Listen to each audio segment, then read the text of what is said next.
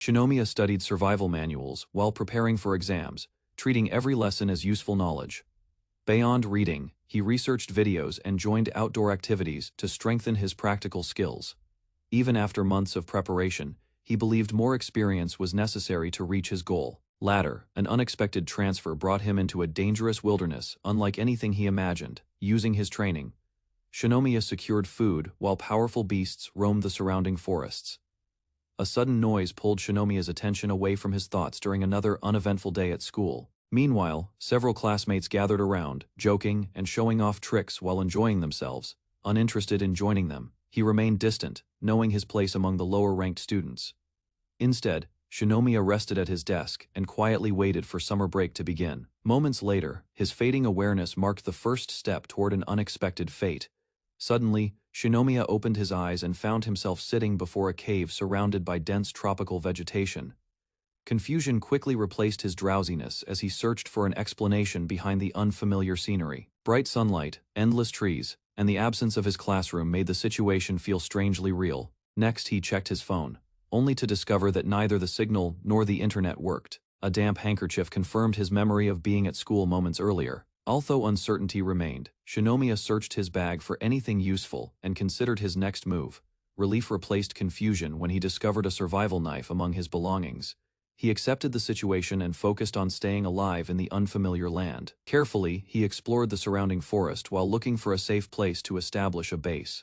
Soon, animal tracks and small creatures revealed nearby food sources, encouraging him to begin planning for long-term survival. Before searching for food, Shinomiya discovered a flowing river and immediately recognized a reliable water source. He evaluated the risks and considered the safest way to use the water. Fortunately, a filtration bottle from his supplies solved the problem and made the river water safe to consume. After quenching his thirst, relief settled in as the fresh water tasted even better than expected. Shinomiya turned his attention toward finding a cave and preparing for the next challenge. While planning how to secure food, Shinomiya suddenly heard human voices echoing through the forest. Curiosity led him toward the sound, where he unexpectedly discovered one of his classmates nearby. Moments later, several girls recognized him and quickly gathered around the shocked survivor. Unlike Shinomiya, the group belonged to the popular students who rarely interacted with him at school. Among them were Eri Futagawa and Mana Yuyuki, two influential classmates whose appearance changed the situation considerably. He recalled details about the girls that he had quietly gathered during school life. Careful observation had always been one of his strengths, allowing him to understand people without drawing attention. Soon, the girls learned about his survival knowledge and the equipment he carried with him. Recognizing his usefulness, they concluded that staying close to Shinomiya would improve their chances of survival. Group agreed to travel together, making Shinomiya their partner in the unfamiliar world. Not long after forming the group, Arisa suddenly asked an embarrassing question that caught everyone off guard. Instead of focusing on survival, she became curious about how Shinomiya felt being surrounded by several girls. Unexpectedly, the conversation grew even more awkward as the girls openly shared their reactions. Shinomiya redirected everyone's attention toward the more urgent matter of survival. Soon afterward, he proposed searching for the coast and a suitable cave, leading the group deeper into the wilderness. While discussing their location, the group tried to determine whether they were still somewhere in Japan. Various theories emerged, but none could explain the missing phone signals or strange surroundings. Suddenly, Shinomiya noticed movement near a cave and immediately signaled everyone to stay quiet. A massive tiger emerged from the darkness, its presence far more dangerous than anything they expected. Hidden among the bushes, the group watched silently as the beast rested nearby, avoiding any reckless action. Observing the tiger carefully, Shinomiya pointed out that its presence alone contradicted their assumption that they were still in Japan. Furthermore, the strange combination of wildlife and the complete lack of phone signals deepened his suspicions. He explained that the surrounding ecosystem did not make sense geographically. Eventually, Shinomiya proposed a startling conclusion. They might have been transported to another world entirely. Silence followed as the girls struggled to process a possibility that seemed impossible moments before. Mana immediately rejected Shinomiya's theory, unable to accept the possibility of another world, remaining calm. Shinomiya explained that their sudden appearance in the wilderness, despite lacking definitive proof, he urged everyone to leave the tiger's territory before discussing the matter further. After retreating safely, the group paused beside the river and shared the filtered water. Grateful for Shinomiya's preparation, the girls began trusting his judgment as their chances of survival steadily improved. Arisa lightened the mood with playful remarks, briefly distracting everyone from their situation. Soon afterward, Mana voiced the concern shared by many of them, whether they would ever return home. Rather than offering false hope, Shinomiya explained that confirming their location was the first priority. Determined to leave quickly, Mana pushed for immediate action despite the uncertainty ahead. As a compromise, Shinomiya suggested using a phone camera from a high vantage point to search for clues nearby. Arisa jokingly dismissed Shinomiya's plan, prompting the group to search for another way to gain a better view. Karen offered a selfie stick and suggested using it to capture images from higher positions. Shinomiya climbed a tall tree while the girls watched from below in anticipation. He felt relieved that their spirits had improved despite the circumstances. At the top, Shinomiya secured the phone and began taking photographs, hoping to discover useful clues beyond the forest. While scanning the area from the treetop, Shinomiya noticed something unusual beyond the dense forest canopy. Before he could investigate further, a monkey suddenly snatched the selfie stick and fled across the trees. Laughter spread through the group as Shinomiya chased after the unexpected thief, without success. Moments later, Mana calmly approached the monkey and effortlessly took it into her arms. To everyone's surprise, she revealed a special ability that allowed her to befriend animals. After reviewing the photos, Shinomiya found no signs of settlements, roads, or any trace of human activity. Rather than feeling discouraged, he pointed out that the images still contained valuable information. Groups searched carefully for landmarks that might reveal their location. Eventually, a distant island became visible after they examined the image more closely and enhanced the view. Hope returned at once, and the discovery encouraged the group to continue investigating their surroundings. Encouraged by the discovery, Shinomiya suggested that another island might hold people or a way home. Hope quickly spread through the group as the possibility of rescue suddenly felt much more realistic. They identified the direction of the sea and prepared to move carefully. To avoid getting lost, Shinomiya continued marking their route while conserving resources whenever possible. As the journey resumed, Eri approached Shinomiya and quietly shared a thought that had been on her mind. While heading toward the coast, Shinomiya discussed ways to secure the cave despite the tiger occupying it. He argued that they needed a method to drive dangerous beasts away. Eri admired his determination, encouraging him to continue developing ideas for their long-term survival. Before long, the dense forest began to thin, signaling that their destination was close. Moments later, the group stepped onto the beach and celebrated as the long-sought sea finally appeared before them. Reaching the shoreline lifted everyone's spirits, and the group began discussing the resources the sea could provide. While the others explored the beach, Shinomiya considered how seafood and seaweed could support their survival. As sunset approached, he reminded everyone that remaining on the coast overnight would be risky. Instead of resting, Shinomiya announced his intention to reclaim the cave from the tiger. Shock spread across the group as they imagined confronting the powerful beast head-on. A girl considered the option of returning to the cave while facing the threat of a powerful tiger nearby. Meanwhile, as the beast viewed humans as weaker prey and held a clear advantage in strength, instead of fighting head-on, the boy proposed a different strategy and prepared to put his plan into action. He explained the approach while several monkeys suddenly appeared among the trees. Soon after, showing that the group had gained an unexpected ally. The monkey returned from scouting and reported that the tiger remained alone near the cave entrance. Surprisingly, the girl understood its signals, revealing a rare ability that impressed the group and earned playful attention. Following the new information, the students advanced carefully through the forest while avoiding unnecessary noise.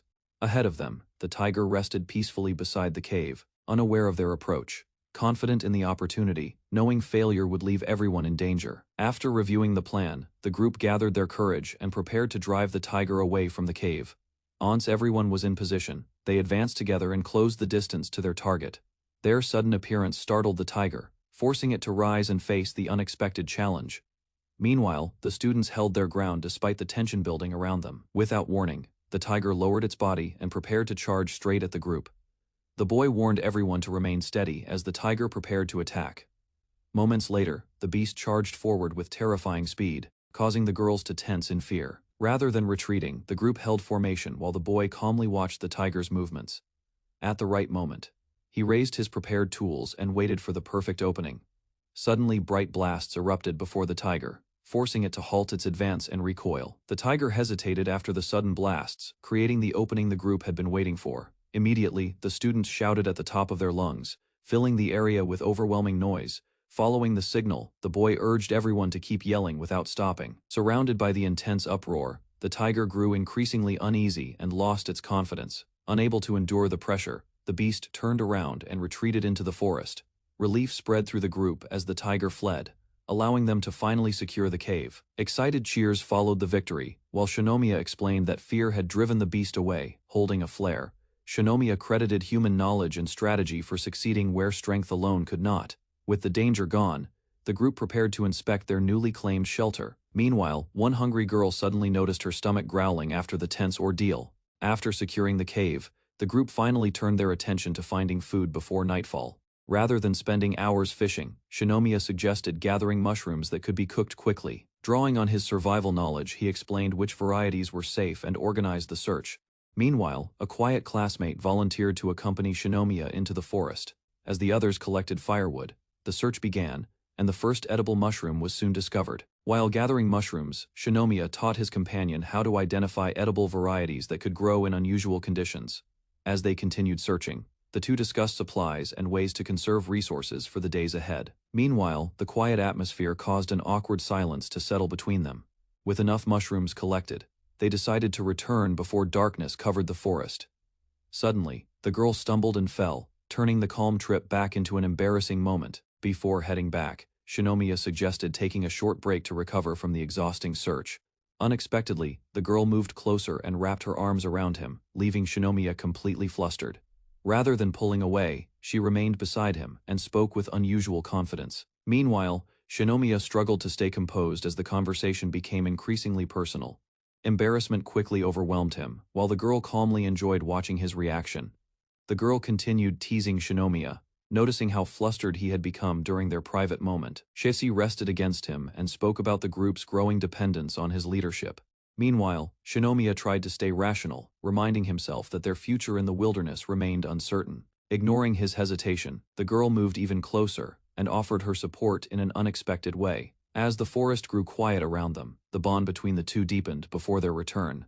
After the intimate moment ended, an awkward silence settled between Shinomiya and the girl as they prepared to leave. While resting briefly, she asked a teasing question that left Shinomiya struggling to respond. She clarified that their earlier closeness had been meaningful to her. Meanwhile, Shinomiya admitted his own feelings, easing some of the tension between them. Before returning, the girl thanked him sincerely and hinted that she wished their bond could grow even stronger. As they headed back, the girl teased Shinomiya once more, leaving him embarrassed and unsure how to respond. Before moving on, she asked him to keep everything that happened between them a secret.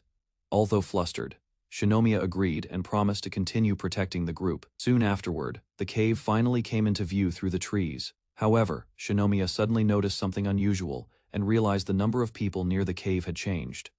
As Shinomiya approached the cave, he discovered that several unfamiliar survivors had already gathered there. Their arrival immediately drew attention, and the group welcomed Shinomiya back after his successful return.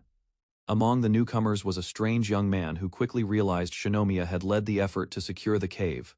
After learning about the smoke signals, the newcomer showed a strong interest in Shinomiya and his group. He proposed forming an alliance and working together to survive the island. Bakuyuwa approached Shinomiya and suggested that staying with more people would be safer on the island. While discussing the situation, Bakuyuwa revealed that several other survivors were nearby. Shinomiya remained cautious and demanded to hear Bakuyuwa's plans before considering any cooperation. Hearing that response, Bakuyuwa turned away and prepared to leave with his group. A blonde student stepped in and calmly prevented the meeting from turning into a quarrel. Raito approached Shinomiya and apologized for acting too quickly before introducing himself properly. Meanwhile, Shinomiya learned that Raito and Byakuya were famous twin brothers, known for exceptional talent and influence. Explained that their group had established a base on a nearby hill and was planning ahead. To support that plan, he revealed a special device capable of sending an emergency signal, despite the island's isolation. Still, Shinomiya cautiously wondered whether they remained on Earth at all. Raito insisted that waiting for rescue offered the best chance of survival, and promised that his family would help once they were found. Soon after, he introduced Tanaka, a quiet student who had been excluded from the main group, confident in his plan, believing cooperation would improve everyone's chances. However, Shinomiya firmly chose to remain in the cave with his companions. Surprised by the refusal, Raito realized Shinomiya had no intention of following his leadership. Accepting Shinomiya's decision, Raito gave up on persuading him and prepared to leave with his group soon. The twins gathered their companions and headed back toward their base on the hill. Unexpectedly, Mana chose to stay behind, deciding that Shinomiya's group suited her better. Although Byakuya questioned her choice, she remained firm and refused to change her mind. Meanwhile, the others welcomed her warmly as they looked ahead to improving life around the cave. Before leaving, Ryudo questioned the girls' decision and wondered whether they truly intended to remain with Shinomiya. He joked that their presence would become Shinomiya's greatest protection on the island. As the group prepared to depart, Ryudo offered one last invitation and reminded them that his camp remained open. Meanwhile, Byakuya dismissed the idea that Shinomiya had taken anyone from them. With the matter settled, the twins returned to their base while discussing their next move. She criticized their behavior and expressed relief that they had chosen a different path. Soon, the conversation shifted to lighter topics as everyone relaxed and shared stories from their past experiences. Gathering around Shinomiya, the girls reaffirmed their decision to stay with him and trust his leadership. Group focused on preparing a simple meal from the mushrooms they had collected. Before long, everyone enjoyed the food together and ended the day in high spirits. After tasting the mushrooms, the group agreed they were edible, but the flavor remained disappointing and unsatisfying. To improve the meal, surprising everyone when the mushrooms suddenly tasted much better. Even so, prompting a discussion about ways to make future meals more enjoyable. Drawing on his survival knowledge, Shinomiya explained how salt could be obtained from seawater. Gathered around the fire, the group listened with interest while learning more practical techniques for island life. Shinomiya focused on improving the cave by creating simple pillows to make resting more comfortable. While discussing other necessities, the group considered making bedding and prepared to settle in for the evening. Later, the girls decided to clean themselves first after spending the entire day exploring. Meanwhile, a brief argument broke out over conserving supplies, but Shinomiya emphasized the importance of reusing useful materials. Everyone finally rested beneath the quiet night sky after surviving their first difficult day. At dawn, Shinomiya slowly woke as sunlight reached the entrance of the cave. Suddenly, he discovered Arisa sleeping extremely close to him, leaving him completely startled. Still half awake, Arisa remained wrapped around him, while Shinomiya struggled to understand the situation. After noticing the others were asleep, the pair carefully tried to separate without drawing attention. Arisa finally woke up, while Shinomiya could only stare in embarrassment at the awkward misunderstanding. The awkward situation worsened when Mana accidentally trapped Shinomiya, leaving him struggling to free himself. Moments later, the others woke up and rushed over after hearing the commotion inside the cave. Aunt Shinomiya explained what had happened. The group pieced together the misunderstanding. Embarrassed by the confusion, Mana apologized sincerely for causing trouble. With the issue resolved, everyone quickly returned to their usual mood and started the morning with laughter. Watching his companions bond, Shinomiya felt hopeful about their future. After finishing their meal, the group gathered near the camp. Shinomiya listened to their questions and prepared a new task for the day. Instead of exploring, he instructed everyone to collect rocks scattered across the area. Curiosity spread through the group when Shinomiya refused to explain the reason. Some gathered wood, others searched for provisions, while Shinomiya organized the work. Shinomiya accepted the idea, though he considered it a lower priority for the moment. Mana received instructions to gather provisions while Shinomiya considered the remaining tasks. Soon, he revealed a plan to create earthenware using clay, fire, and charcoal for daily survival needs. Excitement spread through the group as everyone accepted their assignments and prepared to search nearby areas. After locating suitable clay, Arisa carried it back to camp and handed it over for the project. Meanwhile, she assembled a simple fishing rod, giving the group another way to obtain food. Unable to wait any longer, Arisa rushed to test the fishing rod beside the river. Her first attempt failed when she discovered the hook needed proper bait. Even so, she insisted on continuing. Meanwhile, Shinomiya focused on shaping clay and preparing the earthenware for future use. Excitement replaced her boredom as something pulled on the line. The struggle ended with both of them tumbling near the riverbank, turning a simple fishing lesson into chaos. Failed pull sent both of them tumbling onto the rocky riverbank, leaving the catch still struggling in the water. Determined not to lose it, Arisa gripped the rod tightly and called for Shinomiya's assistance. Without hesitation, he stepped behind her and took control of the rod, steadying their position. Careful instructions followed as they slowly reeled the catch closer to shore. Moments later, a large fish burst from the water, rewarding their effort with a successful catch. Proud of their success, Arisa showed the fish to Shinomiya and admired the unusual catch. Shinomiya quickly identified it as a common fish, ending her brief excitement about discovering something new. Embarrassment followed as Arisa recalled the chaotic struggle from moments earlier. Attention soon returned to the meal. Since the fish was fresh, she eagerly wanted to cook it immediately. As preparations continued beside the fire, pleased that the group would have fish to eat that night, Arisa quietly reflected on the moment when Shinomiya had helped her catch the fish. Sitting beside the fire, she admitted that the experience had left a strong impression on her. The conversation shifted from teasing remarks to thoughts about the future and life beyond the island. With growing confidence, Arisa spoke about spending time together once they returned home. The evening ended with a promise between them, followed by relaxed laughter beside the river. Group gathered around the freshly caught fish and praised Arisa's achievement while preparing dinner. As ingredients were organized, Shinomiya checked the collected supplies and confirmed they had enough for the meal. Later he used several bones to create a simple talisman for protecting the cave entrance. After hearing the explanation, the others understood its purpose and admired the practical idea. Meanwhile, another task was completed as the collected rocks were carefully sorted by size and type. Shinomiya reviewed the sorted rocks and realized the group had accomplished far more than he expected. Watching the girls work together efficiently, he gained a deeper appreciation for their abilities and effort. Everyone gathered around the fire and called Shinomiya over to share the meal. For a brief moment, he noticed a figure hiding among the trees and observing the camp. The presence vanished before he could react, so he returned to dinner and dismissed it as imagination. After making steady progress at camp, Shinomiya decided to reorganize the group's work to improve efficiency. Several girls accepted new responsibilities, with some focusing on fishing while others gathered mud and raw materials. Confident in her abilities, Karen volunteered to manage the stone processing task and prepare useful resources. While reviewing the assignments, Shinomiya recognized Karen's knowledge and quick understanding. Using Karen's carefully organized collection, Shinomiya began crafting stone tools for future survival needs. Using the collected stones, Shinomiya started crafting a sharper tool and prepared a wooden handle. With great effort he shaped the stone and tested its strength through repeated strikes. Careful adjustments followed as the stone was fitted securely into the carved wood. Soon, the completed stone axe impressed the others and promised faster resource gathering later. Shinomiya noticed a borrowed bag and continued preparing supplies for the group. While discussing the new tools, Shinomiya explained that the results came from everyone's combined effort. As the work continued, Eri reflected on the difficulty of collecting stones and quietly listened to his words.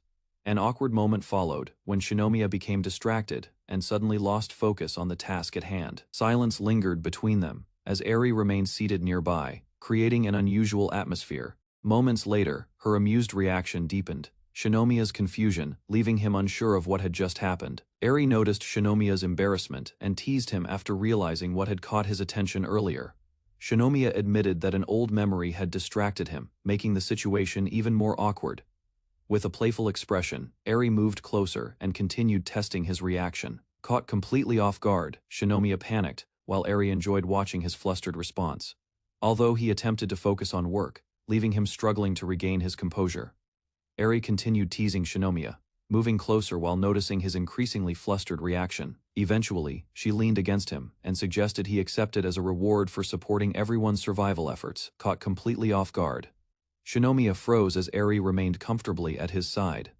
The moment ended abruptly when Eri remembered her hands were still covered in mud. Realizing what might happen next, Shinomiya panicked and desperately searched for another solution. Eri's teasing finally faded, but the tension between her and Shinomiya remained difficult to ignore. A brief moment of silence followed as Shinomiya struggled to regain control of his thoughts. Without warning, he grabbed Eri's hand and hurried toward the cave, eager to escape the awkward situation. Soon, both disappeared inside the shelter, while the outside area grew quiet again. Group returned and admired the newly crafted primitive weapons, impressed by the progress made during their absence. After showcasing the newly made weapons, the group prepared a small presentation to reveal their latest achievements. Excitement spread through the camp when a pot filled with freshly caught fish was brought forward. Everyone gathered around and celebrated the successful fishing trip, relieved to secure enough food for the day. Another surprise followed, as a container of homemade salt was unveiled from their recent experiments, with new cooking supplies and preserved seasonings available. As night fell, the group enjoyed their meal around the campfire, pleased that the salt improved the flavor of the fish. During dinner, they discussed the salt's quality and considered ways to refine it further. Karin then evaluated their surroundings, noting that the island provided excellent conditions for long-term survival. Shinomiya pointed out a serious threat that everyone had overlooked. His explanation about mosquitoes and disease quickly changed the mood, leaving the group shocked by the hidden danger. After discussing the island's dangers, the group felt relieved that no signs of large venomous creatures had appeared nearby. The conversation soon shifted toward comfort, and several girls eagerly requested a proper bath. Pleased by their improving morale, Shinomiya considered future projects that would strengthen long-term survival. Excitement quickly spread when he mentioned the possibility of producing soap from available resources. Everyone agreed to prioritize food preservation and soap making before working on a bath. Just as the discussion ended, a quiet classmate stepped forward after overhearing the plans for future projects. Without hesitation, she startled everyone by suddenly approaching Shinomiya, leaving the group completely confused. Meanwhile, the others watched the unexpected exchange unfold, realizing the camp's peaceful evening had become far more complicated. At sunset, a mysterious girl approached, confidently asking if she and her group could join. Recognizing her name, Asakura Meiko, though none seemed familiar with her presence, curiosity grew. They whispered among themselves. Asakura Meiko clearly wasn't a member of their class. Realization dawned, only students present in their classroom should have been transported. Meiko calmly signaled someone hidden from behind a tree. A shy younger girl nervously introduced herself as Asakura Hinako, clutching supplies. Hinako, Meiko's younger sister, is introduced. The girls joke about her size but accept her quickly. Shinomiya wonders just how many people were really transported to this strange island together. Meiko and Hinako ask directly if they can join the main group for survival. Welcomed warmly, he proposes Hinako and Meiko work together, since extra help is now much needed. They bring handicraft skills and supplies, impressing everyone with their ability to make clothes. She easily sews simple ancient-style clothes, using knowledge from historical periods to impress everyone. The group marvels at their skills, joking warmly. Meiko vows to overcome her own shyness. A classmate wonders about others' fate, asking if anyone else has been encountered since waking up. Meiko explains they watched the group, then moved toward a signal fire after leaving a cave. On their journey, Meiko and Hinako joined others together. They spent the previous night in safety. The group questions Meiko and Hinako's actions. Meiko agrees to explain everything honestly to everyone. Group gathers around a blazing fire, organized and working together to survive the night. A strict boy instructs them to maintain the fire. Meiko and Hinako help with preparations. Mysterious classmate offers food, reassuring Meiko and Hinako not to worry about surviving hunger. He whispers confidently about rescue, but underneath, Meiko senses his expression hides something unsettling and dangerous. The strange classmate corners Meiko, acting friendly but with a threatening, uncomfortable closeness and touch hidden from the main group. He leans on Meiko. She feels nervous but trapped. His grip tightens.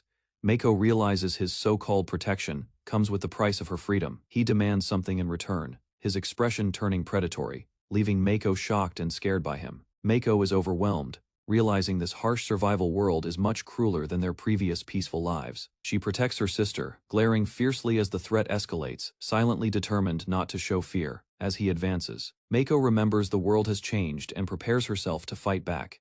With sudden bravery, Meiko forcefully defends Hinako, vowing never to allow anyone to hurt her. Classmate acts offended, feigning innocence, asking why she's treating him as if he's a villain. Standing firm, Meiko announces their departure from the group, rejecting both his protection and his behavior.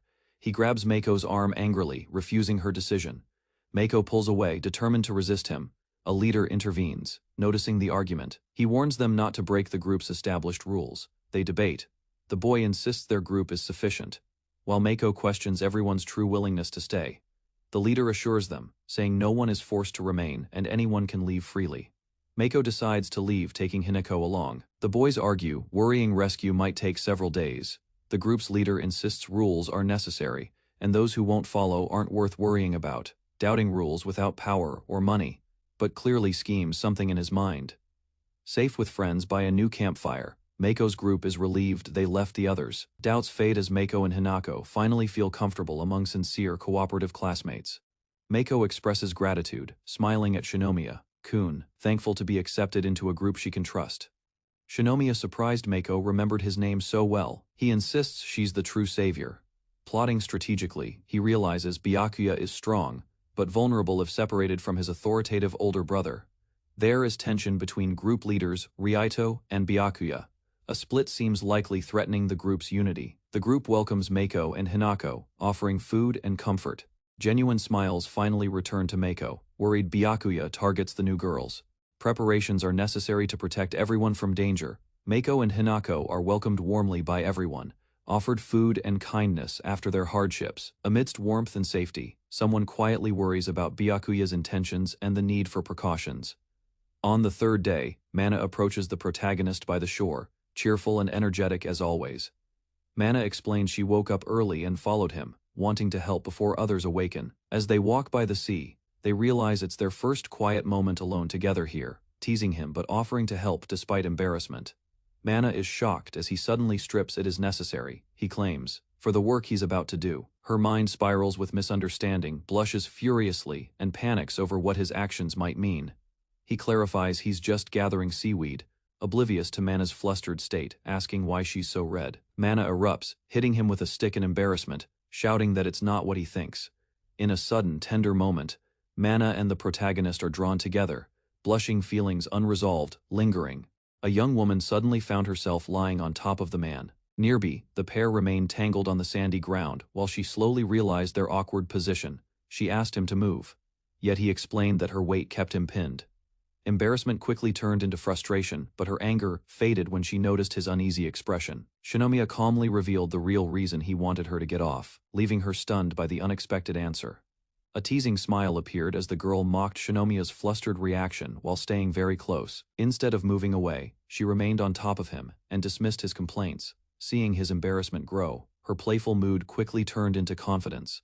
Soon, she decided to prove she was in control of the situation. Before Shinomiya could respond, she stole a kiss and proudly celebrated her success, while he remained stunned. Shinomiya admitted the kiss had caught him off guard, though he recovered faster than expected. His calm reaction frustrated the girl, who wanted a stronger response and demanded another chance. Determination replaced her annoyance as she leaned closer with a clear goal in mind. Without hesitation, she pressed her lips against his and deepened the moment. Moments later, she remained close beside Shinomiya, satisfied with her effort while he stared back in complete surprise. The kiss continued as the girl pulled Shinomiya closer, refusing to break the moment. Growing bolder, she deepened the kiss and focused entirely on him. Eventually, she pulled back to catch her breath, her face glowing with satisfaction. Both remained speechless for a moment, while the reality of what happened settled in soon after. The girl suddenly noticed an unexpected reaction from Shinomiya, leaving her frozen in surprise. After understanding Shinomiya's reaction, the girl became even more confident and continued teasing him. A playful grin spread across her face as she claimed she could handle the situation better. Eventually, Shinomiya convinced her to calm down, and both shifted their attention elsewhere. The awkward atmosphere faded while they sat apart and recovered from the intense moment. Their conversation turned casual, allowing them to relax and enjoy each other's company again. Before returning to the group, the girl made Shinomiya promise to keep their secret between them. Meanwhile, the others stayed busy gathering useful supplies from the beach. After rejoining everyone, Shinomiya and the girl acted normally while explaining their absence. Attention soon shifted when the group discovered several makeshift futons inside the cave. Excitement spread among the survivors as they tested the bedding and prepared for a more comfortable night. After a day of gathering supplies, the group returned with fish and various edible ingredients. While checking the harvest, Shinomiya noticed a rare fruit hidden among the collected items. Excitement spread when he identified it and explained its value to everyone.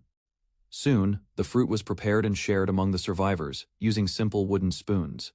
Smiles quickly appeared as the group enjoyed the sweet treat together after their hard work. While enjoying the fruit, the group reviewed their progress and realized their survival situation was steadily improving. A casual remark from Shinomiya about building a house immediately caught everyone's attention.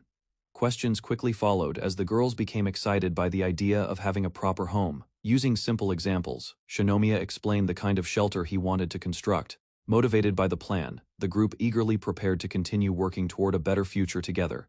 After a long day of work, the group finally rested on their handmade futons and enjoyed a rare moment of comfort. Meanwhile, Shinomiya lay awake thinking about future preparations and the challenges ahead. During the night, a sudden storm struck the island, bringing heavy rain and strong winds.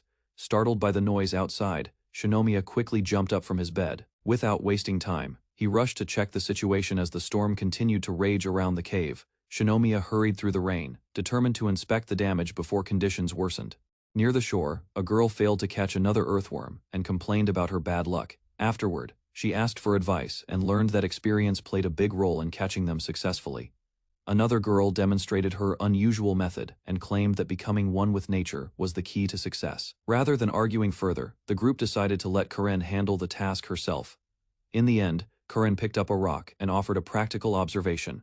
Calmly, Karen revealed a forbidden fishing method that relied on disturbing the water with powerful vibrations. Moments later, she demonstrated the technique by striking rocks and creating waves across the stream. As the water rippled, a stunned fish surfaced near the shore. The group quickly understood why the method was banned. Soon afterward, her next suggestion proved impossible, leaving everyone worried about finding food. Meanwhile, Eri quietly considered the problem and searched for a better solution. Quietly, Eri approached Shinomiya and asked to share his dinner after hearing that food might run out. Flustered by the unexpected request, Shinomiya agreed at once while the others reacted with disbelief. Soon several girls surrounded him and demanded equal treatment. The situation quickly became overwhelming. Pressed from every side, Shinomiya reluctantly promised to divide his catch among everyone. Later, the group enjoyed the meal together, satisfied that nobody would go hungry that night. Shinomiya accepted defeat gracefully, ending the fishing contest while the others celebrated their victory. A violent storm struck during the night, and the boy quickly woke everyone sheltering inside the cave. Confused students slowly opened their eyes as the sound of heavy rain echoed through the rocky chamber. Suddenly, leaving the group startled and unsure of the situation, he assessed the danger and directed everyone toward higher ground deeper inside the cave, while the students rushed to gather their supplies before the water reached them. Distress spread through the group as they watched precious belongings become soaked by the rising floodwater. Meanwhile, the campfire was extinguished, making the situation feel even more hopeless for everyone. He stepped forward and focused the group on solving the immediate problem. Carefully assessing the danger, he explained that there was still enough time to retreat and save important supplies, gradually moved food and useful items to safety, and worked together until the panic finally faded.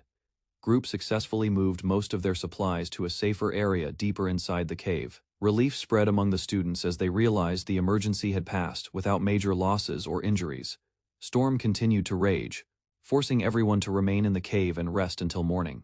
Exhaustion overtook the group, and the students soon fell asleep after the stressful ordeal. Shinomiya reflected on the flood and regretted not preparing a drainage channel before the storm arrived. While the others slept, the boy reflected on his mistakes and renewed his determination to protect the group. Despite the storm weakening outside, worry kept him awake deep into the night. Unexpectedly, a sleeping girl wandered over and leaned against him without waking. Confused by the situation, he quietly realized she was sleepwalking through the cave.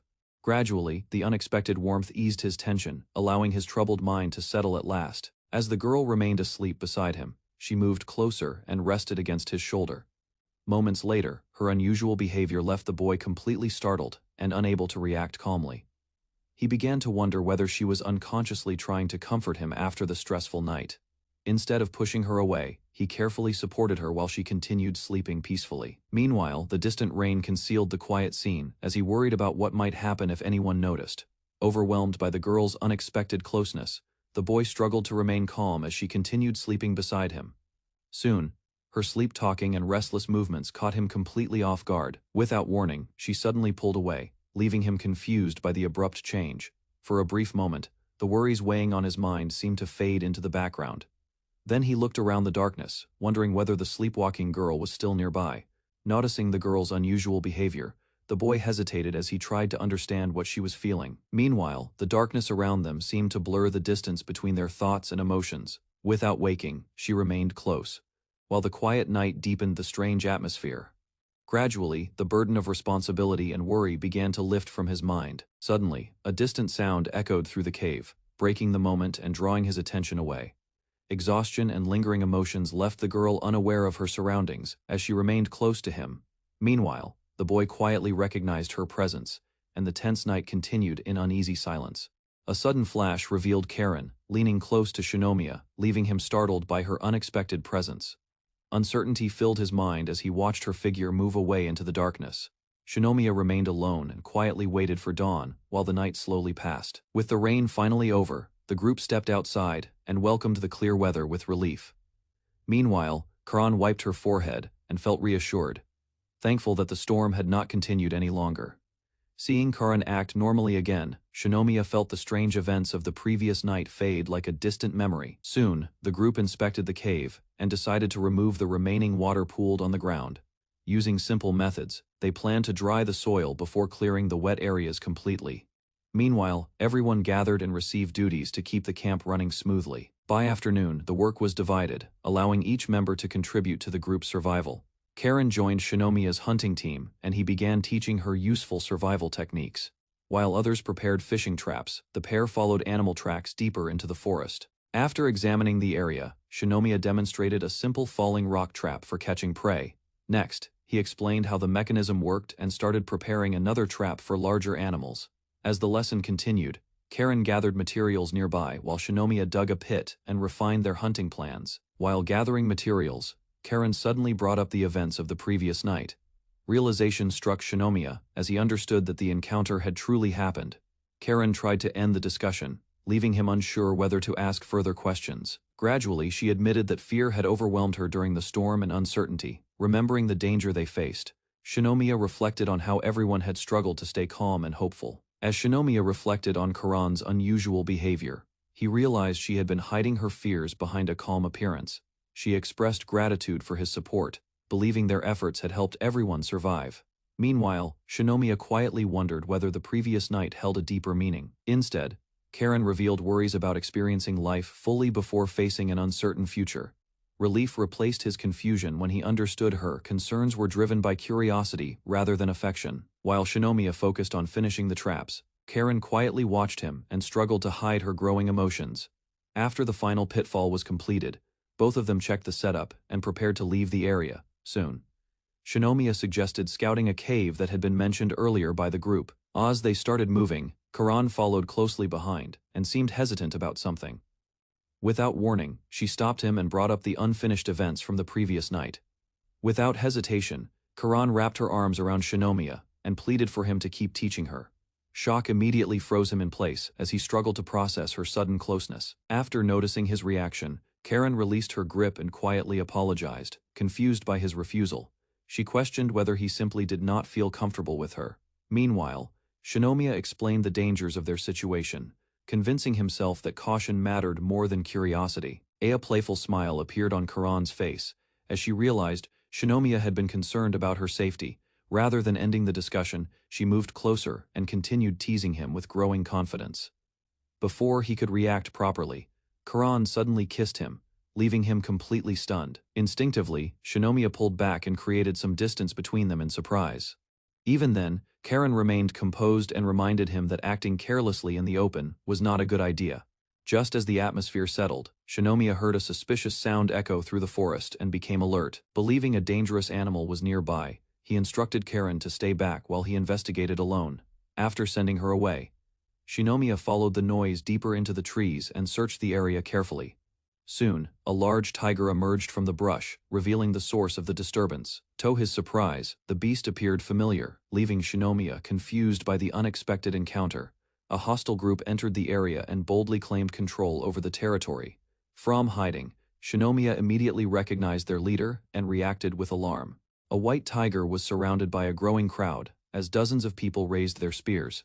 Meanwhile, noticed the group had become larger and realized several teams had gathered to hunt the beast together.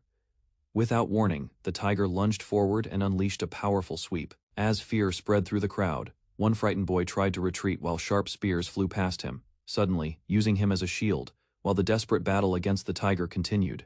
Facing the enraged tiger, the frightened boy froze as the beast locked its eyes on him and prepared to attack. Moments later, knocking people aside while the boy was thrown directly into danger, instead of helping, the crowd saw an opportunity and rushed forward. Heavy blows and countless spears rained down, forcing the tiger to endure the assault from every direction. Yet the battered beast roared fiercely, while a cruel youth watched with excitement as the chaos continued. With a crazed grin, the ruthless youth drove his spear forward and declared strength alone ruled this world. Soon after, the tiger collapsed under the relentless assault, leaving the hunters convinced they had secured victory. Cheers spread across the area, yet the protagonist saw a darker truth behind their actions. Rather than hunting for survival, the crowd pursued excitement and power through needless killing. Later, he returned to the cave, where two girls quietly welcomed him back. Back at the cave, Shinomiya learned the homemade soap worked well, and the girls happily shared the results of their test. He noticed two companions had not returned, and began worrying about their safety. Soon after, Mako found him alone, and immediately sensed the concern weighing on his mind. Rather than leaving, she stayed beside him and quietly sought reassurance about his feelings. Moments later, the conversation shifted as he started measuring her for a new outfit. While taking her measurements, he struggled to stay calm as Mako moved closer and inspected him carefully. A slight mistake brought them face to face, leaving him flustered while she remained surprisingly composed. After noticing the condition of his clothes, Mako pointed out the damage and reminded him to be more careful.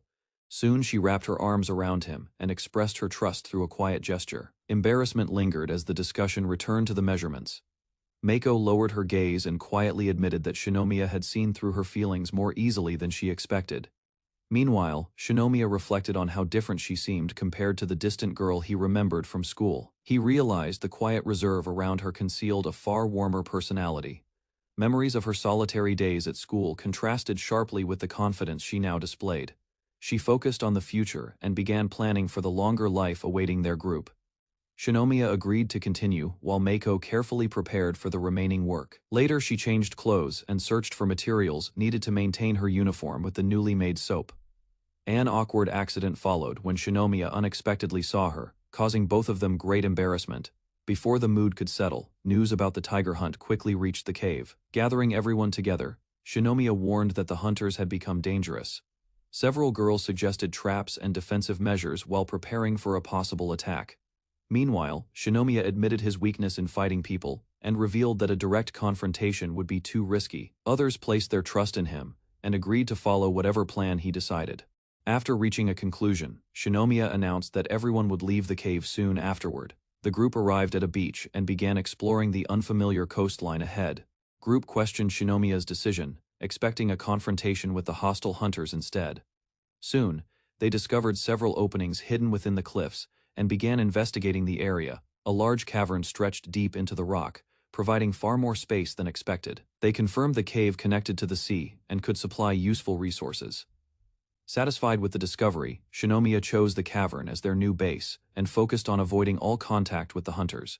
Shinomiya explained that the new cave offered better protection and reduced the risk of being discovered. Hearing the reasoning, the group quickly agreed to relocate and accepted the cavern as their new shelter. Once the decision was made, everyone began discussing possible names for the place. Several playful suggestions filled the cave, turning the serious move into a cheerful gathering. In the end, the group settled on a simple name and proudly declared the cavern their new hideout. After settling into the hideout, the group divided their tasks and worked together to gather food, tools. Meanwhile, strips of meat were hung above a fire so they could be preserved for future use. Everyone enjoyed a rare feast and celebrated the success of their hunting traps. Group shared reports about recent discoveries and discussed their remaining challenges. Later, a hand-drawn map revealed a hidden lake and several useful areas deep inside the cave system. While exploring deeper sections of the cavern, Shinomiya discovered a route that offered safer access to the sea and future travel. He revealed a larger goal beyond survival and spoke about leaving the island someday. Group listened carefully and supported the plan without hesitation. Hearing his determination restored their hope, and several companions felt encouraged about the future again. That night, the quiet shoreline stretched beneath the stars as their next journey slowly took shape. Shinomiya remained focused on exploring the cave and uncovering its hidden passages. Following a tunnel deeper underground, he finally located the northern exit he had been searching for. Meanwhile, Mako sat alone beside a quiet lake, lost in thought beneath the night sky.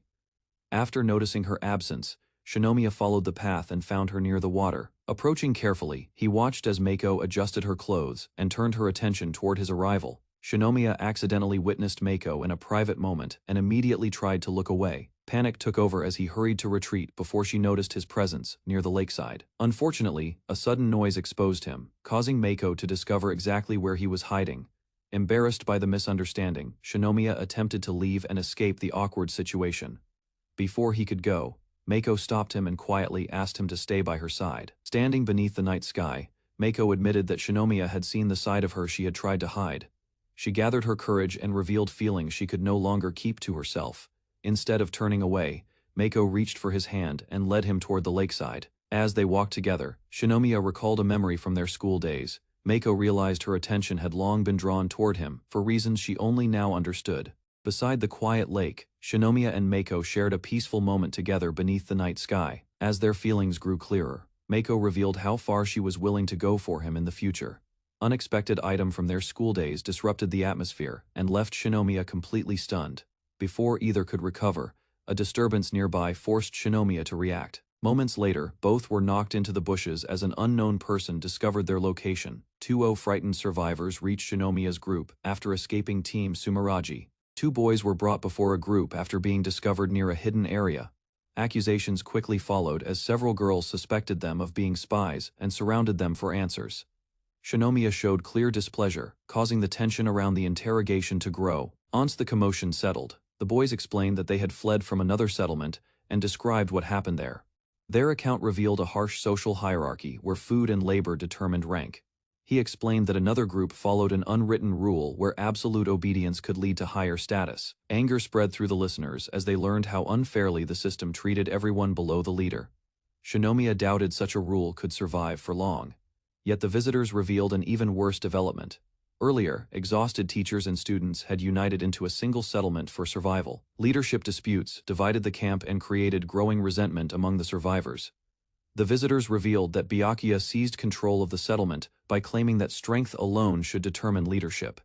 He challenged anyone who disagreed and relied on his abilities to maintain authority. According to the survivors, fear spread quickly because resisting him threatened the stability of the entire chain of command. Amid the confusion, Byakuya stepped forward to accept another duel without hesitation. A physically powerful teacher chose to challenge him and settle the dispute directly. The challenge was accepted, and the gathered survivors watched as the confrontation between the teacher and Byakuya began. Without hesitation, both men rushed forward, determined to settle the leadership dispute through force. Meanwhile, Byakuya secretly reached for a hidden pistol, revealing that he never intended to fight fairly. Shock spread across the crowd when he aimed the weapon directly at his opponent. Moments later, a gunshot echoed through the island, ending the duel instantly. Byakuya openly admitted that the duel had never been meant to be a fair fight and showed no regret for using a gun. Disbelief swept through the crowd as the survivors realized their teacher had been killed without warning. Panic followed immediately, and the 2 boys understood they could become the next victims. At the same time, another student urged everyone to choose between obedience. Faced with no safe alternative, many survivors reluctantly followed the new regime. After escaping the oppressive settlement, the 2 boys explained how they had fled. Rather than sending them away, Shinomiya decided they could stay and contribute to the group's survival. Relief immediately appeared on their faces as they eagerly accepted his conditions. Later, Shinomiya attempted to teach everyone a useful survival technique involving fire. Unfortunately, the lesson produced poor results, and the boys struggled, despite their repeated efforts. Newcomers adapted to camp life and proved useful by gathering resources alongside everyone else.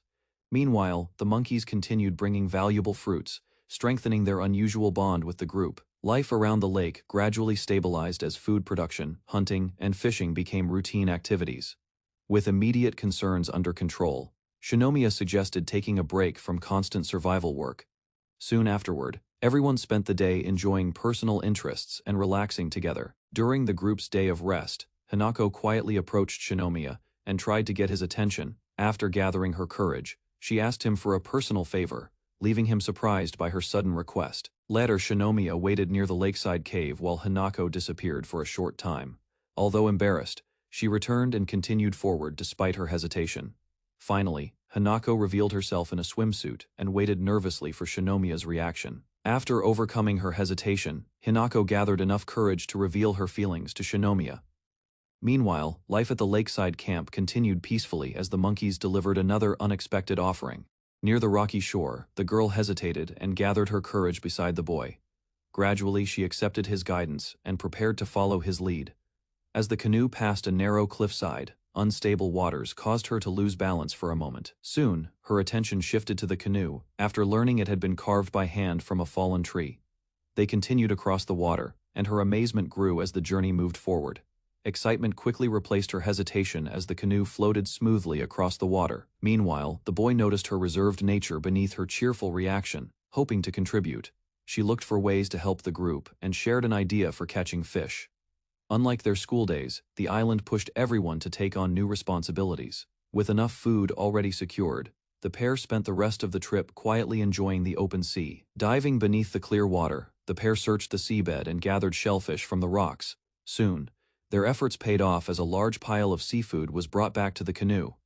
After returning, water still clung to her clothes, revealing how hard she had worked underwater. Realizing her appearance, she froze in embarrassment and struggled to react. Laughter quickly replaced the awkward moment, allowing both of them to move on. While recovering from an awkward moment, both noticed a distant fin cutting across the water. Suddenly, the girl pointed toward the sea, drawing attention to the approaching shape. Fear took over, and she clung to him as panic rocked the small canoe. In the confusion, an accidental mishap left them both stunned and speechless. Realization followed immediately, turning the tense situation into shared embarrassment. Panic spread through the canoe, and their desperate movements sent both of them into the sea. Separated from the boat, the girl struggled in the water as fear overwhelmed her. Without hesitation, the boy reached her and helped her regain control of her breathing. After calming down, she listened carefully while he guided her back toward the drifting canoe. Then, he suddenly swam away to confront the approaching danger, leaving her stunned by his decision. Keeping his distance from the canoe, the boy swam toward the shark to draw its attention away from the girl. Meanwhile, he carefully observed its behavior and searched for a weakness before making a move. Recalling his knowledge of marine predators, he focused on the shark's sensitive detection organ. When the creature closed in, he struck with all his strength and disrupted its pursuit. At first, but its sudden pause warned that the danger was not over yet. Relief washed over the girl when the boy finally returned safely to the canoe. He brushed off the danger and focused on reassuring her after the frightening encounter. Before they could relax, another classmate spotted them from the cliffs and called out excitedly. Soon afterward, the newcomer approached and teased the pair about sharing the small canoe. Embarrassed by the accusation, the girl quickly defended him and reminded everyone who had saved her life. The classmates' teasing only deepened the awkward mood between the pair in the canoe. Soon after, unable to hide her embarrassment from everything that had happened, gathering her courage, the girl finally revealed that she simply wanted to spend time with him. She spoke honestly about her feelings and the comfort she found in his company. Meanwhile, he listened carefully as she explained her worries and the reasons she had depended on him. Tears filled her eyes as she admitted that being with him made her feel safe throughout the day. Despite her embarrassment, she gathered enough courage to express feelings she had kept hidden. Relief followed when he understood her meaning, allowing the tension between them to ease. Meanwhile, he reflected on how much she had changed since arriving on the island. Before long, the canoe returned to shore, bringing their heartfelt conversation to a quiet end. Back at the camp, another girl greeted them and immediately noticed something unusual between the pair. Observing their reactions, she quickly sensed that an important event had occurred during the trip. Rather than celebrating their return, concern appeared on her face as she assessed the situation. Embarrassed girl apologized while the tension between the three became increasingly noticeable. After a brief silence, the newcomer calmly left the decision to the boy, bringing the awkward exchange to a close. Caught between growing tensions, the boy faced an uncertain future. Kageyama sprinted through the forest while another student struggled to keep pace behind him. The race continued along the rough path as both pushed forward between the trees. Reaching the finish first, Kageyama celebrated while the others watched in surprise. Attention shifted to his speed, and the group discussed his strong stamina. Later, everyone shared a meal together, grateful to finally enjoy proper food on the island. During dinner, the group discussed preserving the meat supply and considered observing another group's activities. Afterward, Kageyama suggested the bespectacled student for the task because of his agility and quick movement. Instead of survival talents, he revealed unusual gaming habits that caught everyone's attention. Shinomiya then pointed out several practical jobs that required patience rather than special skills. Encouraged by the praise, the student eagerly volunteered to record discoveries and experiment results for the group. Shinomiya compared the signs with earlier information and studied the island's wildlife movements. A map was reviewed next, helping him estimate where more animals might gather near another camp. Suddenly, he discovered several monkeys working together around a trap, leaving everyone stunned. Curran explained that the monkeys had learned the task and revealed another reason for bringing Mana along. Inspired by the sight, Shinomiya decided to capture wild boars and gradually domesticate them with the monkeys' help. While others found the idea unusual, he explained that Mana's ability made handling animals much easier. Using that advantage, he planned to keep livestock as a reliable food source and future emergency supply. Meanwhile, Shinomiya urged everyone to proceed carefully and prepare step by step. As rain began to fall, attention shifted from farming plans to finding shelter. Reaching the entrance together, the group escaped the downpour and secured a safe place to stay. Inside the cave, Shinomiya gathered dry wood and prepared a fire while the rain continued outside. Believing the storm would pass by morning, the group settled in for the night. After noticing their soaked clothes, One girl moved closer and began helping Shinomiya dry off. Another girl considered changing out of her wet uniform to stay warm, to preserve body heat. They sat close together near the fire while waiting for the rain to end. While staying close to keep warm, Corinne moved nearer to Shinomiya, leaving Mana visibly surprised. The unexpected closeness made the atmosphere tense. Shinomiya struggled to react while Corinne remained calm and confident. Remembering their earlier time together, Corinne became more open with her feelings. Seeking comfort from the cold, Corinne leaned closer and tried to gain Shinomiya's attention. Meanwhile, Mana watched in shock while the cave filled with uneasy tension. Corinne moved closer to Shinomiya and openly showed her affection beside the fire. The unexpected moment left Mana stunned. Meanwhile, Corinne remained calm and showed little hesitation. Unable to ignore her feelings, Mana stepped forward and sought the same attention from Shinomiya. With emotions rising, the atmosphere around the fire grew increasingly tense and confusing. By the end of the night, both girls stayed close to Shinomiya, leaving him caught between their growing affection. Shinomiya struggled to stay calm as both girls remained close beside him for warmth. Although the situation became increasingly awkward, he focused on enduring the long night until morning arrived. At sunrise, several classmates finally returned and discovered the group emerging from the cave. Their safe return eased everyone's worries, but Shinomiya appeared exhausted after spending the night away. Suspicion quickly spread as others noticed the unusual behavior of the three survivors. Eri reminded Shinomiya about a promise he had made before their arrival in the new world. She brought up their plan for a future date, then teased him about recent events. Changing the subject, Shinomiya announced that he had a special task to handle that day. Soon, the group searched through supplies and discovered useful items that could help their survival efforts. Later believing they would be helpful for the work he intended to carry out next, Shinomiya distributed masks and organized the group, preparing everyone for a carefully planned mission. Meanwhile, the team gathered together and set out to track fugitives across the island. After enduring a night of relentless rain, the exhausted survivors collapsed on the cave floor. They blamed the cave's occupants for keeping the shelter to themselves, while others suffered in the storm. Tension quickly rose as accusations spread. Concerns about sickness and growing casualties turned the discussion into a heated confrontation. Their relaxed attitude only deepened the resentment of those demanding accountability. As the visitors prepared to leave, one survivor pointed out the hypocrisy in their complaints. He explained that several students might become sick after spending the night in heavy rain, so a scouting trip was necessary. One girl suggested inviting anyone who appeared healthy enough to help strengthen their group. Shinomiya warned everyone to avoid suspicious people and stay alert for danger. Next, he organized teams and assigned members to gather food and manage supplies. Unexpectedly, Eri volunteered to partner with Shinomiya, surprising the others and changing the group's plans. They began scouting a new section of the island, while the others headed in different directions. Dense vegetation covered the area, yet no signs of human activity appeared during their search. As the journey continued, they paused to rest and conserve energy for future challenges. During the break, Eri explained why she had insisted on partnering with Shinomiya. Rather than dismissing her concern, Shinomiya listened carefully and tried to understand the situation before continuing the mission. While discussing the previous night, Eri questioned Shinomiya about what had happened. Rather than denying anything, he admitted that he had restrained himself as much as possible under difficult circumstances. Hearing that answer, Eri playfully praised him, easing the tension between them.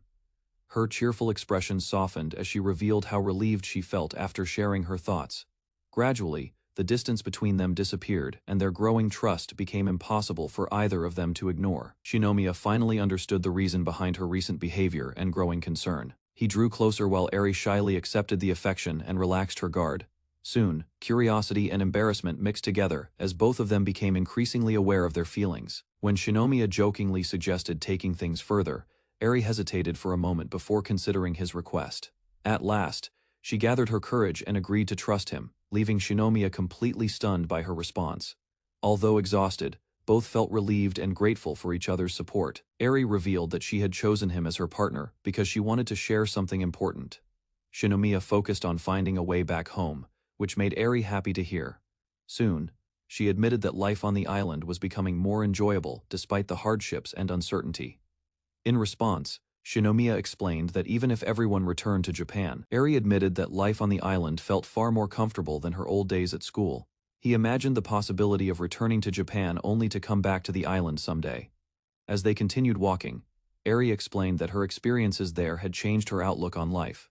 Soon afterward, she climbed a tall tree to scout the surrounding area from above. Before long, Eri spotted movement below and discovered another student waiting quietly in the forest.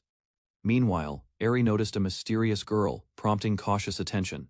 While carrying the girl through the forest, the exhausted boy struggled to keep moving as her weight pushed him to his limit. Suddenly, his balance gave way. Both of them tumbled forward, ending their search through the area. After the fall, the girl complained about his lack of stamina, frustrated that their scouting effort had been interrupted. Meanwhile, the boy drifted into his own thoughts and began comparing her to another girl he admired more. Embarrassment quickly replaced her confidence when the topic shifted to romance, revealing that she knew far less about it than she had claimed. Rather than taking her words seriously, the boy awkwardly tried to brush off the topic, leaving the girl visibly unimpressed. Meanwhile, another group moved through the forest, hoping to find classmates who had survived the transfer. A sudden glimpse of movement among the trees caught their attention. Cautiously, the masked boy decided to investigate while the girl stayed hidden, alone behind a tree. She watched the area carefully. Doubt crept into her mind as she recalled seeing more than one figure nearby. With his hands raised to show no hostility, the boy approached the stranger and introduced himself, hoping to turn the tense encounter into a peaceful meeting. Just as the masked boy attempted a peaceful approach, a sudden scream echoed through the forest and caught his attention. Without warning, an attacker rushed from behind. Before he could react, the stranger grabbed his arm and tried to overpower him. Fortunately, the hidden girl stepped in at once. Her swift strike forced the attacker back and broke the ambush. Taking control of the situation, she pinned the opponent and warned him about the knife he was carrying. Remaining calm despite the danger, she demonstrated her advantage and made it clear that his weapon would not be enough to threaten them. Keeping the attacker restrained, the girl questioned the newcomers while the masked boy realized there had been two people watching them all along. Soon, a calm and confident girl stepped forward. Her composed attitude suggested she already knew the outcome of the confrontation. Rather than showing fear, she revealed her connection to a powerful corporate empire that dominated the modern world. Afterward, she formally introduced herself and identified the girl beside her as a trusted attendant, easing some of the tension. Recognizing the masked boy's name, she revealed that she had already heard reports about his group, proving his reputation had spread farther than expected. As the introductions continued, the masked boy realized the girl's background was far more influential than he had first assumed. Meanwhile, he carefully analyzed the earlier ambush and concluded that the attendants' actions had been part of a coordinated strategy. Recognizing their skill and leadership, he decided that learning more about the pair was worth the effort despite the risks. Soon, the noble girl spoke casually about their situation, showing surprising awareness of the people around her. At last, the attendant explained that she had detected hostile movement nearby and acted quickly, preventing a possible attack before it could reach her mistress. After hearing their explanation, the noble girl acknowledged their decision and began asking about their plans and shelter. Rather than seeking confrontation, the boy explained that protecting his companions had been his highest priority. Impressed by his reasoning, the noble girl showed greater interest in the group and requested permission to join them. Soon, the party guided their new companions toward the hidden base near the cliffs, hoping the alliance would prove useful. Upon arriving at the camp, they reunited with the others. Surprise quickly spread through the group as the unexpected guests were welcomed back with them. As the group returned to camp, the others quickly recognized the famous girl and were surprised to learn she had attended the same school soon. The newcomers introduced themselves properly. Curiosity spread through the camp as everyone wondered why they had decided to join. With a cheerful smile, the noble girl praised the boy's leadership, drawing attention from the rest of the group. However, not everyone welcomed the situation. One girl immediately questioned the value of the new arrival and voiced her suspicion. Before the tension could grow further, the others tried to calm her down, but she stubbornly continued protesting against the unexpected guest. Unable to hide her frustration any longer, the girl suddenly stormed away from the group, leaving everyone confused by her reaction. Meanwhile, the others urged the boy to follow her. Alone on a seaside cliff, she sat quietly while sorting through her feelings. After finding her, he attempted to apologize, but she remained unconvinced and continued giving him a cold response.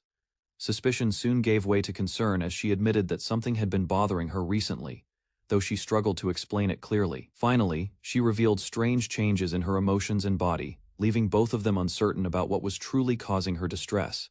As her emotions finally overflowed, the girl grabbed the boy's hand and struggled to explain the confusion she was feeling. Concerned by her condition, he reassured her that she remained an important part of the group, regardless of what happened. Hearing those words, she instinctively moved closer and sought comfort in his embrace, unable to hide her relief. A moment later, embarrassment returned. Realizing she had acted impulsively, she quickly pulled away and blamed herself for the situation. By the time they returned to camp, the girl could barely face the others. Meanwhile, the group prepared to introduce the newcomers. Later that day, the scouting team returned with new survivors, including a remarkably strong athlete whose appearance immediately drew attention. Alongside him came a skilled swimmer, giving the camp another capable member with useful experience and training. Meanwhile, the group introduced an unusual student who had become separated from everyone else during the chaos. Although his physical abilities seemed limited, his specialized knowledge and unique talent suggested he could still contribute. With the scouting mission completed successfully, the camp welcomed the newcomers and celebrated together. While exploring the camp, the newcomers were impressed by the hidden base and praised the group's comfortable living conditions. Later, the swimmer approached the leader with a proposal after discussing information they had gathered about the surrounding islands. Drawing on his experience as an endurance athlete, he explained a bold plan that could expand the group's knowledge of the area. Confident in his abilities, he volunteered to swim to a distant island and investigate what might be waiting there. Although the offer sounded promising, the others worried about the dangers involved and questioned whether such a risky journey was worth attempting. Mizuo returned the water bottle and thanked Shinomiya for the food he had provided during their stay on the island. While the others worried about her condition, she remained determined to continue with her plan despite the risks ahead. Viewing the mission as a challenge, Mizuo prepared to leave. Meanwhile, Shinomiya reflected on everything he had learned from her actions and survival skills. Before departing, she estimated the journey would take about 2 weeks. A quiet prayer for safety marked their farewell. A final moment, Mizuo stepped forward and embraced Shinomiya, expressing her gratitude before beginning her journey. After saying goodbye to Mizuo, the group watched her disappear into the distance. Shinomiya remained calm as the others followed her departure with mixed feelings. Back at camp, daily life resumed. Several students practiced survival skills, though their efforts produced more frustration than results. Meanwhile, the boys struggled with physical training and basic tasks. Observing the chaos, Shinomiya considered how to improve everyone's abilities. Later, the girls focused on preparing food while sharing a lighter mood. Their teamwork gradually made camp life more comfortable. Shifted to managing the growing group, new roles were discussed, and Shinomiya began organizing activities to keep everyone productive. While preparing for future threats, Shinomiya discussed a plan to relocate the group before tensions within the island could erupt. Her certainty left the others uneasy. Yet the warning convinced them to stay cautious as they moved forward with their preparations. Soon afterward, Shinomiya asked Owen to guide him through the route leading to their hidden shelter. Despite that decision, another student offered assistance. The group continued organizing tasks while Shinomiya searched for someone familiar with the area. Eventually, Amani joined him outside and pointed out important landmarks, animal territories, and dangerous zones, helping him better understand the island's surroundings. As they traveled through the forest, Amani shared details about the wildlife and pointed out which animals could be hunted. Without warning, Owen led him deeper into the jungle and stopped before a hidden cave concealed by thick vegetation. Inside, she revealed a carefully prepared emergency shelter. Supplies had already been stored there, showing how thoroughly she planned for unexpected situations. Moments later, Amani changed into training clothes and proposed a physical workout. Her dedication surprised Shinomiya as she explained the importance of staying strong. A confident smile followed as she challenged him to give his best effort, turning the quiet visit into a serious training session. Expecting a simple training session, Shinomiya quickly realized he had underestimated Owen. Bruised and exhausted, he struggled to keep up while Owen remained calm. For her, the exercise had barely begun. Even after repeated defeats, Shinomiya refused to quit. Determined to improve, he endured each round and rose to face her again. Recognizing the gap in their combat skills, he relied on survival experience instead of martial arts techniques. A new idea soon formed in his mind. Using the cave's darkness to his advantage, Shinomiya changed the pace of the match. Familiar with the surroundings, he finally found a way to challenge Owen. Relying on a small flash of light, Shinomiya suddenly disrupted Owen's focus. The unexpected move created the opening he had been searching for. Before she could fully recover, he pressed forward and seized control of the fight. For the first time, Owen was forced onto the defensive. Using his momentum, Shinomiya pinned her to the ground and prevented any immediate counterattack. Rather than strength alone, he explained that strategy had brought him this far. By exploiting her confidence and the cave's darkness, a pleased smile appeared on Owen's face as she acknowledged his success. The training session ended with her recognizing the growth he had shown. Although Shinomiya had gained the upper hand, Owen calmly pointed out that she was still capable of fighting back. her confidence remained completely unchanged. Instead of resisting, she relaxed and challenged him to continue. The unexpected reaction left Shinomiya uncertain about her true intentions. For a moment, he hesitated and questioned whether she was serious.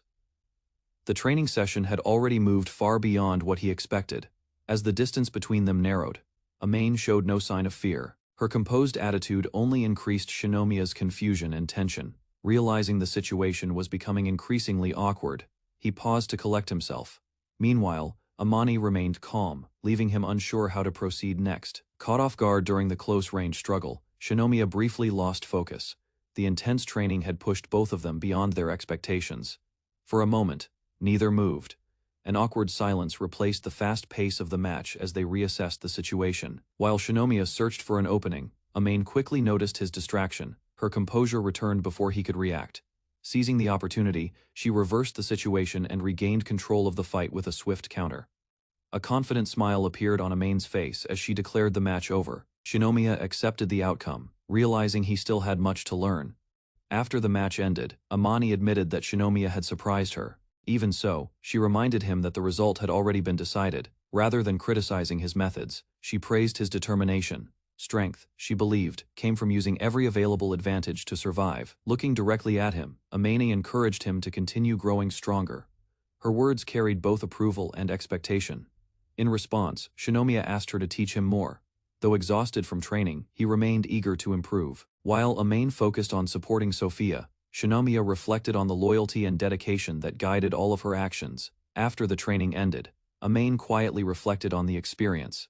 The encounter left her with unfamiliar thoughts she had never considered before. Meanwhile, Shinomiya prepared to leave the cave. As they parted ways, both looked forward to continuing their training in the future. Shinomiya stood by the shore, watching the sea while thinking about survival on the deserted island. Behind him, Mizuno approached quietly and showed concern about the group's situation. Leaning closer, she sought reassurance. Shinomiya remained calm and trusted that the others could manage on their own. Their moment was interrupted when Arisa noticed them together. Embarrassment quickly spread across the group. Attention soon shifted to fishing. A large catch impressed everyone, and the successful harvest lifted the camp's mood for the day. A giant octopus stunned the group. While everyone reacted with surprise, the fresh catch proved their fishing efforts had paid off. Moments later, the heavy creature became difficult to handle. Several members rushed over to help carry it safely. Its unusual texture caught Shinomiya off guard, yet the others focused on preparing the octopus for cooking and storage. Meanwhile, the camp continued to grow. Increased manpower allowed the survivors to gather resources and craft useful tools. Soon after, a new stove was completed. Combined with improved shelter repairs, the island settlement became safer and more comfortable. Shinomiya explained the charcoal making process, showing how it could provide a stronger and longer-lasting source of heat for the camp. Eri listened with interest as he described future plans. The discussion gradually shifted from survival needs to hopes for improving their settlement. A gentle smile appeared on her face while she stayed close, clearly enjoying the quiet moment together. Without warning, Eri expressed her feelings through a brief gesture. The unexpected moment left Shinomiya flustered before they separated. Elsewhere in the cave, several students gathered around another project. Their curiosity reflected how everyone was contributing to life on the island. Voices echoed through the cave as several students excitedly showed Shinomiya a collection they had been hiding from the others. Instead of forbidden books, the discovery turned out to be a solar-powered device containing saved entertainment from their previous world. Soon afterward, Shinomiya learned more about their interests and skills. Their knowledge and enthusiasm revealed talents that could benefit the group. Pleased by their dedication, he encouraged them to keep improving and saw potential for them to contribute in the future. Before long, another classmate arrived and asked Shinomiya to follow her, drawing his attention away from the discussion. The group proudly showed Shinomiya their newly sprouted crops. Seeing the healthy seedlings, he felt confident that their food supply would continue improving. While discussing the garden, the students shared ideas for future experiments. Careful observation and planning became part of their daily routine. Soon afterward, a playful comparison drew Shinomiya into an awkward situation. Caught between the girls, he struggled to respond. Jealousy quickly spread, and several of them competed for his attention. Their teasing left him completely overwhelmed. The commotion ended when another classmate arrived carrying a fluffy animal. Her unexpected discovery instantly shifted everyone's focus. Mana proudly showed the rabbit fur she had prepared. Her growing skills impressed Shinomiya and highlighted the group's steady progress. Soon afterward, The monkeys displayed everything they had learned. Their unexpected abilities surprised Shinomiya, who realized they had become remarkably capable helpers. Feeling pleased, Shinomiya praised Mana's efforts. The recognition made her happy, though she wanted to be treated as an equal rather than a child. As the rain continued outside, she stayed close to him and enjoyed a rare moment away from the others. Unfortunately, the scene did not go unnoticed. Several girls arrived, and Mana confidently declared her feelings, leaving the atmosphere noticeably tense. Leaving the others behind, Shinomiya headed off to handle another task while the girls watched him go with mixed reactions. Later, he sat beside a small fire and reflected on how much their situation had improved in such a short time. With charcoal, bricks, and mortar becoming available, new possibilities emerged. Farming, metalworking, and better tools no longer seemed out of reach. Ambitious plans filled his mind. Livestock, larger buildings, and even ships could eventually transform the island into a thriving settlement. Despite that progress, one concern remained. Thoughts of the separated Sumeragi group continued to weigh heavily on him. As the camp continued to prosper, Shinomiya relaxed by the fire and reflected on how smoothly their survival efforts were progressing. Before long, Amani approached him with a serious expression and revealed that she had something important to discuss. Rather than speaking openly, she guided him deeper into the cave, away from curious ears and unwanted interruptions. There, Amani shared details about her past. Her family's long service and unwavering loyalty had shaped much of her life. Listening carefully, Shinomiya gained a better understanding of her dedication. The conversation brought the two closer as trust gradually deepened between them. Amani spoke openly about her feelings and led Shinomiya farther into the cave. There, she revealed a private space she had prepared herself. Curious, Shinomiya stepped inside and admired the surprisingly neat room. The effort behind it left a strong impression on him. A sudden sight beyond the curtain caught him completely off guard. Shock quickly replaced his calm expression. Realizing the situation, Shinomiya tried to retreat while struggling to maintain his composure. The unexpected encounter left him flustered. Meanwhile, Sophia shyly revealed the reason for the invitation. Embarrassment filled the room as she expressed feelings she could no longer keep hidden. Sophia gathered her courage and revealed her feelings. The unexpected request left Shinomiya completely stunned. For a moment, his thoughts spiraled out of control. The peaceful life he had grown used to suddenly felt far more complicated. Caught between Sophia in front of him and Amane behind him, Shinomiya found himself trapped in an awkward situation. Panic quickly set in as he searched for a way out. Surrounded by strong emotions, he realized escaping the moment would not be easy. Sophia approached Shinomiya with a sincere expression and revealed her wish to become his companion. A strange situation soon became clear. Trapped inside an elegant room prepared for them, Shinomiya realized there was a condition tied to their escape.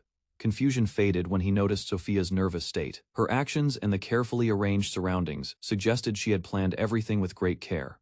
Looking around, Shinomiya examined the room and discovered unusual materials, unlike those they had been using on the island. Wrapped in a cloth, Sophia quietly reflected on the moment, satisfied that she had created a special setting for their first time together. Although surprised by the carefully prepared room, Shinomiya learned that Sophia had arranged every detail for a special occasion. To his shock, she even presented a ring and other items showing how seriously she had planned the event despite their unusual circumstances. Before he could gather his thoughts, another classmate suddenly entered, threatening to ruin the private atmosphere and complicating his situation further. Caught between the two girls, Shinomiya struggled to respond as both moved closer and competed for his attention. Pressure mounted from both sides, leaving him with little room to escape.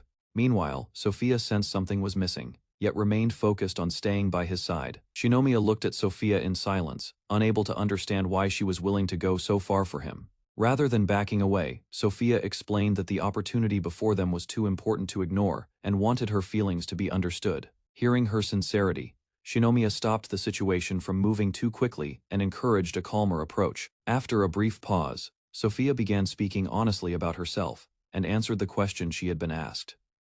Her story revealed a life filled with fame and attention. Constant public interest had followed her every day, shaping the experiences that eventually led her to this moment. Sophia revealed that her future had been decided long before her birth, with her family treating her as a valuable piece in their plans. Listening closely, Shinomiya learned that political arrangements and marriage negotiations were considered normal expectations within her household. Seeking freedom, Sophia changed her name and enrolled in a Japanese school. That brief escape ended when her true identity was discovered. Arriving in the new world changed everything. For the first time, she felt free from the burdens that had followed her entire life. she admitted that the freedom to choose her own partner mattered most. Understanding her feelings, Shinomiya finally grasped the weight of her decision. Gathering her courage, Sophia asked Shinomiya to free her from the future others had chosen for her. Instead of accepting, he calmly refused, leaving her stunned by the unexpected answer. Shock spread across the room as everyone struggled to understand his decision. Even Sophia could only watch in confusion. Shinomiya explained that choosing him now would not make her truly free. In his eyes, she was still acting against the expectations that had controlled her life. After facing hardships and meeting new companions, he believed real freedom came from making choices without being bound by circumstances or pressure.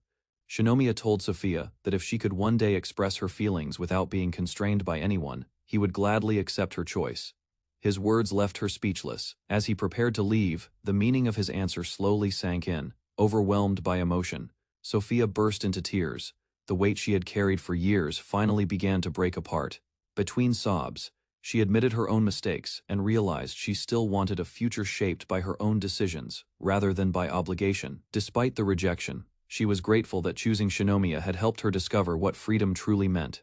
After Sophia calmed down, her companion quietly agreed with Shinomiya's view and stayed beside her as she recovered from the emotional moment. Meanwhile, Shinomiya stepped away from the room. The lingering tension finally caught up to him. Memories of the encounter rushed through his mind. He reflected on how easily things could have gone differently under the pressure he had faced. Despite everything, he remained committed to his principles. Holding on to his beliefs, he convinced himself that he had made the right decision and headed off to rest. Soon, the island returned to its usual tranquility, bringing a peaceful end to a day filled with difficult choices and powerful emotions. The next day, Sophia joined the others by the river and happily enjoyed the cool water. Her cheerful mood quickly drew attention from everyone nearby. Watching from the shore, Shinomiya warned the group not to cause trouble that might scare the fish away during their outing.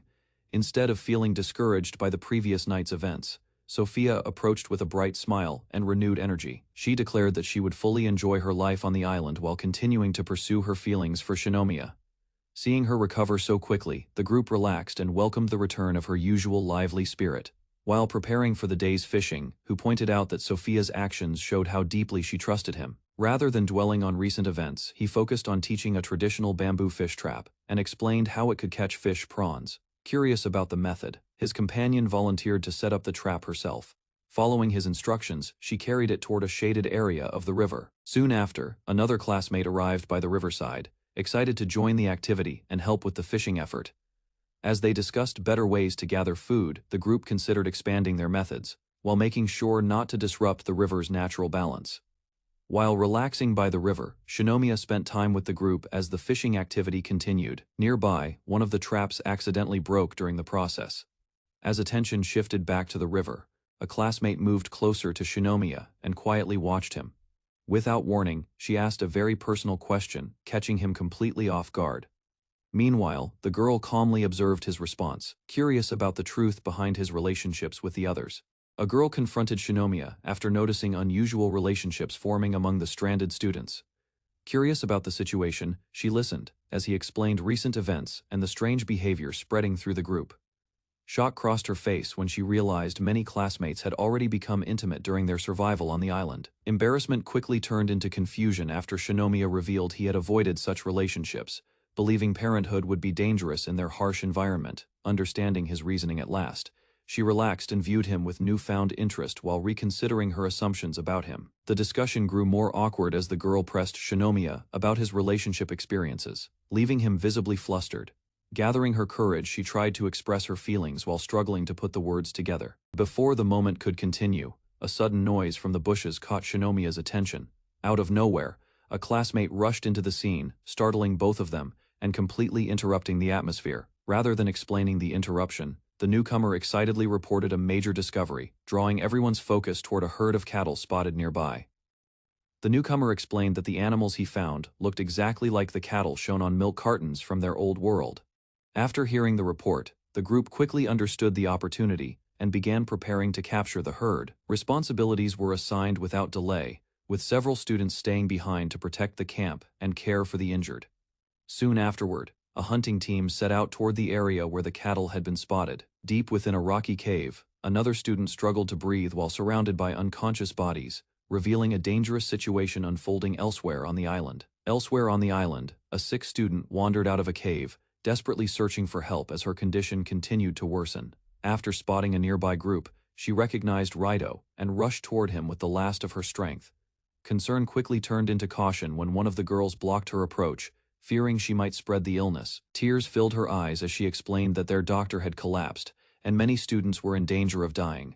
Faced with the desperate plea, Raito listened while she revealed that their group had already exhausted supplies and reduced food rations, leaving them with few options for survival. Raito refused to take responsibility for the struggling group and directed the girl to seek help from someone else instead. Although disappointed, she accepted his answer and held on to hope that another solution might still exist. Meanwhile, Shinomiya and his companions continued traveling when one girl suddenly damaged her shoe along the path. After examining the problem, the group realized the footwear could be repaired with materials they already carried. Since the route ahead appeared safe and familiar, the dark-haired girl suggested that Shinomiya and his companion continue forward while she stayed behind to fix the damaged shoe. Before leaving, Shinomiya and the girl promised to stay alert and signal for help if any danger appeared along the way. Reaching the open field where the cattle had been seen, they found only empty grasslands and no sign of the herd. Rather than rushing ahead, the pair decided to wait patiently, believing the animals could not have traveled far. While searching the surrounding area, the girl checked behind nearby vegetation as Shinomiya considered where the cattle might have gone. Awkward silence soon settled between them, and Shinomiya struggled to find a topic after remembering their earlier conversation at the river. After a long silence, the girl gathered her courage and looked toward Shinomiya with a nervous expression. Carefully choosing her words, she brought the conversation back to the intimate moment they had shared earlier. With her face turning red, she asked whether their growing closeness meant they were now a couple. Caught completely off guard, Shinomiya struggled to respond, while both of them became increasingly embarrassed. Seeking reassurance, she quietly reflected on the affection they had already shared and hoped their bond carried a deeper meaning. Still searching for an answer, the girl asked Shinomiya how he viewed love and whether his feelings were shared equally among everyone close to him. Rather than giving a clear response, he admitted that he had simply accepted the affection directed toward him and rarely thought deeply about it. Listening carefully, she watched as Shinomiya explained that their growing community needed trust, understanding, and clear boundaries to avoid future problems. Reaching her conclusion, she wrapped her arms around him and openly expressed the feelings she had been holding back. Warm praise followed her confession, leaving Shinomiya stunned as she described the qualities that made him important to so many people. Encouraged by her confession, the girl gently embraced Shinomiya and stayed close beside him in the quiet field. Leaning nearer, she expressed her feelings through affectionate gestures, while enjoying the brief moment alone together. Their private atmosphere suddenly disappeared when another girl arrived and froze in surprise at what she had witnessed. Realizing she had interrupted something important, the newcomer awkwardly apologized while trying to ease the tension. To avoid making the situation more uncomfortable, she quickly volunteered to continue searching for the cattle and quietly left the pair behind. The newcomer calmly admitted that she also cared deeply for Shinomiya, surprising both him and the girl beside him. Memories of her kindness and support flashed through Shinomiya's mind, making him realize he had underestimated the depth of her feelings. Instead of creating conflict, she accepted the situation with remarkable honesty and showed no intention of competing with anyone. Hearing that response, Ari's embarrassment vanished as excitement took over, and she immediately welcomed the unexpected development. Left speechless by the sudden turn of events, Shinomiya could only stare in disbelief while the relationship around him became even more complicated. A tense silence formed as two girls looked at each other with uncertain feelings. Meanwhile, Shinomiya found himself caught between them, unsure why the atmosphere had suddenly changed.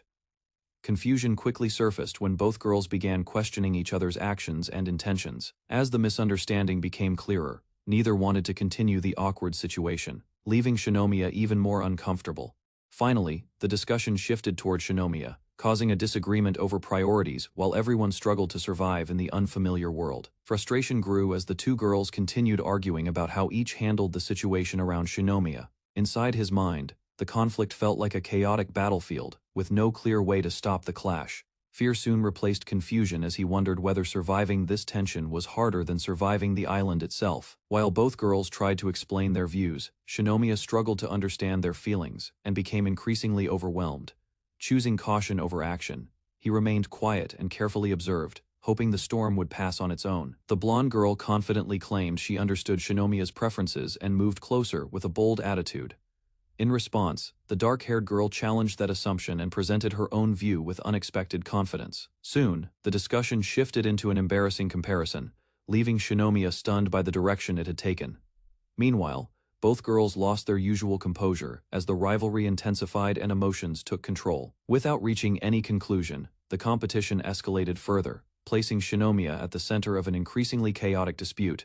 The rivalry reached a new level as both girls moved closer to Shinomiya, leaving him unable to understand their intentions. Embarrassment quickly spread when the competition turned into a direct attempt to gain his attention, placing him in an increasingly awkward position. A sudden movement interrupted the moment, causing both girls to freeze and reconsider what they were doing. Despite the interruption, one of them tried to take the lead, convinced that supporting Shinomiya would prove her feelings. Soon afterward, the dispute resumed, with each girl refusing to yield while Shinomiya remained trapped between their growing rivalry. Confidence returned to the dark-haired girl as she moved closer to Shinomiya, convinced she now understood how to handle the situation. Surrounded from both sides, Shinomiya felt completely overwhelmed while neither girl showed any sign of backing down. Concern briefly replaced the rivalry when his condition appeared to worsen under the pressure. Suddenly, the blonde girl acted first, catching her rival off guard and breaking the tense balance between them. Moments later, the confrontation dissolved into playful chaos as both girls tumbled across the grass, leaving Shinomiya exhausted and speechless. Regret replaced frustration as the blonde girl realized their rivalry had hurt both Shinomiya and her friend. With honesty at last, she admitted her feelings while also acknowledging the bond she shared with the dark-haired girl. Rather than continuing the conflict, the two chose friendship and comforted each other on the grass. After making peace, they discussed the challenges ahead and recognized that other girls also cared about Shinomiya. A calmer mood settled over the group as they reflected on their unusual situation and wondered how they should move forward in this unfamiliar world. After calming down, the two girls agreed that fighting over Shinomiya would only create more problems for everyone. A new understanding formed between them, and they accepted a temporary arrangement built on trust and friendship. Rather than competing endlessly, both decided to postpone any final decision until they returned to their original world. Watching from nearby, Shinomiya felt relieved that the conflict had finally ended through cooperation instead of arguments. That relief lasted only a moment, as the girls approached him together, leaving him to face a challenge that had not truly been resolved. Having reached an agreement, the two girls decided to cooperate instead of competing, leaving Shinomiya uncertain about what would happen next. Without hesitation, both expressed their feelings at the same time, placing Shinomiya directly at the center of their shared affection. Relief washed over him as the conflict finally seemed to end in an unexpected but peaceful way. A moment later, his reaction drew immediate attention, and the calm atmosphere quickly began to crack. Soon afterward, another misunderstanding sparked fresh chaos, proving that life around Shinomiya would remain far from peaceful, despite their new arrangement. The tense atmosphere vanished when an unexpected animal suddenly appeared behind the group, startling everyone. Recognition quickly followed as Shinomiya identified the visitor, and the others realized it was an ordinary cow.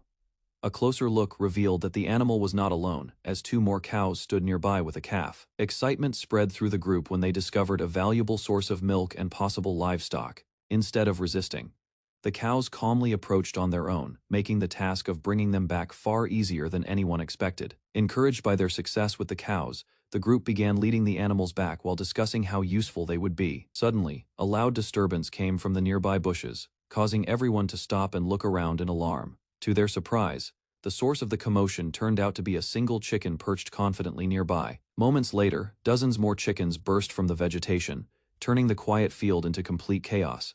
Acting quickly, the group gathered as many birds as possible, securing another valuable source of food and resources for their camp. With cows and chickens in tow, the group returned to camp carrying an impressive collection of supplies and livestock.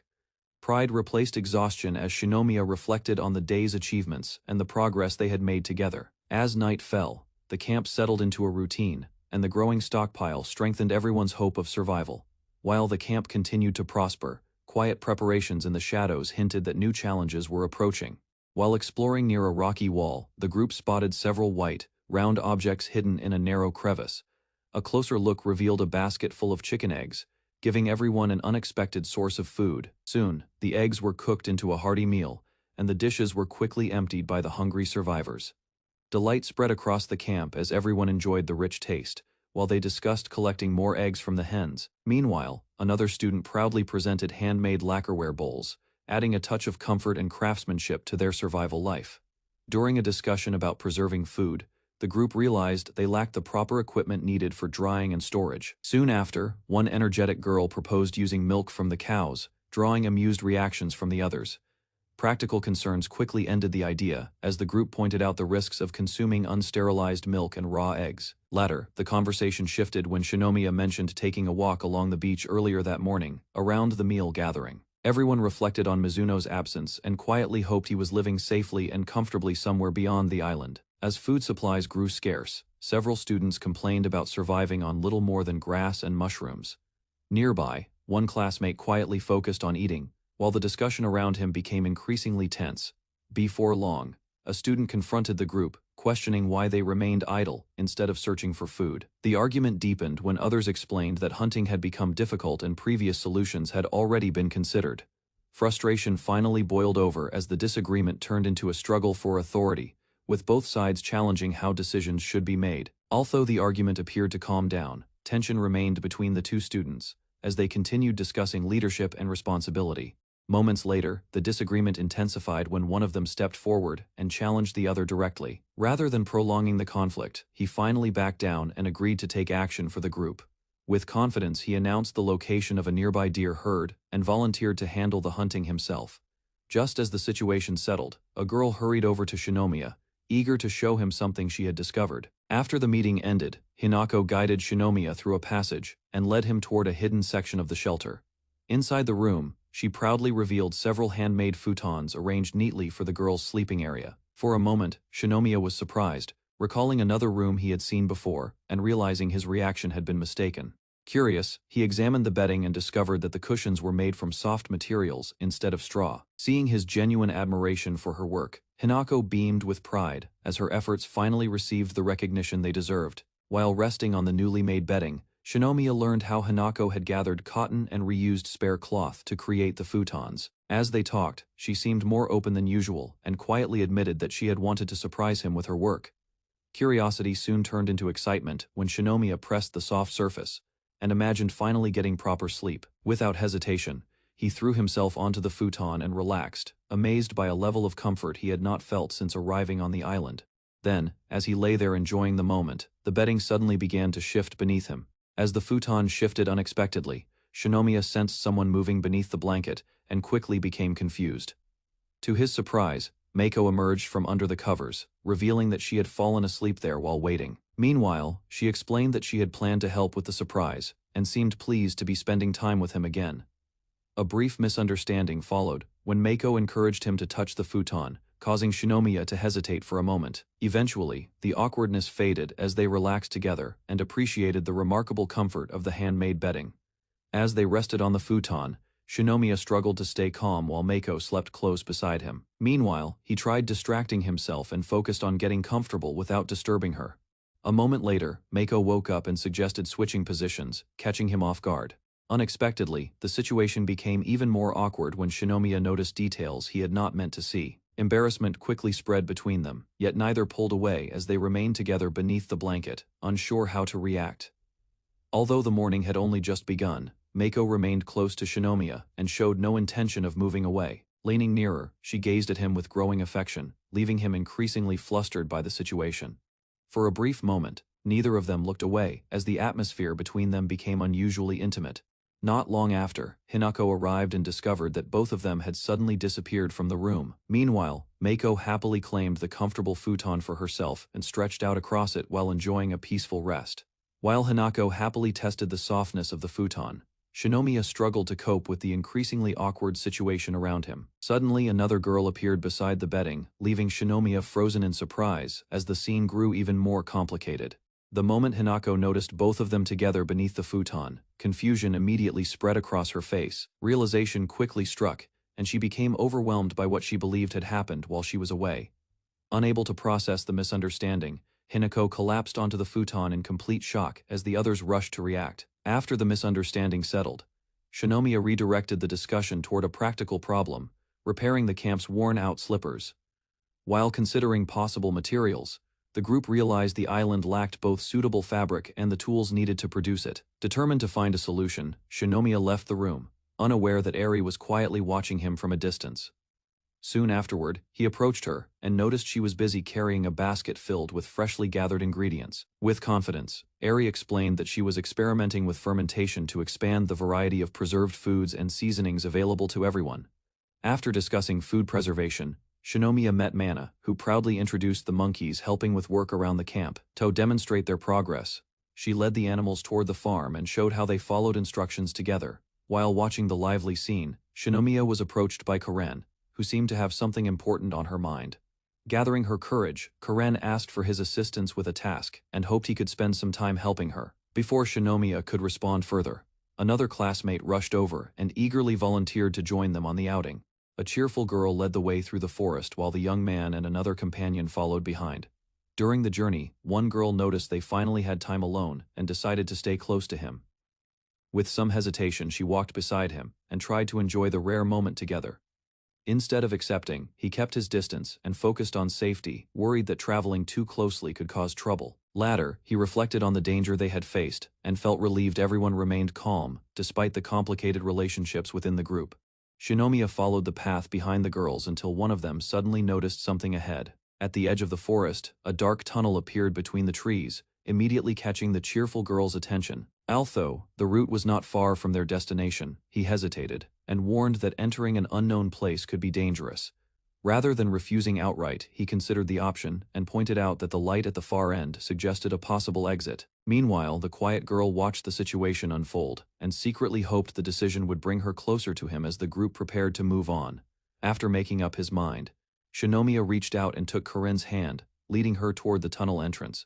A blush spread across her face as she quietly followed him, unable to hide her excitement. Soon, the group entered the tunnel together with Karen staying close beside Shinomiya, while the cheerful girl walked ahead. A sudden touch startled the girl in front, causing brief confusion before Shinomiya realized it was only insects brushing against them. Once they emerged, Karen appeared flustered and disheveled. Seeing her condition, the other girl immediately became suspicious. After leaving the tunnel, Shinomiya checked on Karen and helped clean the insect bites with water, while the other girl watched with concern. The group soon arrived at a clearing they had prepared during an earlier trip and decided to stop there for supplies. While examining the area, Shinomiya pointed out a strange tree. Curiosity quickly replaced the group's earlier worries. Natural latex slowly flowed from the trunk as Shinomiya collected it and explained how it could be used as an adhesive for making simple footwear. Using his knowledge, he instructed the girls on gathering and processing the material, earning their admiration as they worked together in the forest. After collecting enough latex, Shinomiya prepared another item and gathered the girls to help with the next task. To Karen's surprise, the finished product turned out to be a hammock woven from materials they had gathered during their travels. Carefully, she climbed onto it while Shinomiya explained how to adjust its height for comfort and protection from insects. Soon Karen tested the hammock and gradually became more relaxed as it swayed gently between the trees. Watching her settle in, Shinomiya demonstrated the proper way to use it. Only then did Karen realize he had been focused on teaching her the entire time. Before anyone could object, the energetic girl claimed the hammock for herself and settled in comfortably. A moment later, Karen joined Shinomiya on another hammock, testing whether it could support both of them. Despite saying she disliked outdoor activities, Karen remained beside him and appeared more relaxed than before. As the hammock swayed gently, Shinomiya noticed her behavior and teased her for acting differently than she claimed. While recalling how he had tested survival equipment, Shinomiya suddenly remembered that Karen had been one of the first people he met in this strange world. Karen adjusted her damp clothing, unintentionally catching Shinomiya off guard. Trying to remain composed, Shinomiya avoided looking at her, determined not to lose control of the situation. Rather than backing down, Karen noticed his reaction and became more confident, teasing him by drawing attention to herself. Meanwhile, Shinomiya grew increasingly nervous as Karen compared herself to the other girls and questioned how he truly saw her. Eventually, his restraint gave way to honesty. Hearing his sincere opinion, Karen froze in surprise while the atmosphere between them became noticeably closer. While talking with Shinomiya in the hammock, Karen moved closer, causing the narrow space to become increasingly cramped. At the same time, the energetic girl shifted position in a nearby hammock, creating an unexpected situation that caught Shinomiya off guard. Confusion quickly spread as the hammock swayed, leaving everyone struggling to understand what was happening. Meanwhile, Karen noticed the source of the commotion and immediately realized the other girl had carelessly prepared for her rest.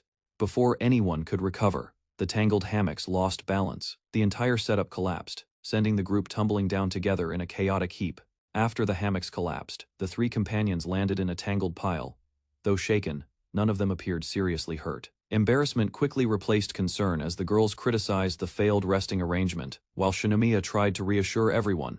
Once the commotion settled, Shinomiya reflected on how their discoveries seemed to resemble achievements being unlocked in a game. Continuing their exploration, the group discussed the unusual plants and animals they had encountered throughout the region. Hidden among the vegetation stood a strange creature, prompting the group to cautiously investigate the unexpected encounter. After observing the strange creature, Shinomiya explained its hunting method, and noted that discovering it felt like another achievement in their exploration. Later, the group reached a rocky area where a sudden collapse blocked their path and left them trapped among falling debris. While panic spread through the group, Corinne remained calm and focused, preparing to assess the situation before making their next move. 2 weeks after Mizuno sailed to the other island, the boy stood on the shore and reflected on the group's progress. That evening, everyone gathered around the campfire as a new plan was prepared in case Mizuno failed to return.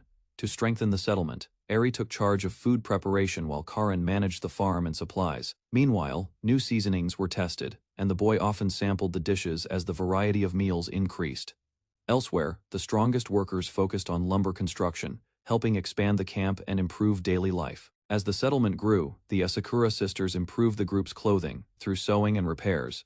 Beyond that, straw mats were produced, weapon crafting continued in secret, and Minako regularly gathered seaweed and shellfish from the coast. Meanwhile, Mana's trained monkeys helped transport food and pet feed, making daily work much easier. Under Mana's care, the livestock remained healthy, while several members assisted with feeding and milking duties. At the same time, cows helped clear land by pulling stumps, allowing the camp to expand and become more productive.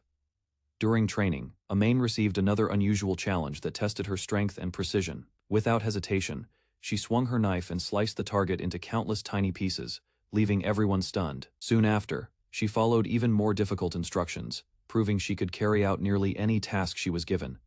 Despite her talent, training alongside her exhausted the others, and her overwhelming power remained difficult to handle.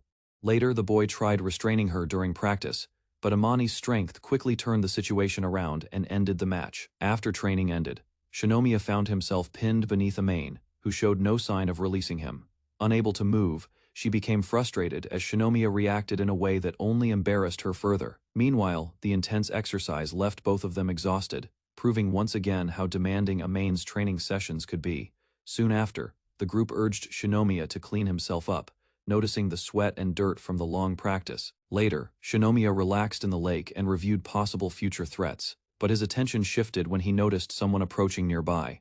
While bathing in the lake, Shinomiya noticed movement near the shore and suspected someone was secretly watching him. Suddenly, Amain sprang from hiding and grabbed him, revealing that the suspicious activity had been a trap all along. Soon after, Sophia appeared wearing a newly made swimsuit, proudly showing the result of the group's sewing work. Meanwhile, she explained that the outfit had been obtained through an exchange using lumber collected by Amain.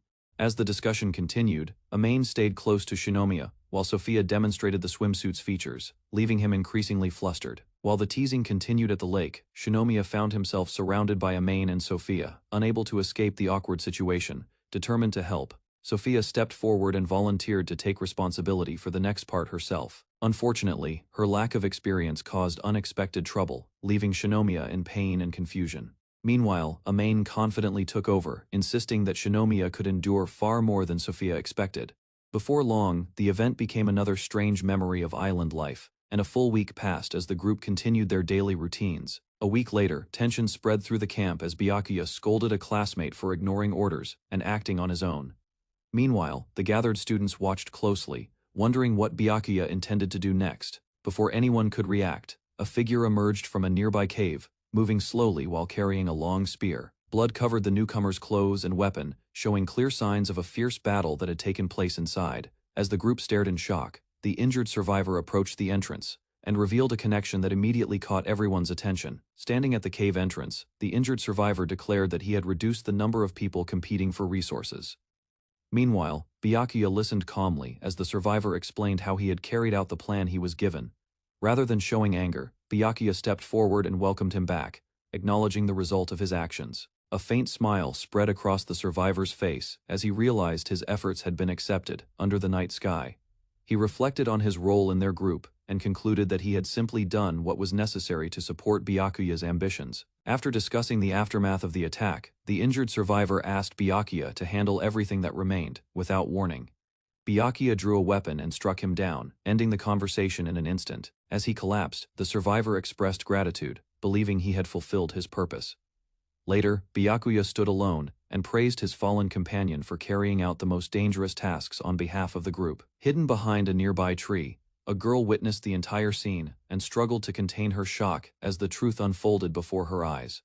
As the sun rose, Shinomiya gathered the group near a large structure they had worked on together, preparing everyone for the next stage of their plan. Standing before the assembled survivors, he declared the project complete and presented it as their first step toward escaping the island. Dark water surrounded Shinomiya as he drifted downward, unable to understand where he was.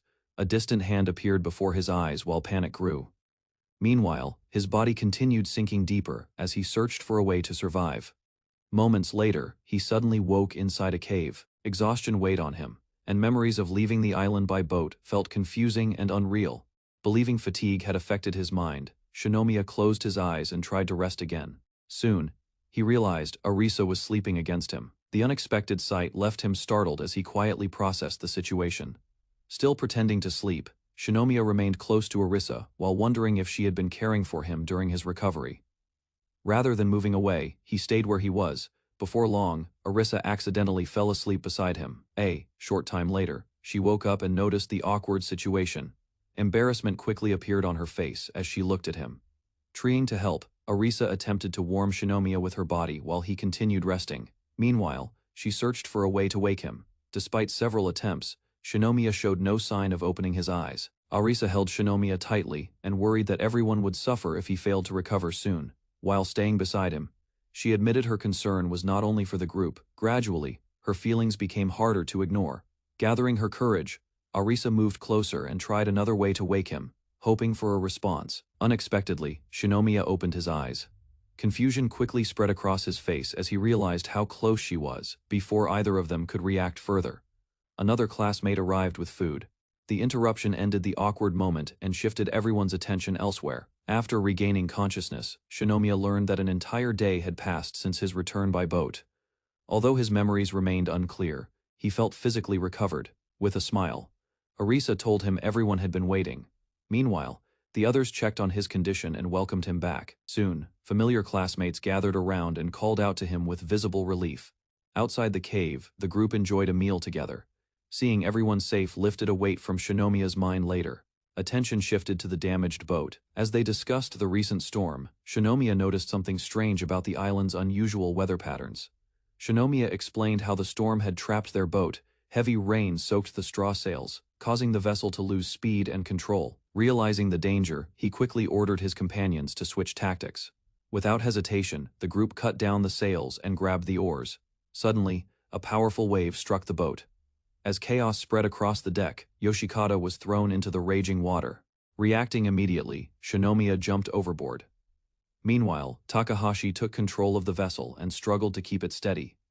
Back at camp, everyone reflected on the incident.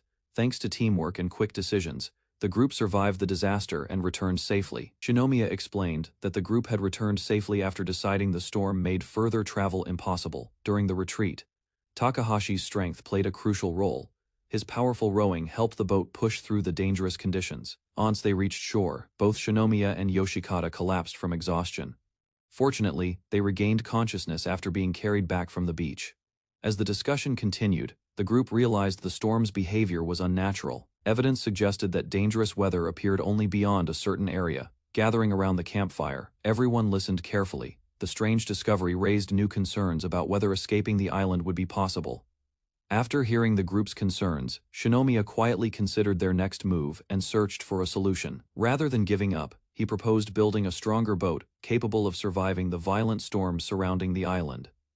Although several classmates worried about the risks, the recent voyage had proven that their methods worked. Standing before the group, he shared a new theory. Something important might exist beyond the storm barrier blocking their escape. To support his idea, Shinomiya recalled a strange sound he had heard during the voyage. Moments before Yoshikata was swept away, an unknown presence seemed to pass nearby. Recalling the storm, Shinomiya revealed that the clouds had briefly parted. During that moment, he caught sight of the moon above the sea. Surprise spread through the group as they listened. At first, the observation seemed ordinary, but Shinomiya believed it was important. Soon, everyone remembered a strange fact. Since arriving on the island, none of them had ever seen the moon. Building on that discovery, Shinomiya explained that the island also lacked normal tides together. The clue suggested that something unusual existed beyond the storm barrier. Hope quickly replaced uncertainty. Encouraged by the possibility, the group began believing that a path home might truly exist. Encouraged by the recent discovery, Shinomiya shared new ideas for improving the boat and preparing another expedition beyond the storm. However, one classmate questioned the plan. From her perspective, the evidence remained weak, and the risks were still too high. Rather than supporting another voyage, she suggested settling permanently on the island and building a stable future there. Then, she openly declared her desire to create a family with Shinomiya and help develop the island. The unexpected announcement left the entire group stunned.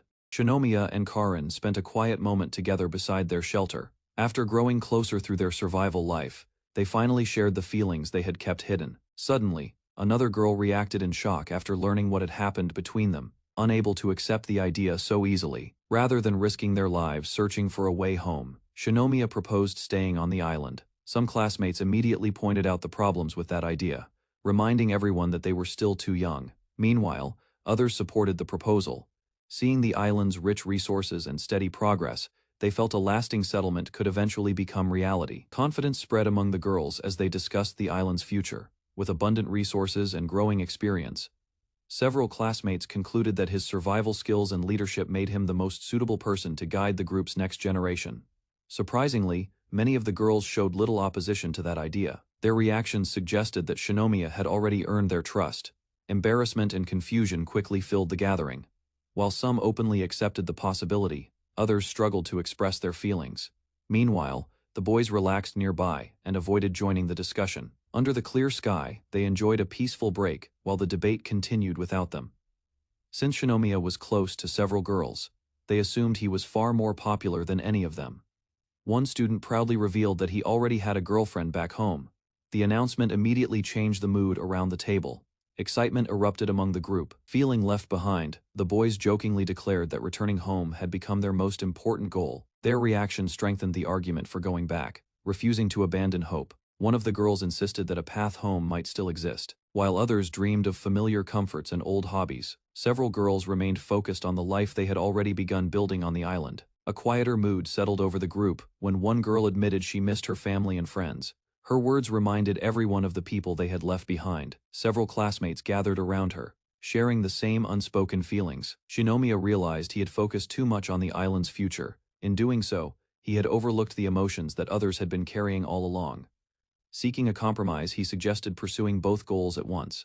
The group could search for a way home while continuing to improve their settlement. Questions about the island's future were set aside until everyone had a clearer understanding of their situation. The group would continue improving their lives on the island, while also preparing for whatever future awaited them. Karin quietly explained that she had spoken up because she understood the worries shared by the others. Relief finally overwhelmed her. Fear and uncertainty spilled out as she admitted how worried she had been about losing Shinomiya after his dangerous actions. Recognizing her feelings, Shinomiya accepted responsibility and promised to be more careful. In return, Karin made him agree not to take reckless risks again. Warmth returned to the group as the tension faded, surrounded by friends. They renewed their resolve to face the future together as one united community. Unlike the many resources they had found before, this one seemed far more important. His companions remained skeptical and doubted the finding could be as significant as he claimed. As they walked, the group reflected on how much their lives had changed. The island no longer felt as strange and hostile as it had when they first arrived. Pride quietly spread among them as they looked back on their progress. Their growing settlement proved how far they had come together. At last, Shinomiya led everyone to the edge of a cliff. Curious and uncertain, the others gathered around, eager to see what had captured his attention. The group looked down from the cliff and spotted a vast field spreading across the landscape. The sight immediately caught everyone's attention. Curiosity quickly turned into excitement as they examined the plants more closely. Familiar features suggested that the field contained a valuable food crop. The realization stunned the group. After confirming the discovery, they celebrated the possibility of finally adding a staple food to their diet. Shinomiya remained cautious despite the excitement. Since the crop differed from ordinary rice, he explained that they would need to test it first. If the grain proved edible, they could cultivate it themselves and strengthen their food supply. Back at camp, excitement filled the group as they discussed the newly discovered grain. Everyone eagerly imagined what it would be like if the harvest turned out to be edible. While preparations began, one girl quietly slipped away. Her unusual behavior immediately caught Shinomiya's attention and made him concerned. The reason was soon revealed, causing a wave of embarrassment among the others. Afterward, Shinomiya demonstrated how to process the grain properly. The group watched closely as he explained each step needed to prepare it for cooking. Despite the promising discovery, caution remained necessary. The students understood that relying on the crop would require time, effort. While discussing the future, Shinomiya reflected on how much Karin's support had influenced the group. Without hesitation, he rushed toward the source. Moments later, one of the girls pointed deeper into the area with visible alarm. Confusion spread as the group followed her gaze. A disturbing figure appeared among the trees, leaving everyone frozen in place. Shock turned into horror when they realized a classmate had been found hanging there. The unexpected sight brought their hopeful mood to an abrupt end. Several students brought a girl they had found hanging from a tree and gathered around her motionless body. After checking the situation, one student realized the cause was unclear and quickly ordered her to be taken down. Careful examination revealed that her pulse remained, though she showed no breathing or consciousness. Shock spread through the group as they learned she had only recently hanged herself. Recognizing a small chance to save her, the boy decided to act immediately, while the others watched in concern. He prepared to perform CPR and rushed to rescue the girl before it became too late. Despite his uncertainty, the boy forced himself to stay calm and recalled the CPR procedure he had learned before. Next, he instructed a classmate to support the girl's head while positioning his hands at the center of her chest. Without wasting time, he began chest compressions and maintained a steady rhythm to keep blood circulating. Meanwhile, the others followed his directions and prepared for rescue breathing while watching for any sign of response. After opening her airway, he delivered breaths carefully and resumed compressions, repeating the cycle in hopes of restoring her normal breathing. Sweat ran down the boy's face as he counted each compression and pushed through his growing exhaustion. Moments later, he continued the rescue breathing, refusing to stop, while the girl's condition remained uncertain. Suddenly, a memory surfaced in the girl's fading mind, carrying her back to an ordinary day in the classroom. There, she spent her time discussing fictional stories and favorite characters with her classmates. As the memory unfolded, she became absorbed in the conversation and the familiar atmosphere surrounding her, unaware of the struggle taking place beyond the dreamlike scene. Within her memory, two boys sat together discussing manga, while treating their conversation with great importance. Nearby, the girl quietly listened from a distance and became curious about the unusual pair. Soon afterward, one of the boys proudly celebrated a small interaction while she continued observing the group. Before long, a teacher noticed the commotion and reminded everyone that their voices could be heard across the room. Later that day, the boy received a message about a late-night gathering and headed down the hallway, setting the stage for the next event in the girl's recollection. As the memory continued, the boy quietly walked through the school while reflecting on the events of the day. Soon afterward, an older student questioned him about rumors surrounding his unusual behavior and survival habits. Across the classroom, gossip spread among several students who viewed him as strange and difficult to approach. Rather than responding, he kept his distance and continued through the hallway while others chose not to get involved. Later, he apologized for leaving club activities early and headed off to another responsibility, leaving a lasting impression on the girl who watched him from afar. In her memory, the girl left the classroom with renewed determination and reflected on the future she hoped to build. Suddenly, the scene faded away. She opened her eyes and found herself lying on unfamiliar bedding, confused by the abrupt change. Panic quickly followed when she realized she could not see clearly and struggled to understand where she was. After locating her glasses, her vision returned and revealed two girls standing nearby. With relief replacing her fear, she observed the sisters closely and became captivated by their striking appearance while trying to grasp her new reality. Upon seeing the two sisters clearly, the girl became overwhelmed and briefly wondered if she had arrived in heaven. After calming down, she apologized for her awkwardness while learning that both sisters had helped care for her. Then, a single word caught her attention, causing her to question what they meant by mentioning a companion. At that moment, a familiar boy arrived carrying food and drink, relieved to see that she had finally regained consciousness. Recognition struck instantly. Remembering the strange classmate from school, she stared in disbelief while he calmly examined her condition and checked for injuries. As the shock faded, the girl learned more about the island and realized the situation around her was far worse than she had imagined. Meanwhile, the boy explained that many students had already lost hope, while others were becoming increasingly unstable. To help her recover, he offered food and encouraged her to eat despite her uncertainty.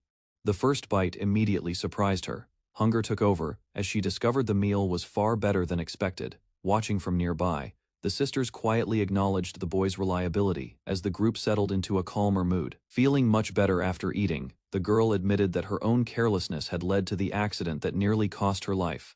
Later, the boy guided her through the cave and offered to introduce her to the other survivors. Stepping farther inside, she discovered a surprisingly organized settlement where students worked, rested, and shared meals together.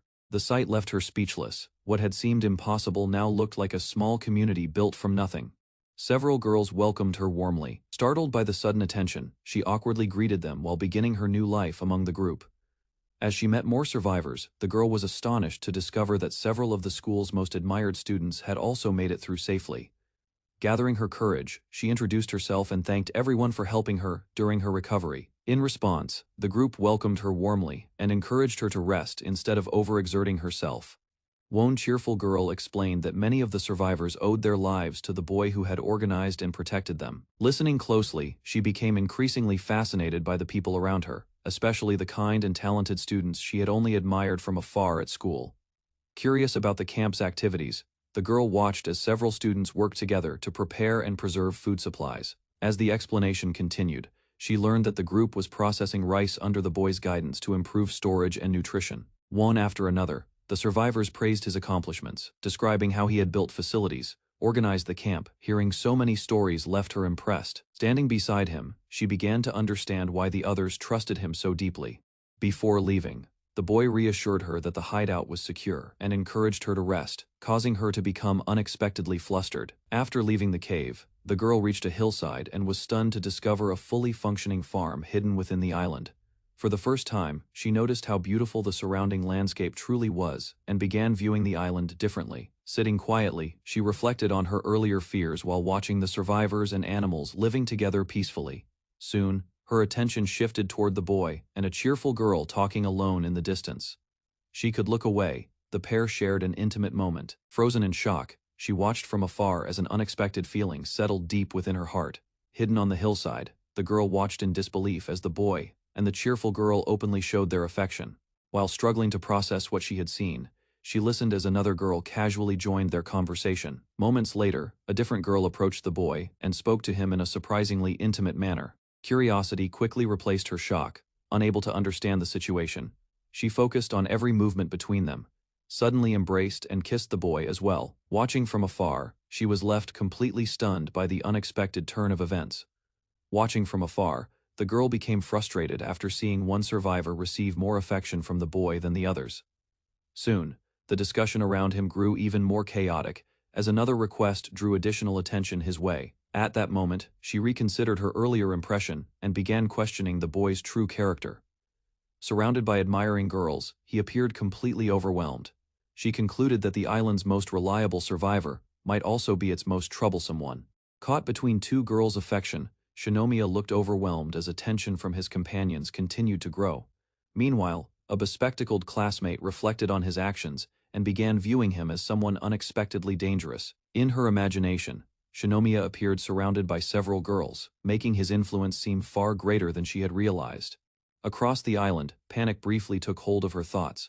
Yet memories of his help reminded her that he had always supported others. Determination soon replaced hesitation, and she decided to investigate the situation herself instead of relying on assumptions. While thinking about how to approach the established groups, Shiori wandered through the camp and unexpectedly noticed a gathering area nearby. From a distance, she observed several girls working together, handling laundry and daily chores in an organized routine. Nervousness quickly set in as she approached them, causing her movements to become awkward and drawing their attention. After being welcomed, Shiori gathered her courage and began asking questions about Shinomiya, hoping to learn more about him, rather than criticism. She heard praise from every direction as the girls described Shinomiya as dependable, capable, and deeply respected within the group. As the discussion continued, Shiori casually mentioned seeing Shinomiya with another girl, then immediately regretted bringing it up. To her surprise, the girls reacted calmly and shared their own observations, treating the situation as something completely natural. Leaving the group behind, Shiori struggled to organize her thoughts while reflecting on everything she had learned about Shinomiya. Soon afterward, she discovered another group working on new tools and structures, all made possible through Shinomiya's ideas. Watching the boys enjoy their work together, Shiori realized that Shinomiya's influence extended throughout the camp, helping people cooperate and improve their daily lives.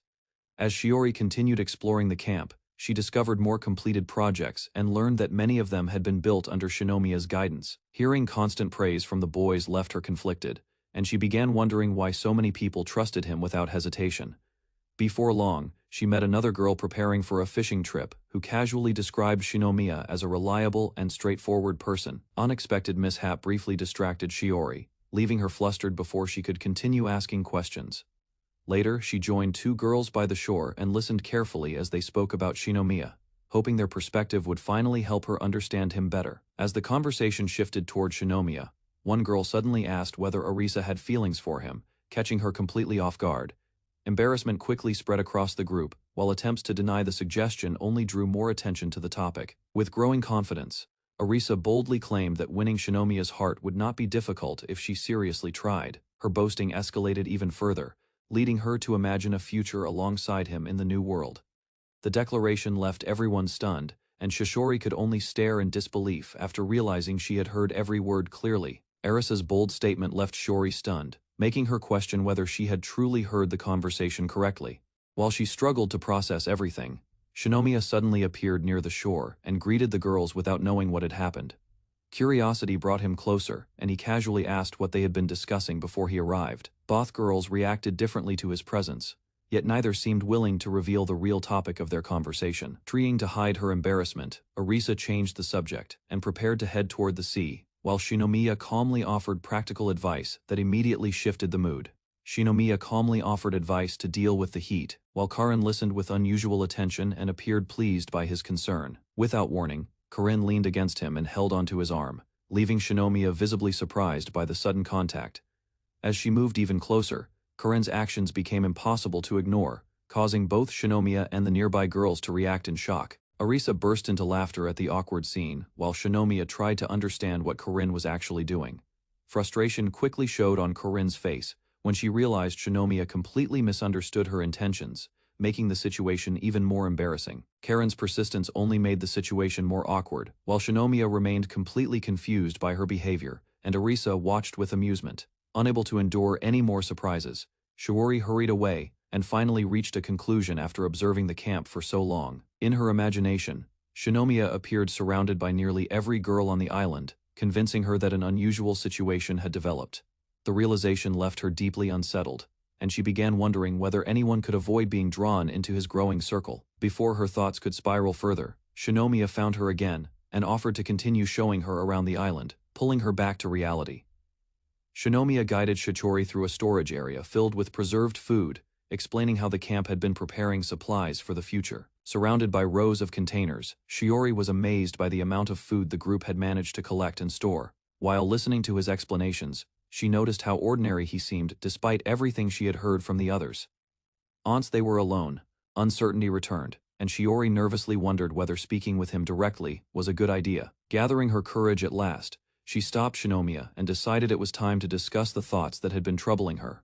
Shikori's imagination suddenly ran wild, turning her worries about Shinomiya into an absurd and frightening scenario. The moment she returned to reality, panic took over, and she instinctively tried to back away before saying anything reckless. Her confused reaction only puzzled Shinomiya further, forcing him to stop her before she rushed off again. Attempting to escape the awkward situation, Shiori stumbled through the storage room and lost her footing among the containers.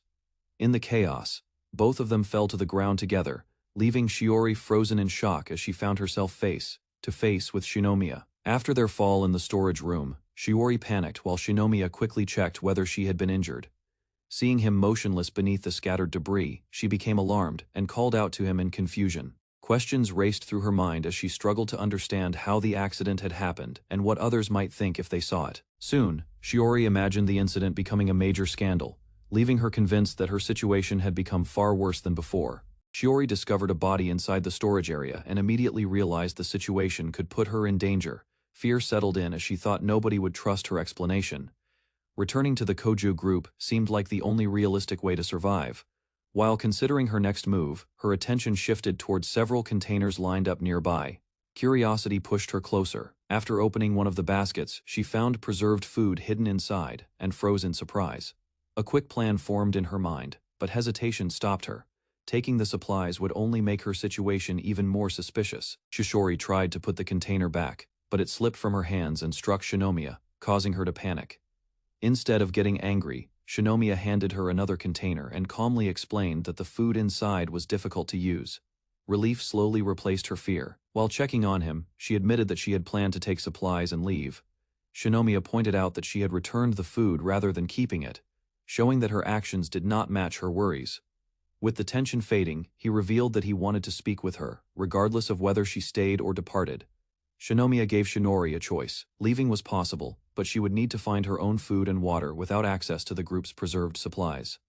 A further explanation followed. To protect the camp, he intended to keep their hidden resources secret from the Koju group. Meanwhile, Shinomiya introduced several alternative food sources and recommended dried meat as the best option.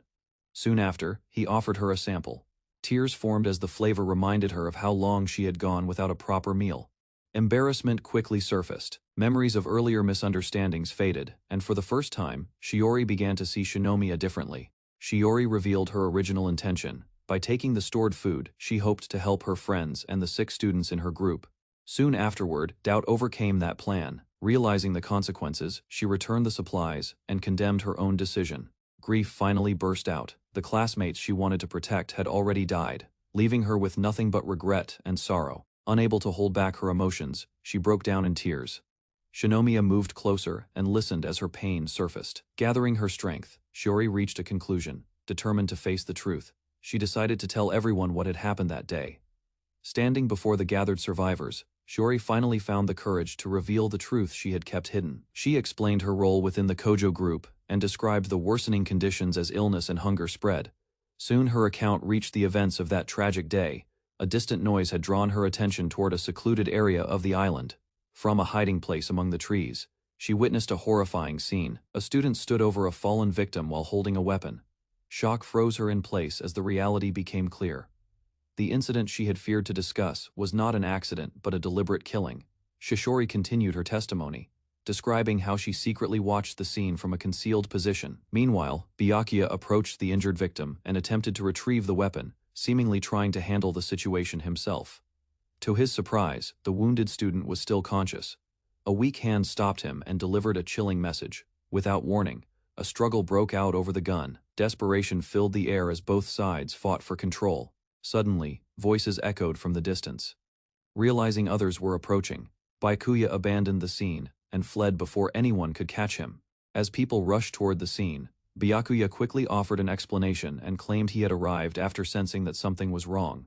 Suspicion remained, but the confusion surrounding the incident prevented anyone from immediately questioning his story. According to his account, a struggle had broken out when the victim pointed a gun at him. During the confrontation, the weapon accidentally turned toward its owner. Moments later, the reality of the tragedy became impossible to ignore. The victim showed no signs of movement as nearby students reacted in shock. Silence spread through the crowd, faced with the unexpected news. The gathered survivors struggled to process what they had just learned. As the crowd gathered around the body, blame and confusion spread through the group. Several students accepted Byakuya's version of events without hesitation. A closer look at the victim raised new doubts. Ryaido noticed something unusual and began examining the situation more carefully. Rather than accepting the explanation, he questioned a critical detail. The position of the weapon did not seem to match the story everyone had been told. Soon, another witness stepped forward. Although the struggle had been difficult to see clearly, the atmosphere immediately changed. Ryaido pressed the group for answers, suspecting that some of them already knew far more about Byakuya's actions than they admitted. Ryaido challenged the crowd's assumptions and questioned why they were willing to ignore the evidence. Anger quickly spread among the survivors. One student claimed that Shiori and Byakuya had secretly worked together and should share responsibility. Soon, the accusation turned into a demand. Calls for exile echoed through the gathering as more people sided against them. The situation spiraled out of control. Insults and thrown objects forced Byakuya and his allies to retreat from the furious crowd. Panic replaced confusion. Realizing they could no longer stay, the group abandoned any attempt to argue and fled the scene. Despite the chaos, one student refused to let the accused escape. Grief and anger drove her to break free and continue the pursuit. Others quickly stopped her. The harsh reality was impossible to deny, and the victim could no longer be saved. Meanwhile, Ryudo accepted that chasing the fugitives was no longer worth the risk. The opportunity to catch them had already passed. Rather than fueling more conflict, he urged everyone to calm down. Survival remained the group's highest priority, and panic would only weaken them further. Exhaustion lingered over the camp, but the survivors prepared to move forward despite the tragedy. Even after the testimony ended, distrust remained. Whispers of deception spread through the crowd, while Shiori watched the reactions from a distance. Instead of facing reality, the survivors had chosen easier targets for their anger, and ignored the warning signs around them. Those words struck Shiori deeply. For a moment, she realized that his criticism applied to her own actions as well. Fear had kept her silent for too long. Although she witnessed the truth, she wandered alone afterward, and avoided telling anyone what she knew. An uneasy silence followed the confession. The students struggled to accept the situation, knowing the damage could no longer be undone. After the tense gathering ended, Shinomiya guided Shiori away from the crowd. While the others rested, she struggled to hold back her emotions. Guilt still weighed heavily on her mind, believing her mistakes had contributed to the tragedy. Instead of blaming her, Shinomiya offered a different perspective. Surviving long enough to reach their group was proof that she had not completely lost hope. Gradually, his words eased her pain. For the first time in a long while, Shiori felt that someone truly understood her. Comfort replaced despair as she moved closer to him. With renewed trust, Shiori chose to remain by Shinomiya's side and begin moving forward again. Shiori sat alone inside the cave, trembling as worries overwhelmed her. Despite her fear, she tried to handle her problems without depending on others. Soon after, several girls approached and encouraged her to join them. Their support left her flustered, yet she slowly accepted their kindness. Warm water and handmade soap helped her relax during a long-awaited bath. As the dirt washed away, comfort replaced much of her anxiety. Later, thoughts about fitting in lingered in her mind. Even so, hearing about better facilities ahead gave her a little hope. Their friendliness eased her concerns, allowing her to feel more accepted among the group. After settling into the cave shelter, Shiori looked around the sleeping area and felt as if she were on a school trip. Not long afterward, she climbed into bed and hugged her pillow tightly. The familiar comfort helped her relax as the long day finally came to an end. Surrounded by so many people, Shiori became increasingly self-conscious and struggled to calm her thoughts. Suddenly, one sleeping girl rolled over and landed on top of her. The unexpected weight startled Shiori and turned the quiet night into a brief commotion. Though still shy, Shiori joined the group and started helping with the bedding, feeling a little more connected than before. Curious about the morning offering, Shiori listened as the others explained their daily routine. While discussing water collection and cooking, the girls shared how much easier life had become through teamwork. A classmate soon noticed that Mana's hair looked healthier than before. The improvement caught everyone's attention and sparked interest in the reason behind it. Before long, several girls crowded around Shiori, eager to learn about her hairbrush. Admiration quickly turned into excitement as they praised its quality. Later, Shiori returned, carrying a large bag that drew curious stares from the group. Wonder spread among the girls as they waited to discover what she had brought back. After several days of work, the boys finally returned from an expedition carrying supplies. Their arrival immediately drew attention from everyone in the shelter. Judging by the amount they brought back, the camp would remain well supplied for the next few days. Soon, a cheerful welcome greeted the returning group. The girls gathered around, excited to see everyone safely back. As the reunion continued, the boys noticed that something seemed different. The girls appeared more polished and confident than before. Thanks to Shiori's grooming tools and careful styling, the girls had neatly maintained hair, making the camp feel a little more like home. As praise spread through the group, attention shifted toward the shy girl, who had quietly helped everyone. Hidden behind a tree, Shiori nervously waited for their reaction. Doubt filled her mind as she wondered whether her styling looked strange. Instead, the boys were amazed by the transformation. Their admiration surprised Shiori and erased much of her worry. Shinomiya revealed that he had also brought contact lenses. With her glasses removed and outfit adjusted, Shiori stood out even more. What seemed like an unusual collection turned out to be the tools that had helped boost everyone's appearance and confidence. Encouraged by the girls, Shiori agreed to help with the boys' hair as well. Their excitement quickly turned the idea into the camp's next activity.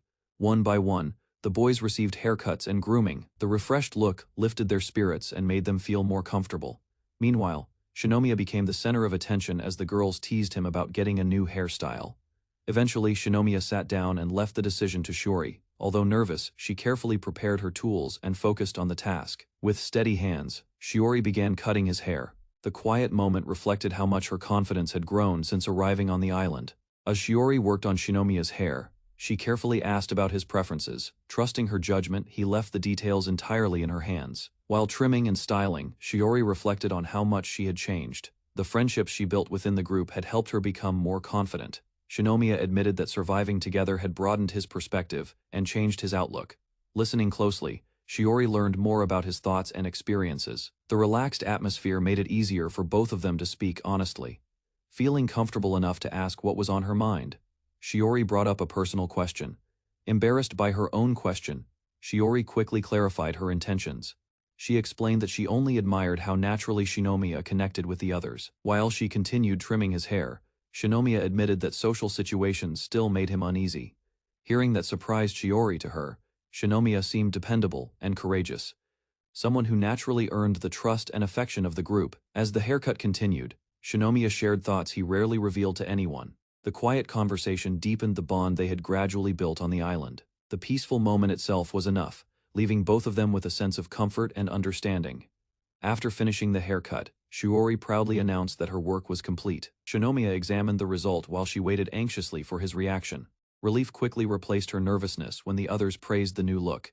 Seeing everyone's approval made Shiori genuinely happy. A quiet exchange followed, as both shared a satisfied smile. The peaceful atmosphere reflected the trust that had grown between them. Soon afterward, Shinomiya gathered everyone on a hill overlooking the settlement. The serious tone immediately caught the group's attention. The mood shifted as he declared his intention to confront Rito Koju, setting the stage for a major conflict ahead.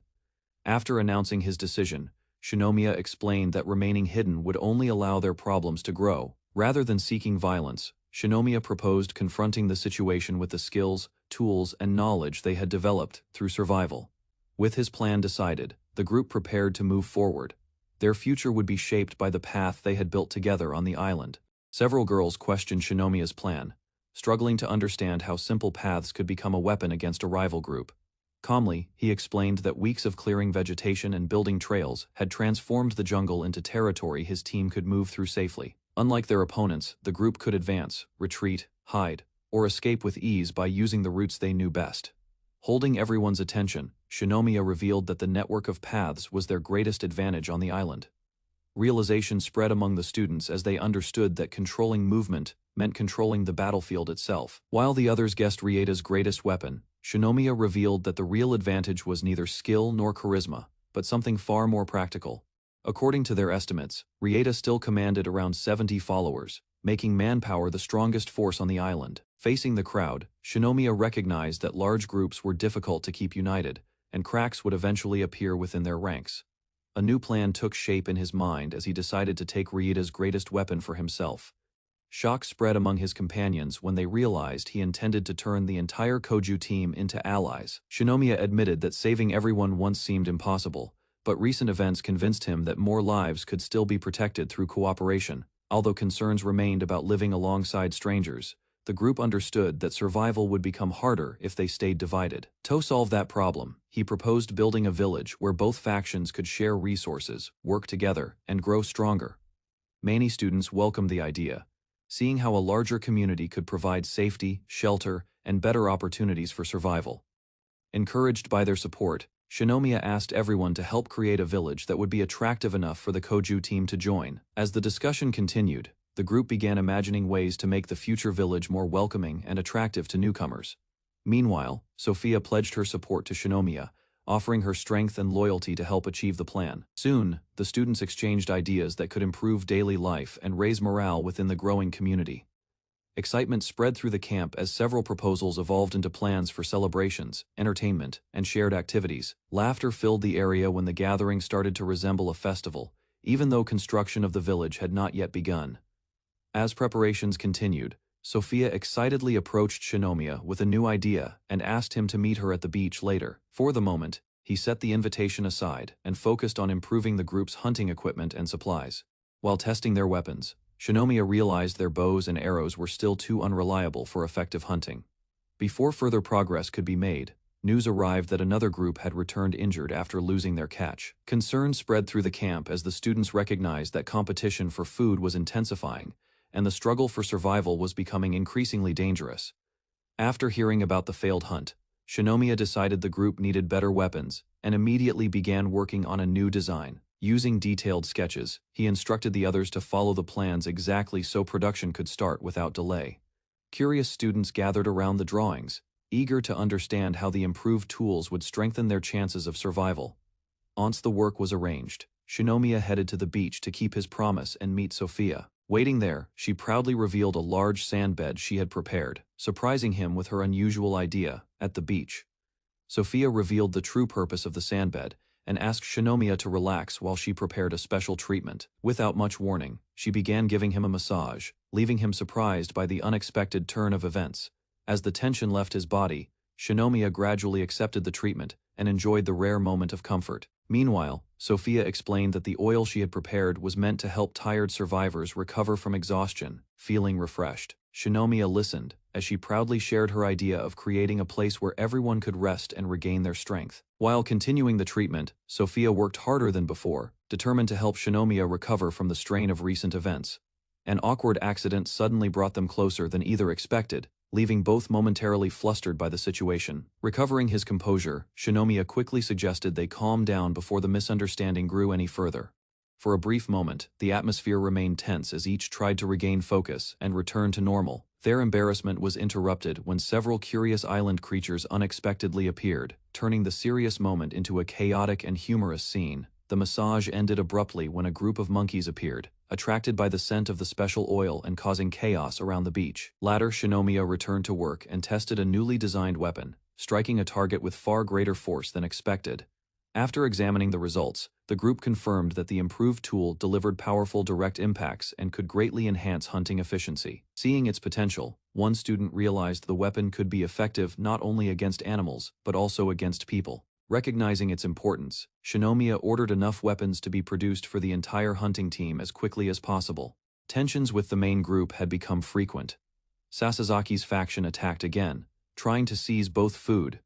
Meanwhile, the attackers rushed forward with spears raised high. Confident in their numbers, they charged toward the students defending the camp. From behind the front line, several students prepared their throwers. Careful aim replaced panic as they targeted the advancing enemies. Soon, projectiles struck their marks and broke the assault. Confusion spread through Sasazaki's group as more attacks landed and forced them to retreat. After the failed raid, Sasazaki and his followers were branded as villains, worsening the food shortage and deepening the division between the groups. A new leadership committee replaced the old hierarchy, helping the group stay united and maintain order. Watching people follow any leader who promised safety, he worried they would stop questioning decisions and repeat past mistakes. Later, while sitting alone in a cave, he remained lost in thought. The quiet surroundings offered little relief from his growing concerns. Before long, a classmate approached and shared news from outside. Reports suggested that members of Sasazaki's defeated group had disappeared after the battle. Noticing his fatigue, she checked on him with concern. Although he appeared calm, the burden of responsibility continued to weigh heavily on him. Any injured survivors would likely leave traces that could reveal the location of their base. Meanwhile, work continued at the settlement. Students tied logs together and steadily raised the frame of a new pit. Dwelling soon, the structure gained a roof made from straw and bark. Lessons from the rainy season helped them design a warmer and more durable shelter. As more houses appeared, thoughts turned toward expansion.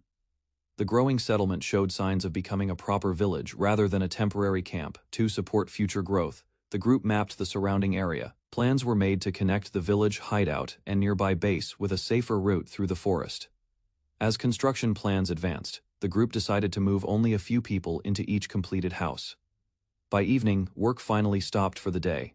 Although progress was steady, securing enough food for the growing settlement remained a major concern. Meanwhile, news spread that Kageyama's special skill had activated. His ability unexpectedly helped improve the group's food supply. Soon, a meal of potatoes, fish, and milk-based dishes was prepared. The camp's cooking skills had improved greatly compared to their early days. Good food, successful construction, and growing resources strengthened morale throughout the settlement. After dinner, Mako quietly asked Shinomiya if they could talk later. Curious but calm, he agreed without knowing what she wanted to discuss. Meanwhile, the others focused on food and recovery. One student searched for more protein, hoping to regain strength after the day's hard work. Instead of potatoes, a large serving of soybeans was offered. The meal quickly became the center of attention as everyone admired its nutritional value. Since Mako rarely sought him out privately, he suspected the topic was related to the village's future plans. Moments later, her voice called from above. Following the sound, he looked up and finally found Mako waiting for him. Following Mako's call, Shinomiya climbed the tree and found her waiting on a branch. Although she appeared relaxed, she hesitated to come down on her own. After helping her reach the ground safely, he questioned why she had gone up there in the first place. Rather than answering immediately, Mako reminded him of a previous request. Her reaction suggested that she had been working on something in secret. Moments later, she revealed a pair of handmade shoes. The design looked different from the worn footwear everyone had been using local materials and her own effort. She had successfully created practical shoes for the settlement. What seemed like a simple prototype had already solved an important problem for the group. Meanwhile, Mako explained where the idea came from. Drawing on knowledge she had learned before arriving on the island, she adapted an old design to fit their situation. Although the shoes were not perfect, they were practical enough for daily use. Limited materials forced compromises, but they could still serve as reliable replacements. Hearing the explanation, Shinomiya praised her work. Beyond protecting feet, the shoes could become valuable items for trade and cooperation with other groups. As the discussion continued, he realized the shoes had been the reason for the meeting all along. Hearing Shinomiya's thoughts about the shoe project, Mako admitted that the idea embarrassed her slightly. After a brief pause, she revealed the cost of her hard work. Constant testing had left her feet sore from repeatedly trying different designs and materials. Remembering a possible solution, Shinomiya hurried away to retrieve some massage oil. Left alone, Mako quietly watched him disappear into the distance. Several moments passed before she began wondering where he had gone. The unexpected departure left her both confused and curious. His enthusiastic effort caught Mako off guard, turning a practical gesture into an awkward but memorable moment. As the massage continued, Mako struggled to stay calm. The unfamiliar sensation made her laugh and squirm, despite her efforts to endure it. Meanwhile, Shinomiya focused on helping her recover. What began as a simple treatment soon became far more awkward than he had expected. Without understanding the situation, she immediately imagined something suspicious was happening. Unable to look away, the observer remained hidden while watching the scene. Embarrassment and curiosity battled for control of her thoughts. At the same time, Mako tried to compose herself and think rationally. However, the awkward atmosphere only grew stronger, leaving everyone involved increasingly flustered. Just as the awkward moment seemed to be ending, Hinako approached the pair. Caught completely off guard, Shinomiya struggled to process the request. Nevertheless, the situation quickly shifted as attention turned toward Hinako instead. Before long, the massage began, and the result was immediate.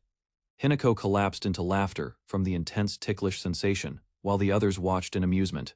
Gradually, she relaxed and accepted the experience. Although it was not what she had expected, the treatment helped ease her tension.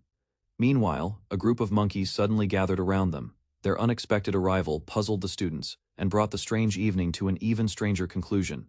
The village made steady progress as the students completed 2 new houses and secured enough food for the coming days.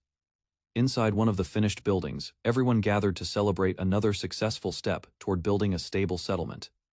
Meanwhile, several girls carefully prepared a large sack of rice while the others watched with anticipation. Soon, a steaming pot filled the room with warmth, drawing the group's attention to the long-awaited meal.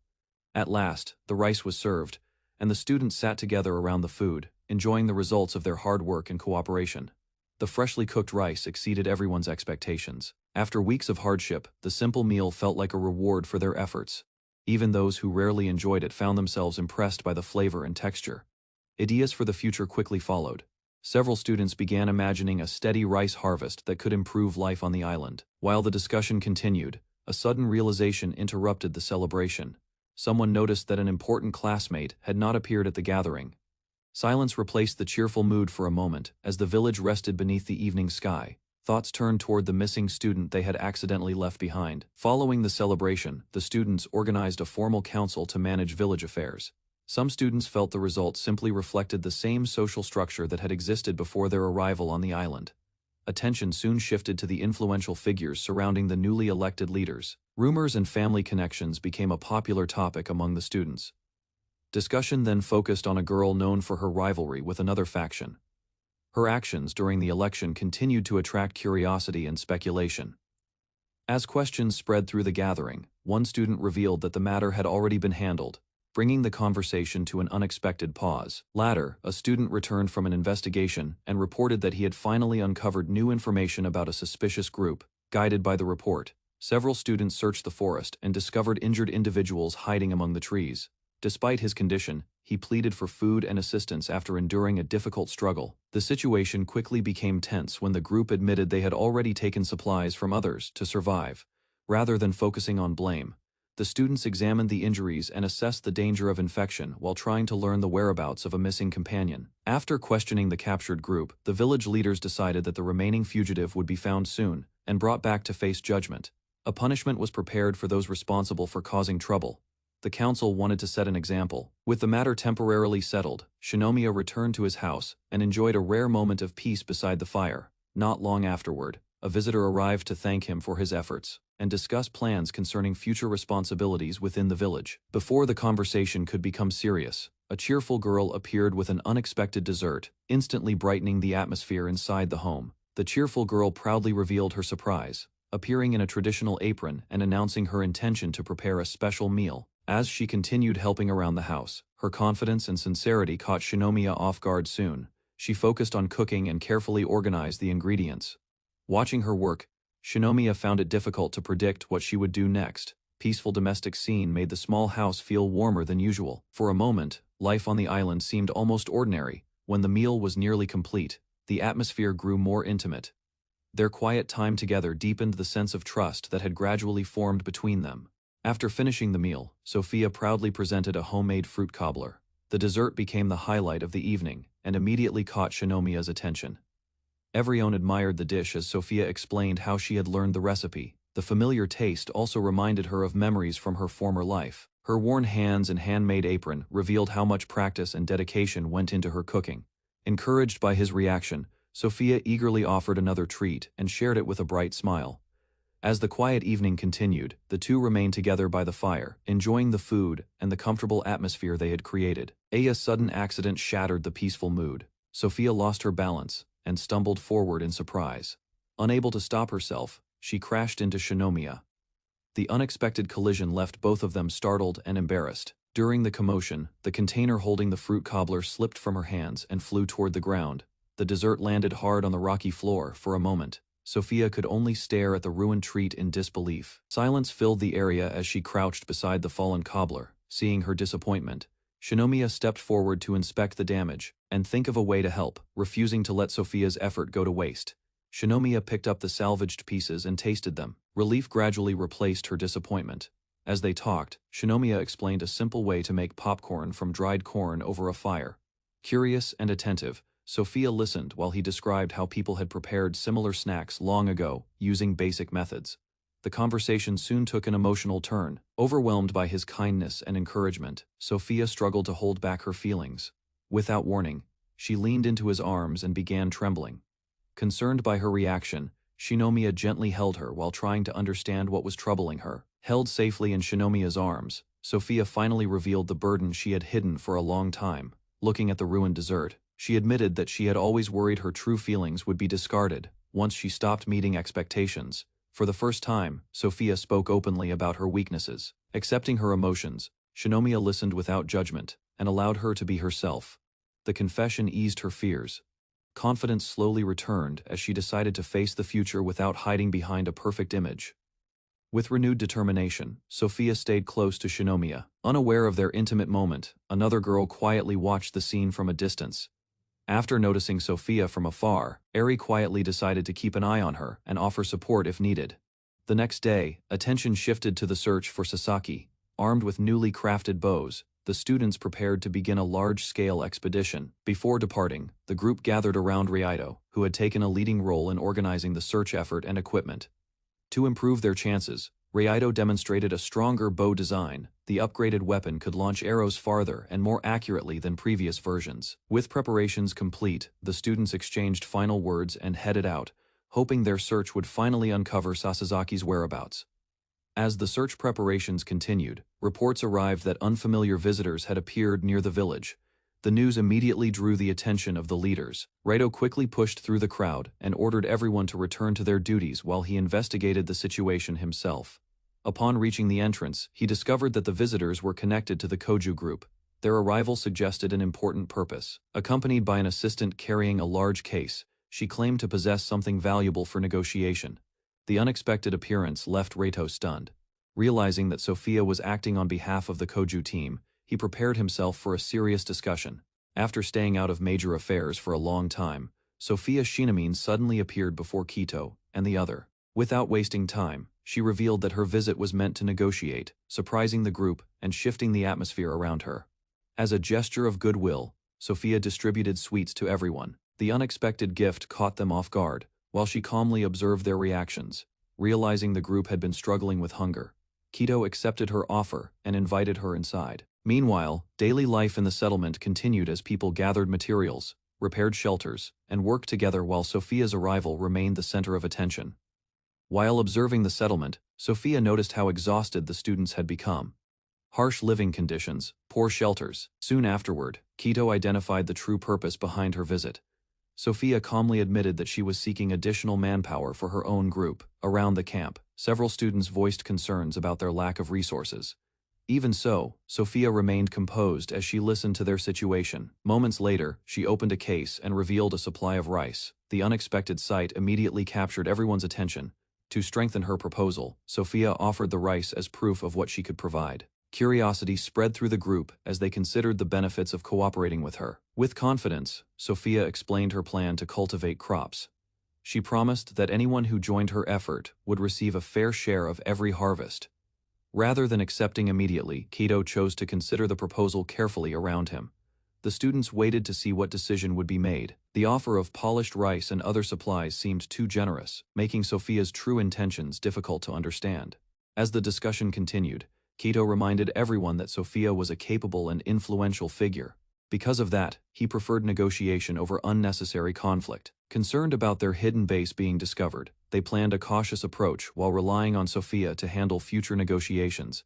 After reviewing the situation, Kito's group discussed a plan that would keep their village hidden while using a separate worksite to deal with Sophia's faction more safely. Different opinions emerged, but most agreed that unnecessary fighting would only create more problems. Elsewhere, one student completed a rough design for a boat. Excitement quickly spread as the group realized it could become an important project. Encouraged by the progress, everyone began preparing materials for construction. Even Sophia quietly watched as cooperation within the camp continued to grow. Certain details about Sophia's actions did not add up, leading him to suspect that she was hiding an accomplice somewhere nearby. As the discussion continued, several students argued that Sophia's influence could be used to their advantage. After listening to the debate, Kito reached a conclusion. Sophia's position and resources made her valuable, and cooperation appeared to be the most practical choice. Not long afterward, Sophia returned with her companion to hear the final answer. Both calmly waited while the group prepared its response. In the end, Kito agreed to the proposal and promised to send volunteers soon. The decision marked the beginning of a new partnership between the two factions. Leaving the camp behind, she departed knowing that the first stage of her plan had been accomplished. After leaving Kito's camp, Sophia and her companion traveled through the forest toward their destination. Before long, Sophia noticed signs that someone was following them. The discovery raised concerns that their movements might have been observed. Instead of confronting the pursuers, the pair decided to change their route. Avoiding conflict remained their priority as they moved deeper into the jungle. Meanwhile, Sophia's companion carefully analyzed the situation. The followers seemed inexperienced, suggesting they were tracking the group rather than preparing an attack. Moments later, an unexpected misstep sent Sophia tumbling into the grass. The tense atmosphere briefly disappeared as the journey was interrupted by the sudden accident. After the fall, Sophia and Amain quickly realized that the people following them had no intention of turning back. Although exhausted and covered in dirt, Sophia urged Amain to remain calm. Determined to protect their hidden settlement, she accepted the risks ahead. Rather than allowing a confrontation, Amain proposed drawing the followers away. Sophia immediately rejected the idea, unwilling to place her companion in danger. Meanwhile, the pursuers suddenly found themselves overwhelmed by a swarm of mischievous monkeys. Seizing the opportunity, one determined student pushed forward. Despite the confusion, Even with obstacles slowing him down, he refused to abandon the chase. While pushing through the jungle, one of the pursuers suddenly triggered a hidden trap. Moments later, a strange masked figure appeared from the forest. The unexpected sight left the trapped student completely stunned. Panic quickly took over as the mysterious guardian charged forward. Fearing what might happen next, the pursuer immediately tried to escape. From a distance, Sophia and Amain watched the commotion unfold. Relief spread between them as the intruder abandoned the chase and disappeared into the jungle. After the danger passed, the masked figure revealed himself to be Shinomiya. His timely intervention ensured that Sophia's group remained undiscovered and safe.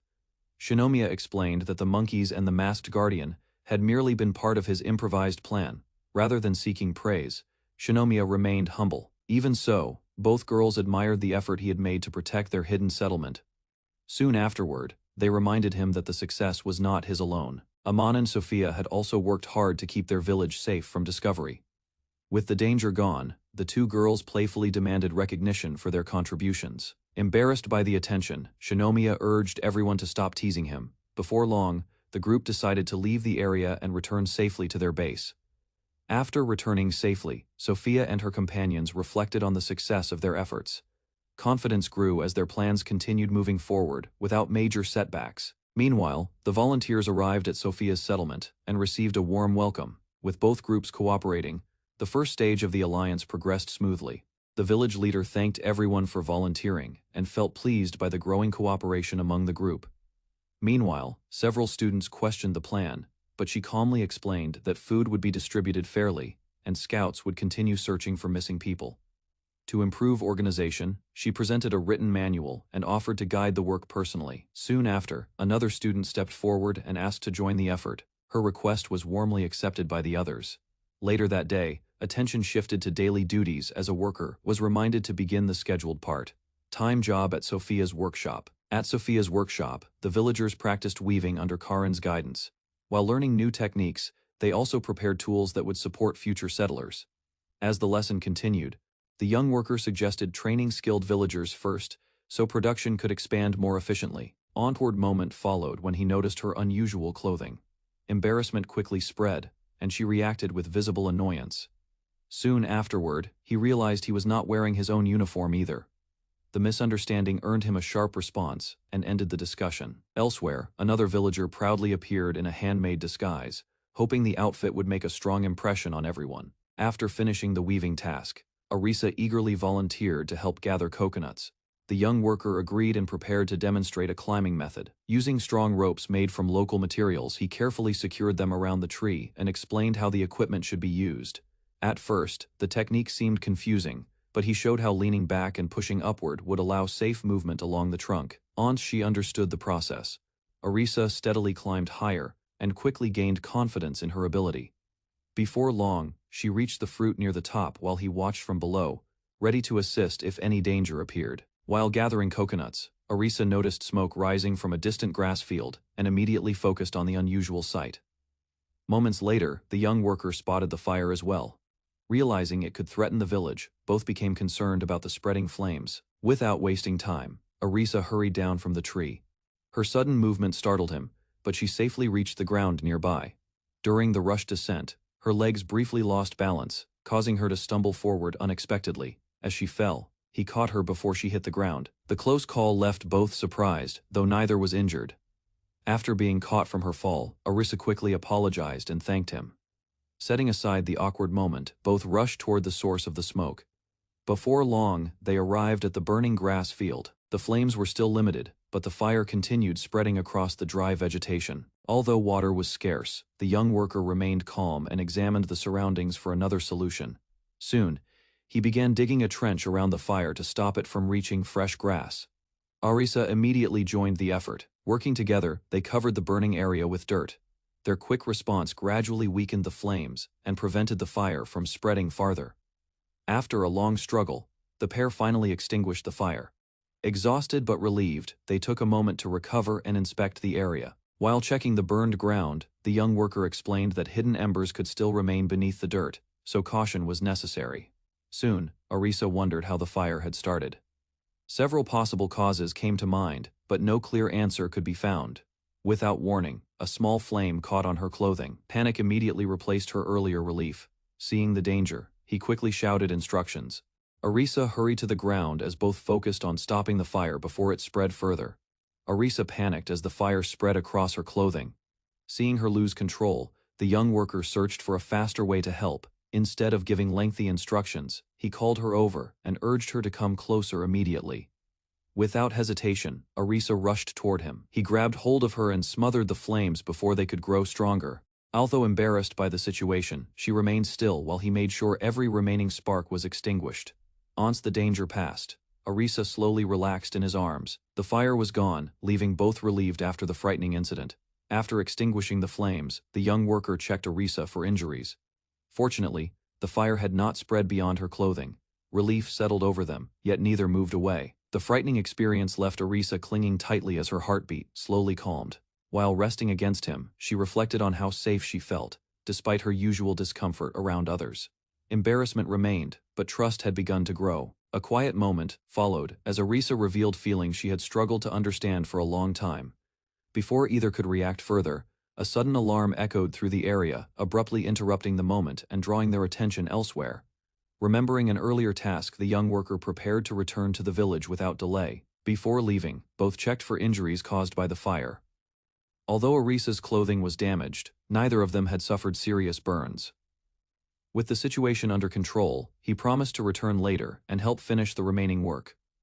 Arisa confidently agreed to handle things in the meantime. Soon afterward, he arrived at another part of the island and met a student waiting among the trees. Nearby, several villagers discussed security concerns. Fearing another attack, they organized a scouting effort to investigate the surrounding area. As the scouting discussion continued, several students became distracted by the masked villager standing nearby. Meanwhile, another student reported signs that unfamiliar people might exist elsewhere on the island. The possibility raised concerns about future encounters. While listening to the conversation, the masked villager found his thoughts drifting back to the recent fire incident and the chaos surrounding it. Memories of Arisa's rescue resurfaced unexpectedly. The close call remained vivid in his mind, despite his efforts to focus. Soon, the others called for his attention. Startled from his thoughts, he quickly returned to the ongoing discussion about the island's situation. After returning from the scouting discussion, the masked villager received a report that nothing unusual had been found around the area. With security concerns temporarily settled, the group agreed to continue their normal duties while keeping watch for any future threats. However, the masked villager's attention soon shifted elsewhere. Thoughts of Arisa lingered in his mind as he hurried back toward the village. Upon arriving, he searched around the huts and called for her, expecting to find her finishing the task she had mentioned earlier. Instead, he noticed unexpected movement near one of the buildings. Curious and slightly concerned, he approached the structure to investigate what was happening. While searching near a hut, the masked villager finally found Arisa. She appeared surprised when she noticed him nearby. Meanwhile, another student proudly displayed an unusual discovery and drew attention from those gathered around the building. As the group observed the strange find, the masked villager realized the situation was becoming increasingly awkward and difficult to follow. Soon afterward, the conversation shifted into a discussion about differences and similarities between people on the island. A green-haired girl tried to tempt Shinomiya, while he remained unexpectedly calm and compared the situation to his experiences in another world. Meanwhile, several girls drew closer to him, yet their presence failed to stir any strong reaction. Instead, he observed them with unusual composure. Frustration quickly spread across the green-haired girl's face as she wondered if her appearance was somehow unattractive by different world standards.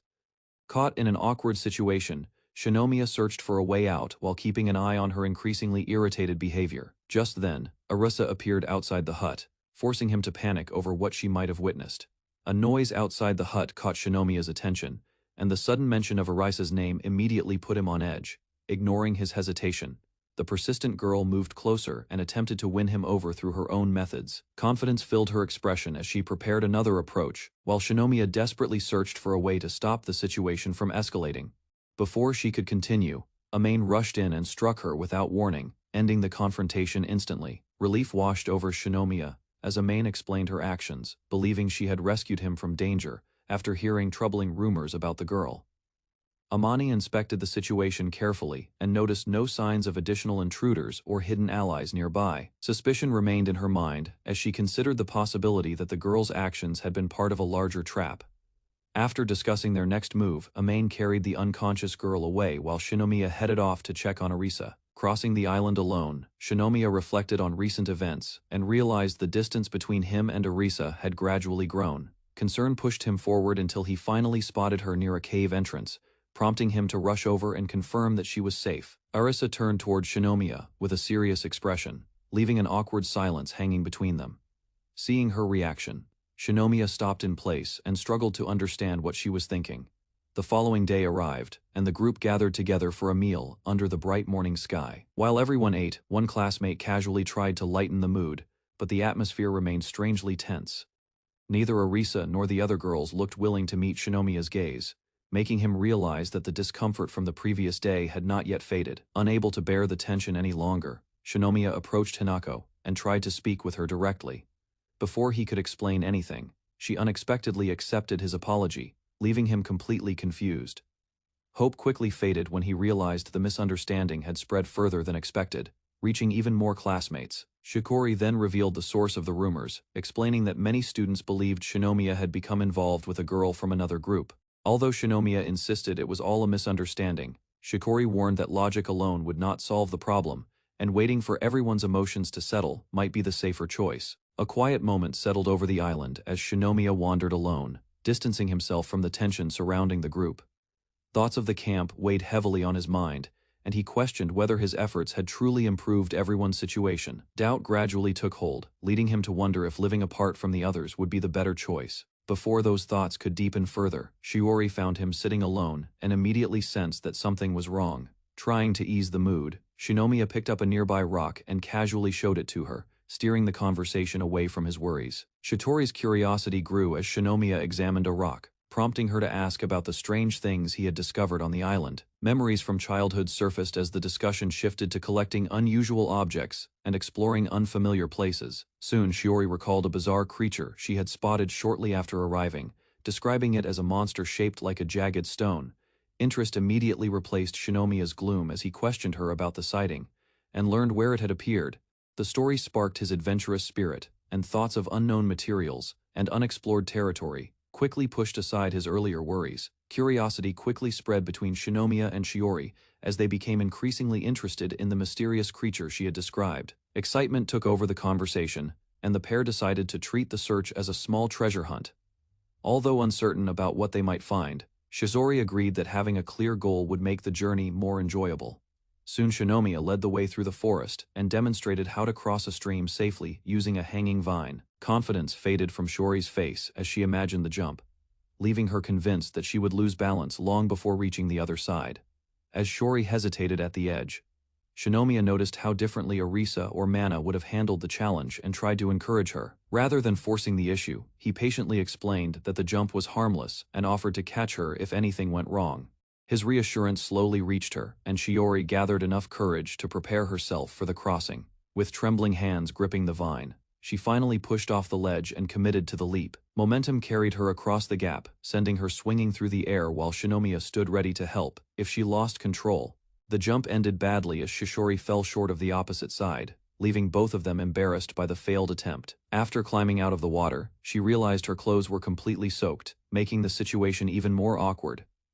An uncomfortable silence followed before the pair quickly composed themselves and continued their search through the forest. Moments later, a sudden sound from nearby bushes caught their attention, causing them to stop and investigate the area. Their exploration eventually led them to a narrow path along the cliffs, where a vast rocky coastline stretched out before them. Following the cliffside path, Shinomiya and Shiori finally reached the coast, where she had first arrived after coming to the island. As they walked among the rocks, Shiori recalled the confusion of that day and pointed out the area she remembered. A sudden discovery stopped them in their tracks when she uncovered the strange spiky object she had described earlier. Surprise quickly replaced excitement after they realized the object was far lighter than expected and did not resemble an ordinary stone. While Shiori celebrated the easy find, Shinomiya examined the unusual material closely and began wondering what mysterious creature it had come from. Curiosity led Shinomiya higher along the rocky cliffs, and he asked Shichori if she had explored the area above them. Although reluctant at first, Shichori was caught off guard when he suggested climbing even farther. Rather than backing down, Shinomiya convinced her by promising a better view from the top. Encouraged by his enthusiasm, She accepted his hand and followed him deeper into the unexplored terrain. Their climb rewarded them with another shocking discovery, as a towering tree-like creature rose above the forest and left both of them staring in amazement. Standing beneath the enormous tree, Shinomiya explained that it was a rare traveler's tree, known for storing water inside its massive leaves. Examining the strange spiky object again, he realized it was likely the dried fruit of the same unusual plant. Excitement filled Shiori's face as she admired the discovery, amazed that such a remarkable tree could actually exist. Together they celebrated their find, grateful that their detour had led them to something neither of them had expected to see. As they gazed up at the towering tree, Shinomiya wished the others could witness it too, and Shiori readily agreed to help bring everyone back someday. Standing beneath the giant tree, Shinomiya reflected on the day and felt that Shiori had helped him recover from the doubts that had been troubling him. With the sun beginning to fall, Shinomiya suggested one final push before returning to camp, and the two started moving along the rocky path. Caught off guard by his words, Shiori became flustered and lost focus on her surroundings. Embarrassment quickly replaced the brief panic as Shiori struggled to regain her composure. The girl tried to explain what happened during the trip. Several villagers appeared, and she lost track of the area while moving through the settlement. After hearing her account, Shinomiya learned that a Monkey King had separated her from the others. Tears filled her eyes as she recalled the incident. Fear overwhelmed her, though she insisted her companion had done nothing wrong. The group gathered more details about the village. Its population seemed small, but the settlement itself covered a wide area. Listening carefully, Shinomiya reached a conclusion. Anyone who harmed his companions would face consequences, and he resolved not to let the matter go unanswered. While considering how many people from another world might exist, Shinomiya received unexpected news. Soon after, the group reached a growing settlement. New houses stood firmly, giving everyone hope for a safer and more stable life. Residents explained that the village could support itself. Skilled students worked together and offered help to improve daily living conditions. Training quickly began. Some taught cooking and stove safety, while others shared knowledge about building homes and starting farms. As the settlement expanded, trusted members prepared to guide new arrivals. Their efforts strengthened the community and ensured more survivors could live securely. Migration into the village continued steadily. Everyone focused on assigned tasks, allowing the settlement plan to progress without major problems. Although daily life improved, some personal relationships remained strained. Even so, the group felt relieved that people were fulfilling their responsibilities. Later, a nervous girl approached Shinomiya with a woven basket. Unsure of her intentions, he quietly accepted what she brought. Gathering her courage, she encouraged him to keep trying. The small exchange helped ease the tension between them. Meanwhile, two girls decided the lingering conflict had lasted long enough. Determined to restore harmony, they set out to improve everyone's mood and repair damaged relationships. The village lessons continued, as the girls taught everyone how to control fire and improve charcoal production. Later, he reflected on his own shortcomings. Determined to improve, he decided to speak more honestly with Karen and Eri. To break the awkward atmosphere, Shinomiya presented a small gift and invited the two girls to try it first. The discussion soon shifted toward sweets. Curious about what they might enjoy, Shinomiya began searching for ideas. Standing beside the livestock, the group considered possible ingredients. Although fruit and herbs were available, making sugar remained a challenge for the settlement. After discussing sweets, the group experimented with a new recipe. Using eggs and milk, they carefully mixed the ingredients and sealed them inside containers. Next, the containers were placed in hot water and covered with leaves. Everyone waited patiently to see whether the unusual method would succeed. When the lids were opened, a soft pudding appeared. The simple dessert immediately caught the attention of the surrounding villagers. Karen and Eri tasted it first. Its smooth texture and rich flavor impressed them, making the experiment an unexpected success. Excitement quickly spread through the settlement. Inspired by the result, Shinomiya began considering other sweets that could be made from local ingredients. The pudding was meant for Karen and Eri, but its popularity spread quickly. Before long, many girls gathered around and eagerly shared the dessert. Encouraged by the success, Shinomiya searched for another project. Wanting to create something useful, he asked the girls what they would like next. After some thought, they suggested cosmetics. Items such as sunscreen and moisturizer seemed valuable for daily life in the settlement. Soon, plans were made to experiment with local materials and produce basic skincare products. Meanwhile, other villagers focused on construction. Working together, they raised wooden supports and continued expanding the growing community. She examined the newly completed products and were impressed by the results. Their praise confirmed that the settlement's efforts were paying off. While construction materials continued to gather near the workshop, conversation turned toward Shinomiya. Even so, Eri quietly reflected on the situation. Beneath her calm response, complicated feelings remained unresolved. Later, Shinomiya approached the two girls with another experiment. Using local resources, he had created simple cosmetic products for them to test. The mixture proved surprisingly practical, made from natural materials. It protected skin from the sun and gave the settlement another useful item for daily life. After testing the cosmetic mixture, the girls accepted the gift and thanked Shinomiya. Their reaction eased the tension that had lingered between them. Meanwhile, Shinomiya worried whether his approach had been appropriate. Nimi reassured him that caution was natural when dealing with products used on the skin. Hoping to settle the misunderstanding completely, Shinomiya decided to have an honest discussion with Eri and Karen. While Shinomiya stayed behind, Nimi volunteered to gather seashells. Others prepared tools and materials needed for the crafting project. Soon, the finished work was revealed to the villagers. Pride spread across the group as they admired something they had created with their own hands. As the frame of a new house took shape, the villagers felt more confident about facing future storms and dangers. By evening, another achievement lifted everyone's spirits. Freshly prepared meals replaced the rough food they had relied on during the early days. Nearby, Eri and Karen watched the growing community with satisfaction. Seeing people live more comfortably made their hard work feel worthwhile. Later, Shinomiya gathered the two girls in a quiet area. Determined to resolve lingering feelings, he prepared to speak with them directly. Instead of offering only words, he revealed handmade accessories. The unexpected gifts left both girls staring at him in surprise.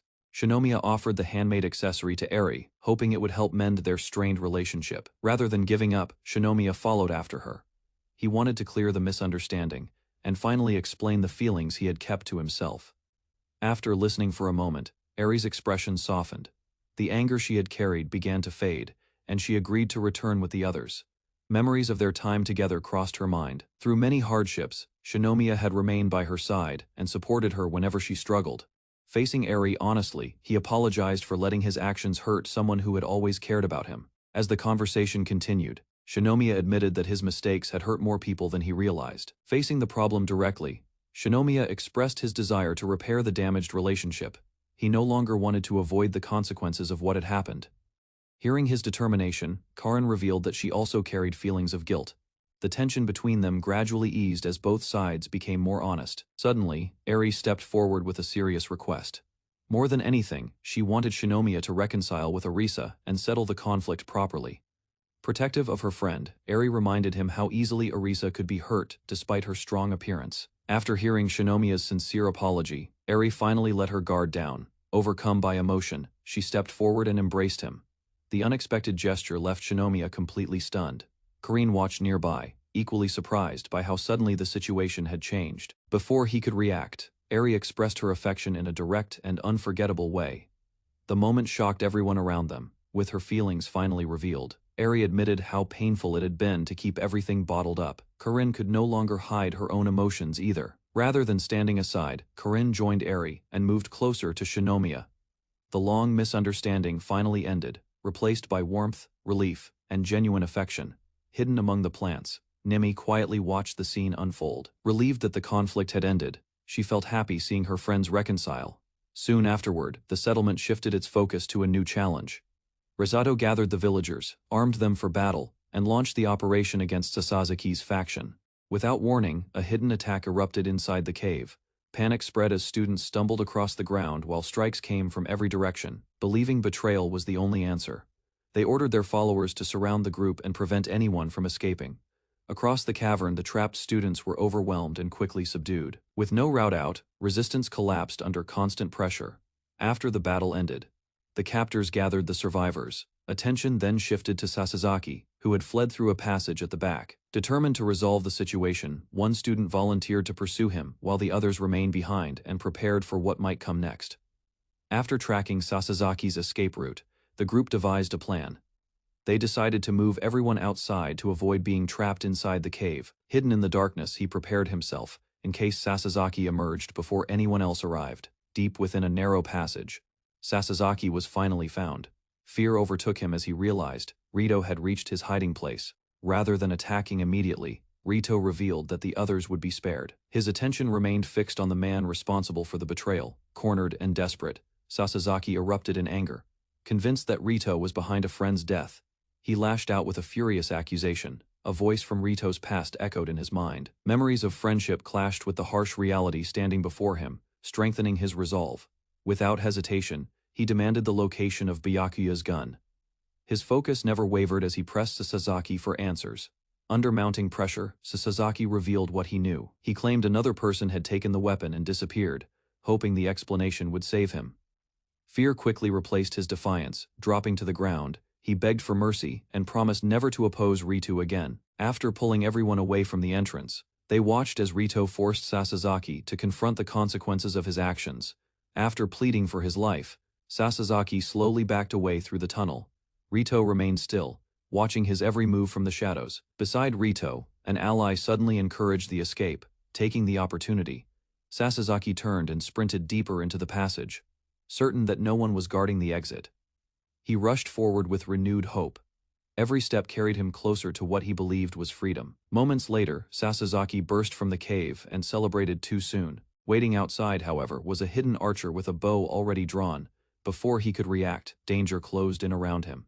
The desperate escape had led him directly into a carefully prepared trap. Outside the cave, Taiyo kept his bow aimed at the exit. The gathered students watched in silence as a figure suddenly emerged from the tunnel.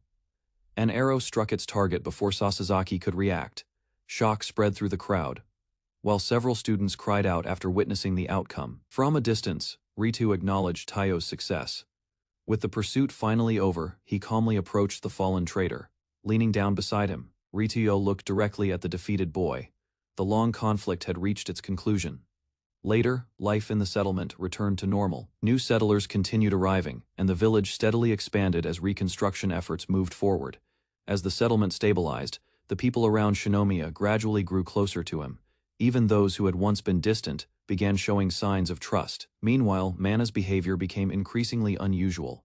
Watching from behind a tree, she quietly observed the others without revealing her feelings. When Shinomiya approached, Mana immediately pushed him away.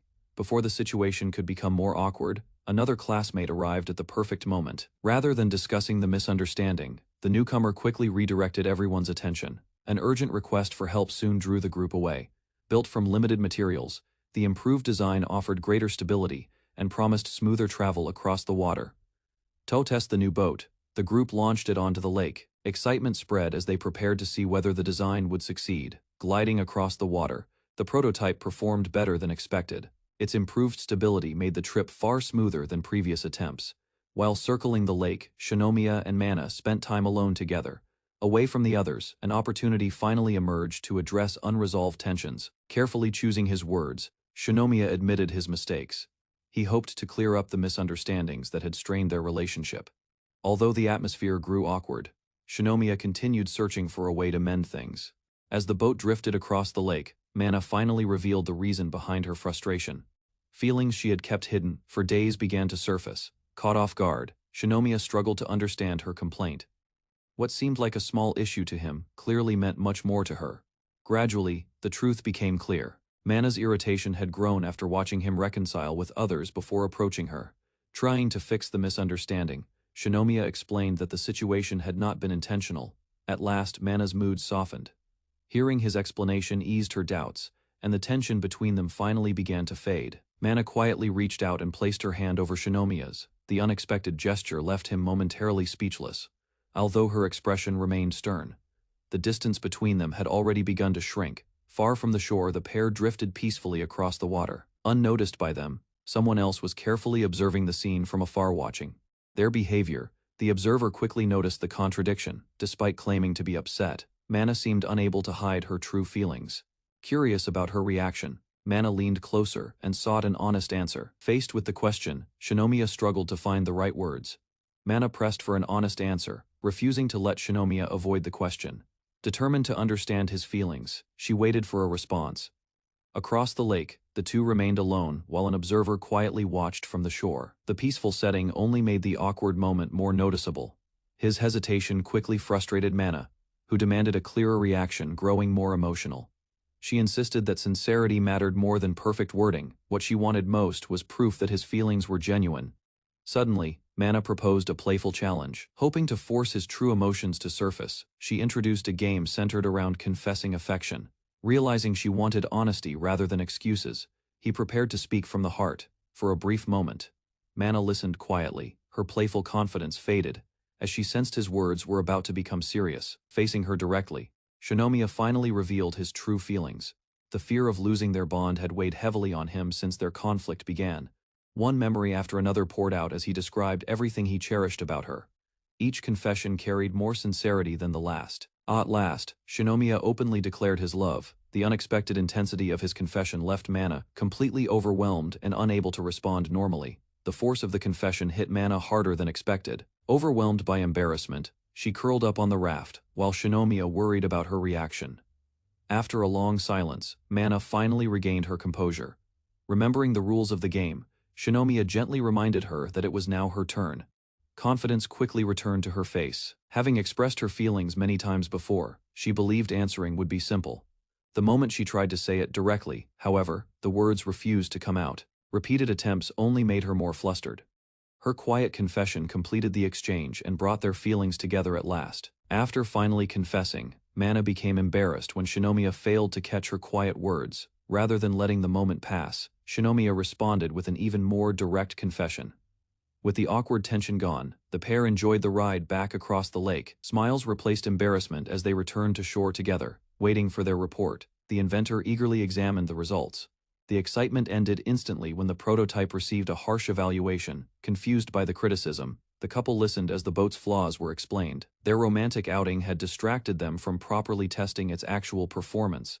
While discussing the failed boat test, the group agreed that the design needed major improvements. Elsewhere, the aftermath of the cave incident was being handled. Supplies were gathered, rescued captives were escorted home, and Sasazaki's disappearance was reported.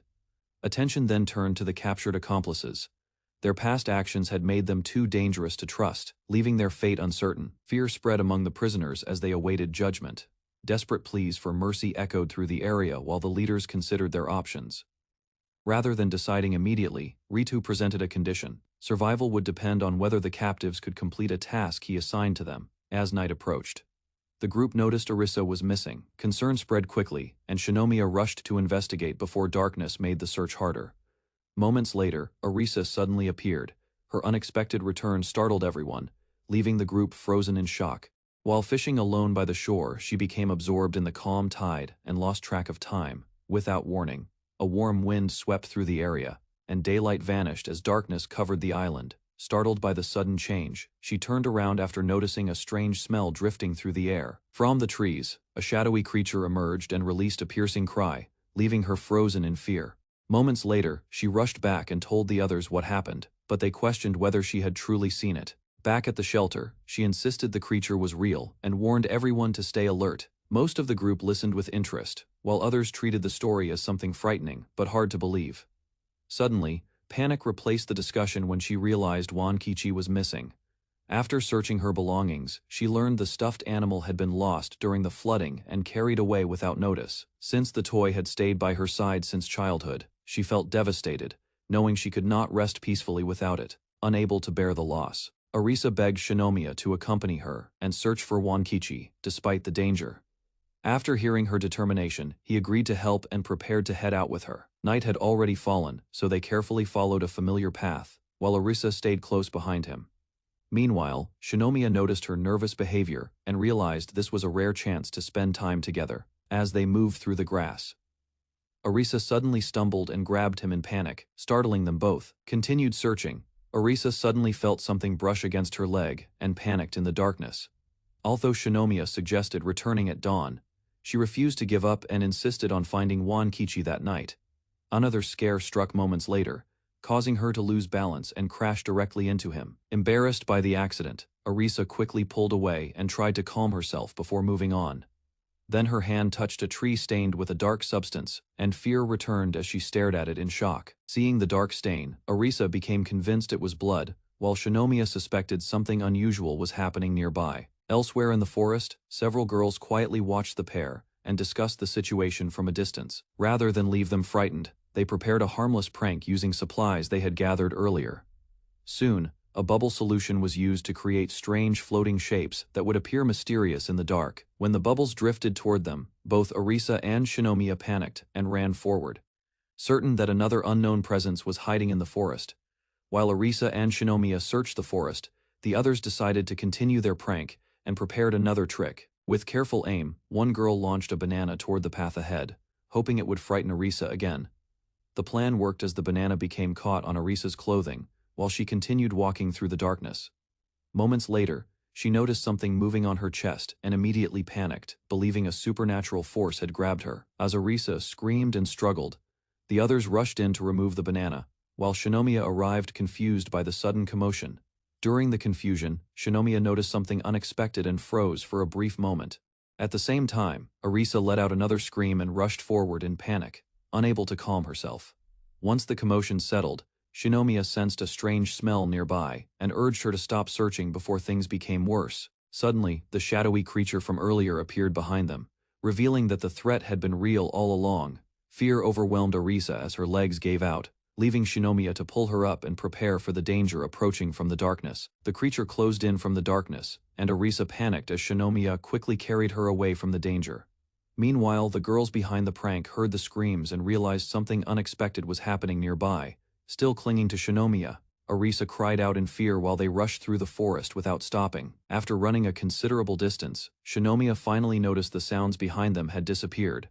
Relief was brief when he discovered his phone had been lost during the escape, leaving them without a light source as they cautiously continued forward. With no light and no clear path home, Shinomiya guided Arisa onto a rocky trail and focused on keeping them safe. Rather than crawling through the darkness, he warned her to protect her hands and move carefully beside him. Together, they relied on their memory of the area and searched for familiar landmarks that could lead them back. After some time, signs of a known route finally appeared, giving them confidence to continue forward. Walking side by side, Arisa apologized for causing trouble, while Shinomiya calmly helped her keep moving through the night. As they walked through the night, Shinomiya reassured Arisa and listened, while they talked about things they had not discussed for a long time. During the conversation, she admitted that her own carelessness had caused the trouble, and the tension between them eased. Soon, they arrived at the shoreline, where Arisa had spent the afternoon fishing before everything went wrong. Near the rocks, she finally spotted Wankichi and rushed toward the worn stuffed animal that had survived the ordeal. Relieved beyond words, Arisa hurried ahead to retrieve it, leaving Shinomiya surprised by how quickly she dashed away. Overcome with relief after finding Wankichi, Arisa suddenly threw her arms around Shinomiya without thinking. Rather than pulling away, she remained close and looked at him with complete trust, forgetting everything around them. For a brief moment, neither of them knew how to react as the emotions of the night finally caught up with them. Their quiet moment ended when the others arrived and congratulated Arisa on recovering her treasured stuffed animal. Soon afterward, the girls revealed their prank and returned Shinomiya's lost phone, leaving Arisa embarrassed after realizing many of the strange events had been caused by them. Examining the strange creature, the group realized it was a civet, explaining the unusual smell that had frightened Arisa earlier. With the mystery solved, everyone laughed about the pranks and scares that had turned the search into a chaotic adventure. Before leaving, Arisa noticed her fishing basket was empty, despite the large catch she remembered making earlier. As the group headed back relieved, a hidden figure quietly watched from the rocks, suggesting the island still held secrets they had not uncovered. Shinomiya headed out to gather eggs, but three girls insisted on joining him despite his preference for a smaller group. Meanwhile, another classmate watched their behavior and criticized them for treating the trip like a casual outing, although she acted annoyed. The others quickly pointed out that she had chosen to come along as well. Embarrassment turned into impatience as she grabbed Shinomiya's hand and pulled him forward, urging the group to stop wasting time. Since resolving their earlier conflict, their relationship had noticeably improved, making the work feel far more enjoyable. Upon entering the chicken coop, the group was stunned to find feathers scattered everywhere and the nests completely empty. Soon afterward, the others gathered outside and learned that the entrance had been broken open during the incident. Examining the scene more closely, Shinomiya noticed signs of a struggle, but found neither blood nor carcasses.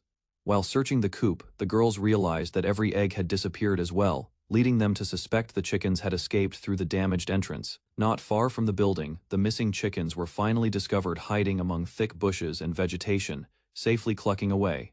Relief spread through the group when they found all the missing chickens gathered safely in one place. As they discussed the cause, One girl recalled that fish stored near the coop had disappeared earlier, raising a new possibility. Meanwhile, Shinomiya inspected the damaged structure and began connecting the clues left behind at the scene. After considering the situation, he instructed the others to repair the coop while he investigated the surrounding fields.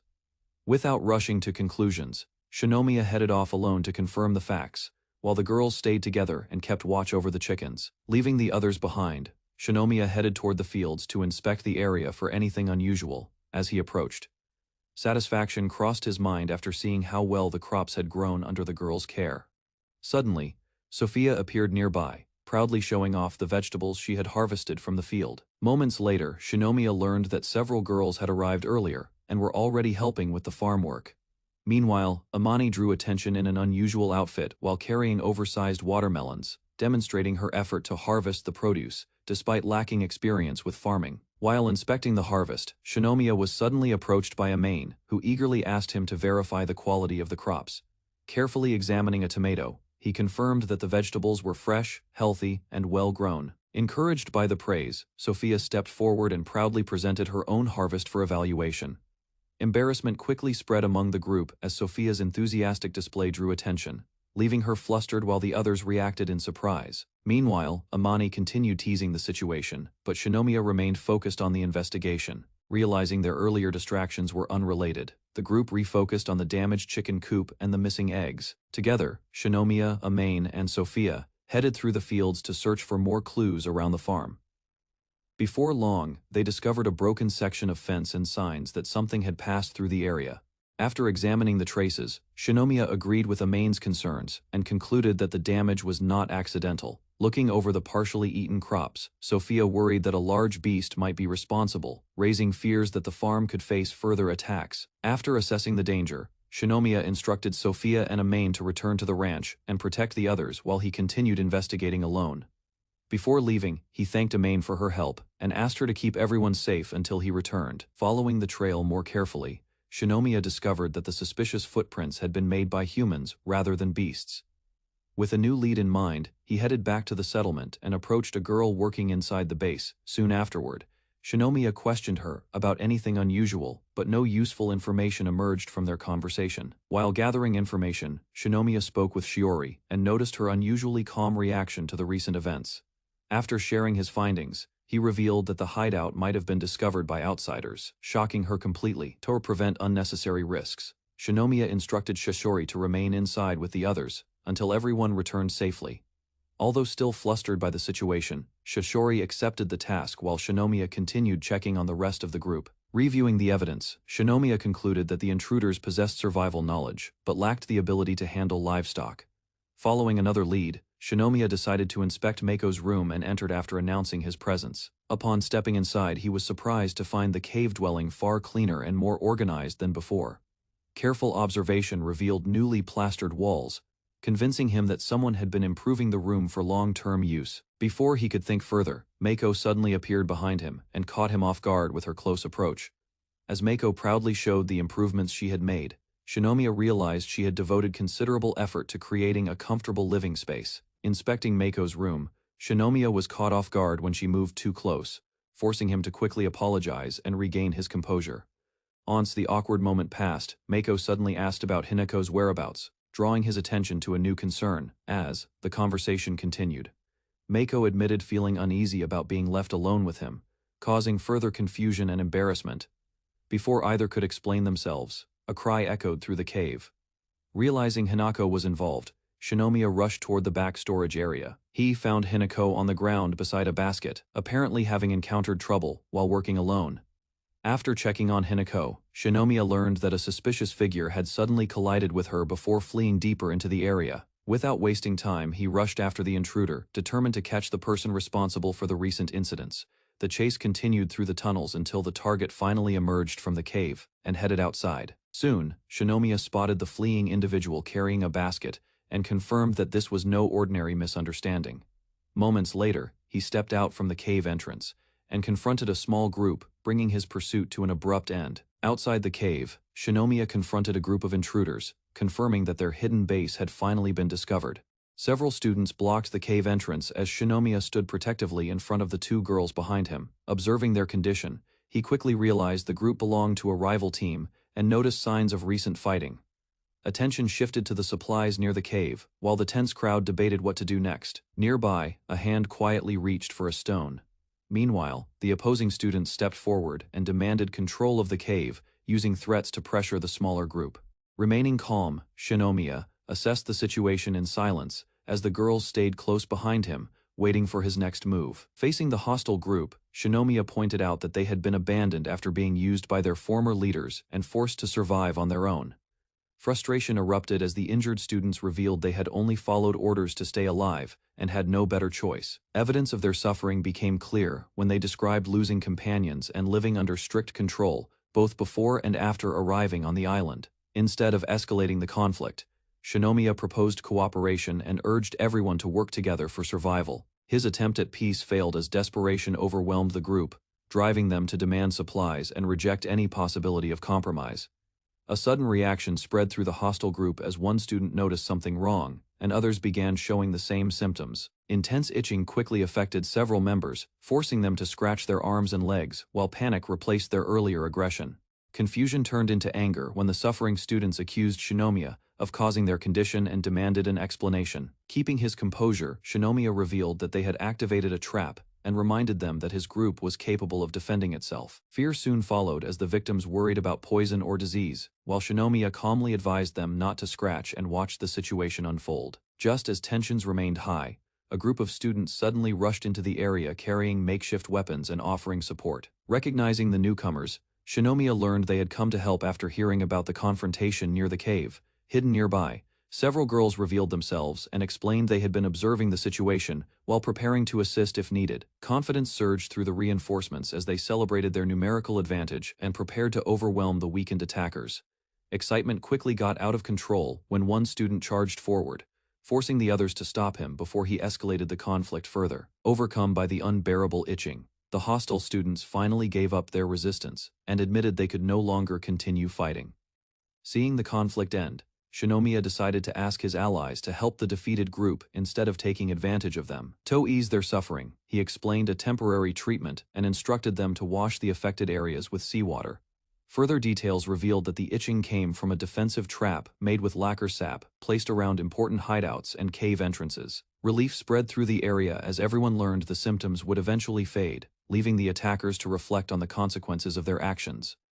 After the confrontation ended, the exhausted students gathered around a pot of hot soup and stared at it in disbelief. Hunger quickly overcame their hesitation when Shinomiya allowed them to eat, even though they were not accepted into his group. With each bite, relief replaced despair as they finally tasted proper food after surviving on poor meals for days. Listening to their story, Shinomiya realized their actions had been driven more by desperation than genuine hostility. Guilt soon surfaced as the former attackers admitted stealing food from the chicken coop and nearby fields. As the discussion continued, the former attackers revealed that they had obeyed Raito's commands because they believed resisting would only lead to death.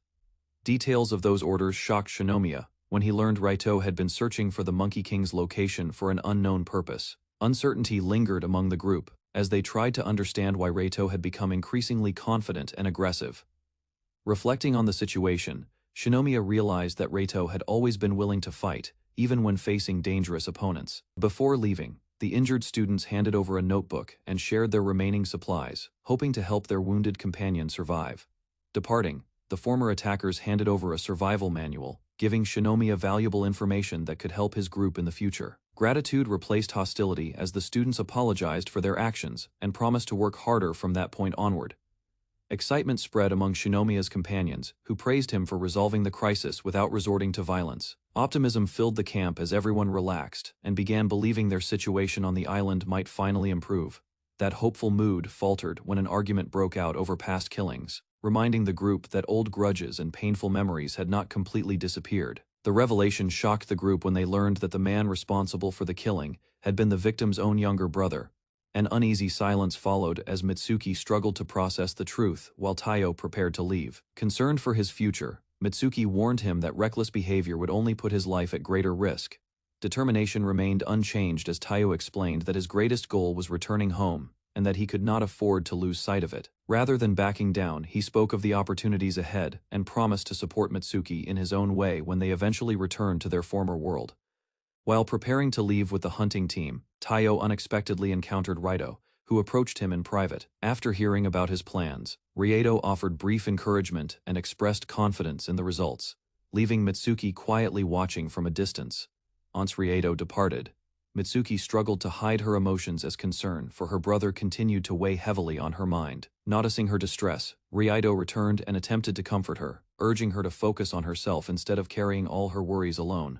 The moment ended awkwardly when Mitsuki pushed him away and reminded him that he had other responsibilities to attend to, forcing him to leave her side. Raito noticed inconsistencies in the recorded numbers and began comparing them with reports about missing students. Careful examination revealed a pattern connecting the dates and disappearances, convincing him that the situation was not a coincidence. Suddenly realization struck him. Dropping the notebook, Raito concluded that Shinomiya's hidden plan had finally been exposed. While hiding behind a rock near the cliffs, a girl struggled with her thoughts. Doubts filled her mind as she questioned her actions, yet she remained determined to achieve her goal. Nearby, another girl eagerly ate grilled food but quickly became frustrated when the portion was not enough. Hunger made her impatience obvious as she looked for more. One girl noticed they had spent less time with Shinomiya lately, and worried he was no longer paying attention to them. As everyone focused on their own responsibilities and stayed alert after recent events, the group naturally became more occupied with daily survival tasks. Seeing the village finally settle down, the girls realized this was their best chance. With free time available, they prepared to catch Shinomiya before another distraction appeared. After realizing constant competition would only create more tension, the girls searched for a fair solution. One energetic girl proposed a challenge. The winner would earn the right to spend an entire day with Shinomiya, giving everyone an equal chance. Several members quickly supported the idea as they discussed possible contests. Shinomiya unknowingly approached the area while the plans continued to take shape. Moments later, he arrived and found the group gathered together. Surprise spread among the girls as their secret meeting was suddenly interrupted. Hide and seek became the chosen activity, while the true reason behind the game remained carefully concealed. Although Shinomiya found the training idea unusual, he accepted the explanation. Meanwhile, one of the girls quietly enjoyed how easily the plan was moving forward. Before he could think further, the group quickly announced that Shinomiya would be the first tagger.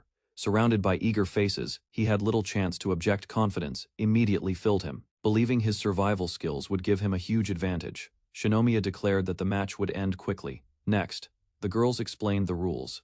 Anyone caught would join the tagger's side, while losing a tail also meant elimination. With traps allowed and escape routes everywhere, the game officially began under fair but challenging rules. With the rules finalized, the group synchronized their timers. Shinomiya was given a 3-minute delay, allowing everyone enough time to scatter across the island. Excitement spread as the survival hide and seek officially began. Each participant rushed toward a different strategy, determined to secure victory. Once the countdown ended, Shinomiya started his search, confident in his abilities. He calmly checked the surroundings and prepared to track his targets. Drawing on his survival experience, he treated the game like a real hunt. Careful observation soon revealed movement near the shoreline. The sandy beach drained her stamina and left little cover, making her position easy for Shinomiya to discover. Shinomiya quickly closed the distance. Using the firmer wet sand near the shoreline, he moved efficiently while his target struggled through the loose beach sand. Soon, Mako was caught and accepted her defeat.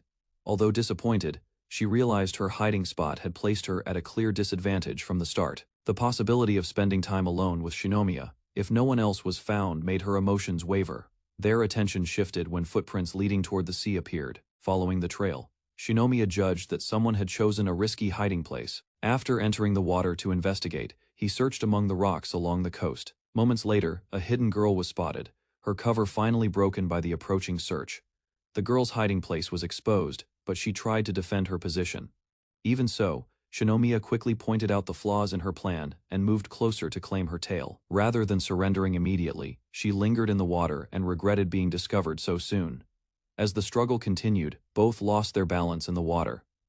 The sudden contact caught Shinomiya off guard, creating an awkward moment neither had expected. Trying not to fall, they steadied themselves. Meanwhile, Shinomiya noticed the tail was still attached and prepared to finish the capture. With one swift move, he secured another victory. The second participant was eliminated, while the girl quietly reflected on the encounter as Shinomiya continued his search. Shinomiya shared a brief moment with the girl he had found in the water. Memories of a past survival incident surfaced, reminding both of how their bond had gradually grown stronger. Confident that no one remained nearby, he shifted his attention toward the next hiding place. His determination only increased. Motivated by the challenge and eager to keep the training meaningful, he resolved to track down every remaining participant at the same time. News of his approach spread through the area. Hidden players grew tense as the search moved closer. Meanwhile, another girl concealed herself among the vegetation. Aware of her disadvantages in survival skills, she relied on patience and hoped her hiding spot would keep her unnoticed. Rather than relying on speed alone, one girl prepared traps to slow Shinomiya down. She planned to use the extra time to recover her stamina and stay hidden longer. Instead of giving directions, they presented a puzzle involving one truthful answer and one false one. The challenge forced him to stop and think. While the girls hoped the riddle would delay him, Shinomiya carefully examined the situation and searched for the quickest solution. Meanwhile, the hidden girl watched from nearby. Confident in the puzzle's design, she expected it to buy enough time for her plan to succeed.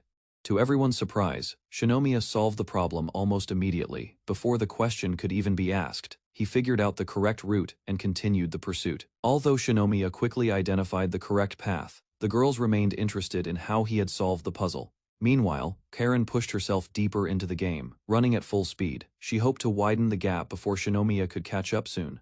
Shinomiya discovered signs that someone had recently passed through the area. Disturbed vegetation immediately drew his attention. Rather than relying on luck, he analyzed the surroundings.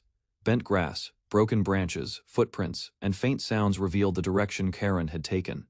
The trail eventually led toward the forest. Fresh cuts on nearby branches confirmed his suspicion. As Shinomiya followed the trail through the forest, a sudden rustling sound caught his attention. The girls watching nearby immediately realized something unexpected had appeared. For a moment, Shinomiya feared he had encountered a wild boar. Entering a confrontation unprepared would have been a serious mistake during the search. Relief quickly replaced concern when the mysterious figure was revealed.